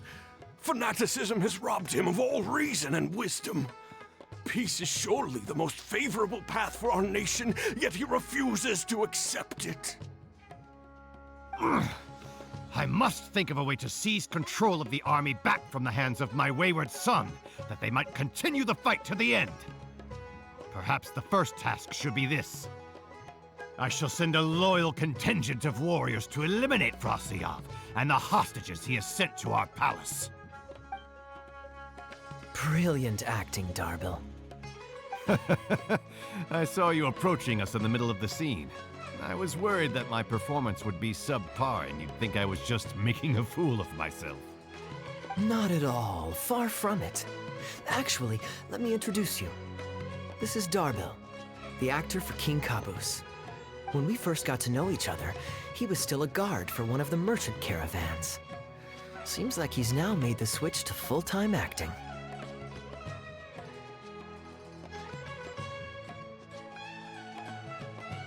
Nice to meet you. Any friend of Kaeya's is a friend of mine. To be perfectly honest, I wasn't making all that much as a mercenary. It felt right to me to get away from the danger and live a more stable life.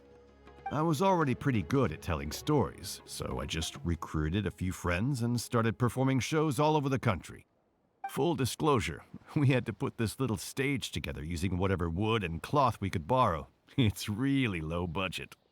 Anyway, we're all good enough at acting to get through the motions, but none of us are any good at coming up with a script. Everything we tried to write just sounded off somehow. So I got a student from the academia to adapt an old story I knew to make it more appealing to our audience. What do you think? Passable? I could tell that you've had someone tighten up the lines. They turned out very nicely. That's good. Well, as you can see, even now, we still don't have much of an audience. Don't suppose you'd be interested to see the rest of the show? Sure, why not? I don't have anything pressing lined up. And I don't think the Traveler does either. Tickets for 2, please. How much would that be? There's no need for tickets. You could just get some food from Jafar Tavern. We've worked out an arrangement with them. We've actually found a sponsor for this performance, too. He's not too happy about the poor turnout, though. I doubt we'll be able to keep him for the next performance. A real pity. But what can you do, huh? Darbil Asgar still hasn't shown up for the next scene. We should get his costume and sword out so they'll be ready to go the moment he gets here. My apologies. I have to get ready for the upcoming scene. I'll see you from the stage.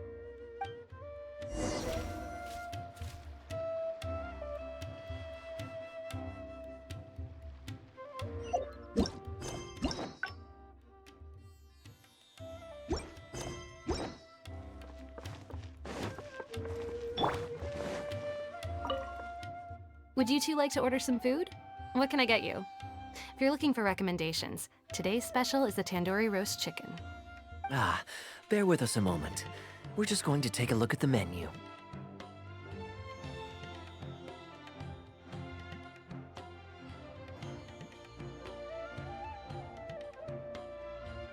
I was at Port Ormos discussing some business opportunities, and some crook was trying to pull a fast one on me.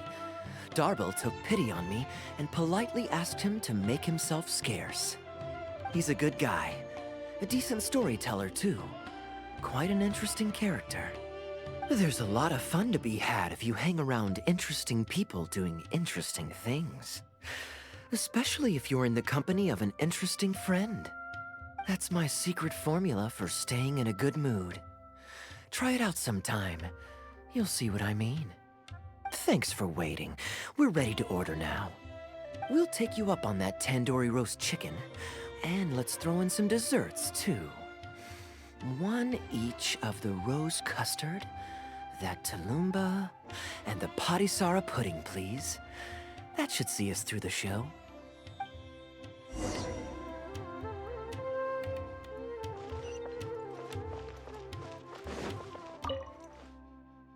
We've got good seats, close to the stage, but also not too crowded. We can watch the show as we eat. If I remember correctly, the next scene should focus on the prince. But I won't spoil it for you. You have to experience it for yourself.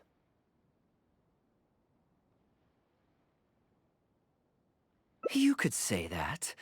It's always stayed with me because it's hammered home a cruel but realistic truth.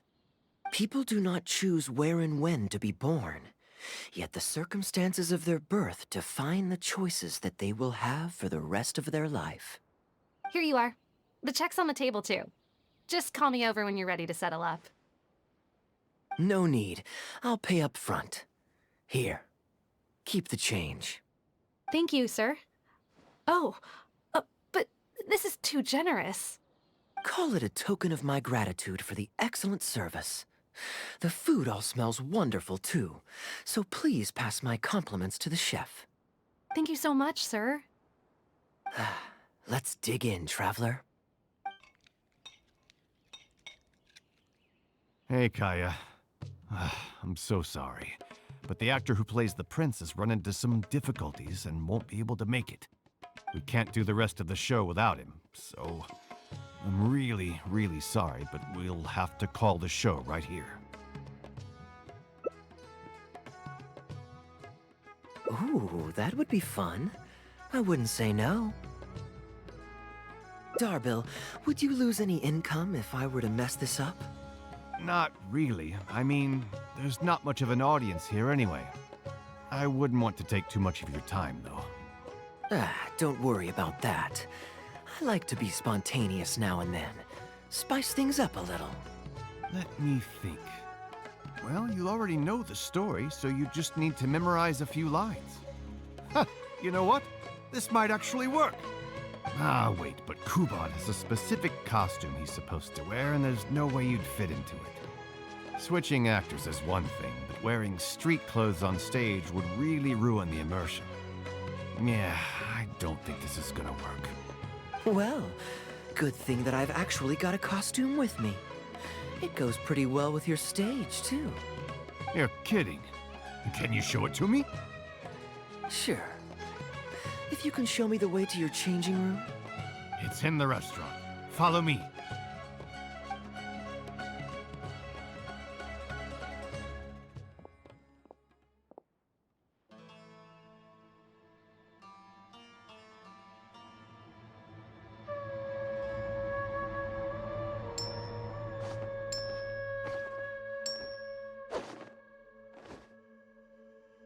Gotta say, I think I actually look pretty dapper in this.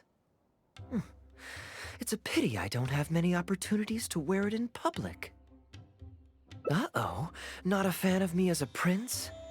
I'll have to act my heart out so you'll be too dazzled to make any digs. Kaeya, here's your script for the next scene.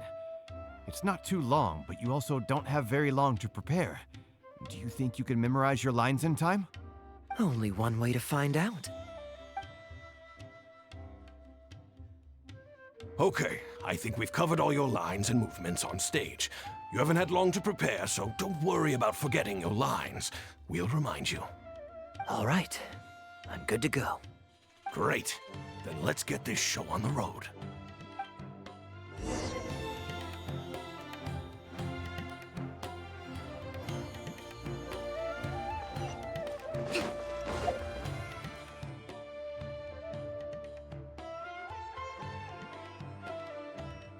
General Kubot, son of Kabus, the fate of this battle is clear. I beg you, please spare my few remaining men. They no longer have the strength to fight back. Frasyav, though you now lead only the husk of a once mighty army, I have no desire to crush your dignity. Even your most savage warriors have no desire to see further bloodshed, and none among your ranks have opposed these peace talks. Nevertheless, I must hear it from you one final time. General Frasyav, do you agree to sign a treaty in good faith and commit from this day forth to peace between our nations? With my army in ruins, I am in no position to do otherwise, but on this, I give you my word. Yes, let us end our hostilities and send our surviving men home to their families. We share the desire to lay down our arms for good and liberate our hearts from the dirge of hatred. Then as God above is our witness, by the authority vested in me by this intaglio of King Kabus, I hereby declare that I will spare your hostages and what remains of your army. May peace be restored to this land, and may these fields of war become a place where crops grow aplenty.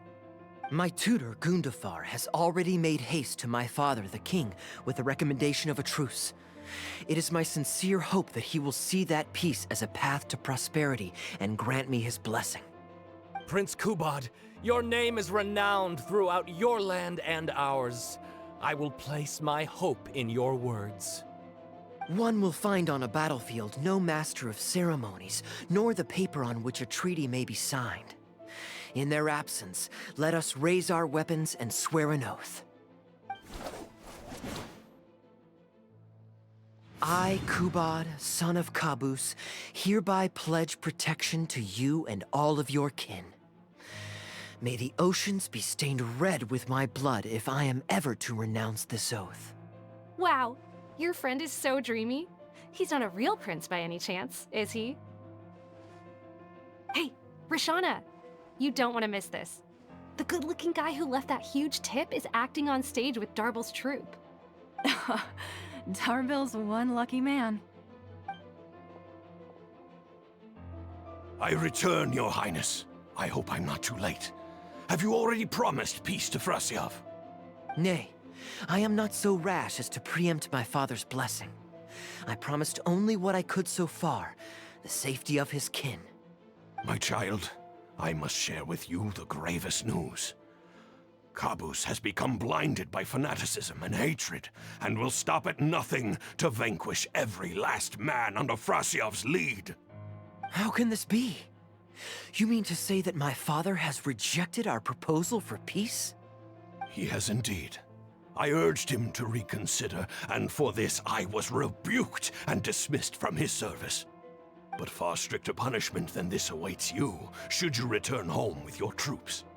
Please heed my warnings, dear child. I dare not imagine what unspeakable atrocities your father intends to commit. Nay, the truce must stand. I cannot renounce my oath. How can man claim to stand above beast without remaining true to his word? The masses have grown weary of death and conflict in both our nation and theirs. Are we all now to bend to his will and massacre countless more to satisfy a desire that is his alone? When I departed my beloved home to fight in a foreign land, I did so to honor his wishes and for my duty to our people. Alas, is this fate's grand design? Is this fate's grand design? Kaeya, the next line is, "Alas, is this fate's grand design, that I should spend the rest of my days in a foreign land, till I am laid to rest in a grave far from home?" Must it be so? Huh? Wait, that's not part of the script. Kaeya, did you not hear me? My dear audience, I ask you this. Do you believe in fate? If fate decreed that your life was to end in tragedy, what would you do?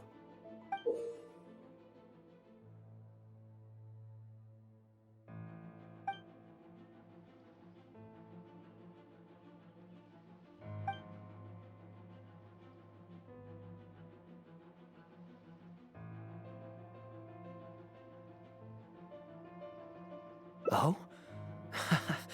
Then so must it be. Yes, so must it be. I shall discard this intaglio and rid myself of the shackles of fate. Wait, but that's not... My dear prince, do you intend to betray your father and abandon your heritage? Fate means to send the machinations of war to every corner of the land, to fan the flames of conflict till they engulf the entire world. Fate would see my sword tainted with the blood of innocents, that the bright banner of my homeland might fly in every nation known to mankind. But I shall not bow to the will of fate. I am no pawn in heaven's plan. Bravo! Where did this guy come from? Is he one of the new hires? Hey, shut up. Stop interrupting. I, Kubad, will spend the rest of my days in a foreign land till I breathe my last in a place far from home. Oh, at least he brought it back in the end. Prince Kubad, my child, there is no need to be rash. Please bring at least your fortune and the retainers who will always be loyal to you. Gundafar, my dear mentor, you have always been like a father to me. It brings me only anguish to bid you farewell. But I must walk this path, or freedom dies by my hand. Goodbye, my tribe and kin. Farewell, sweet land of my birth. Goodbye, my child.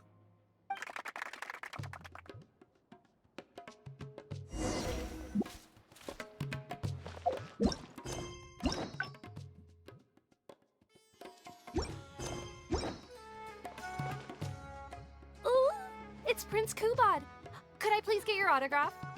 Why, certainly, ma'am. Ooh, thank you. I'll just go find a pen.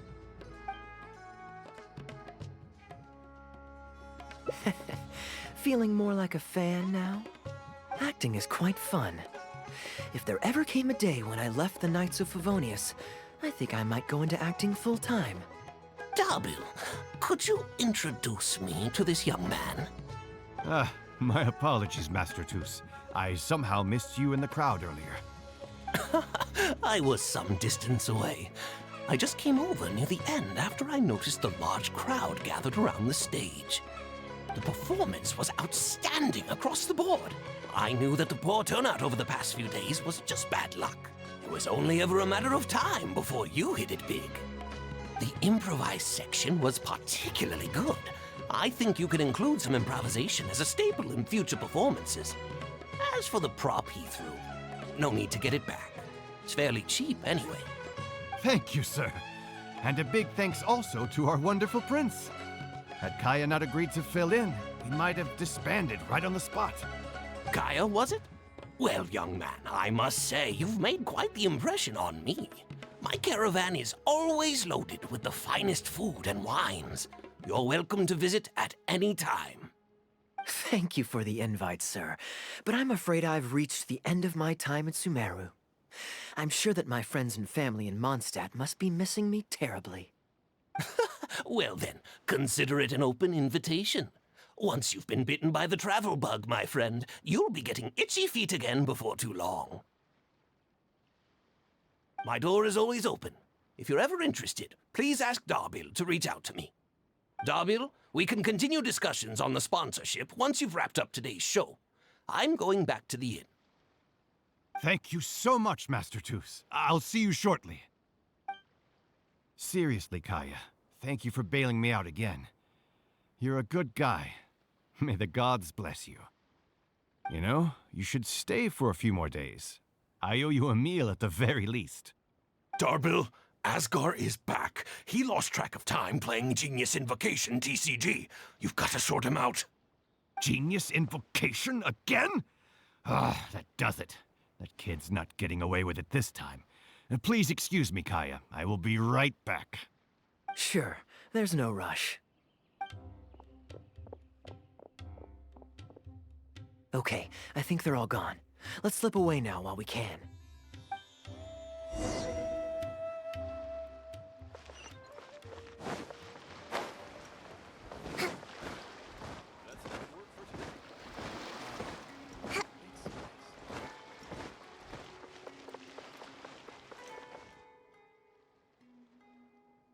All right, this should be far enough. Don't think they'll find me here. People were starting to expect a lot of things that I didn't sign up for. Besides, the missing actor is back now. Darbil shouldn't be needing me to stand in again. I don't mind socializing, but compared to chatting over food and drink, I much prefer just going wild on the stage. What about you? Did you enjoy the show? Oh? I was expecting a lengthier critique, but you've thrown the question right back at me. Sneaky. All right, I'll rise to your challenge. Let me think. All the world's a stage, and all the people merely players. Does that answer your question? Perhaps there's an inept god out there deciding everyone's fates, much like the academia student drafting Darbil's scripts. Yeah, inept is a good word for it. Honestly, it might even be a little too civil to describe a god who turns fathers against their sons and is bent on endless warmongering, don't you think? Anyway, that's exactly why actors need to wake up and realize they don't have to follow the script. There's nothing to stop them from following their gut and making it up as they go along.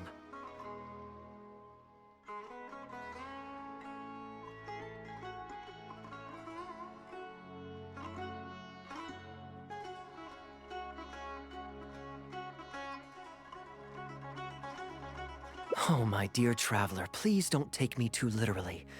I don't want you to get the wrong idea. The god is just a figure of speech. The real point I'm making is about the actors. Everyone, you and I included, is both an actor and a member of the audience. If you don't like the script, just walk off the stage and join the audience. You always have a choice.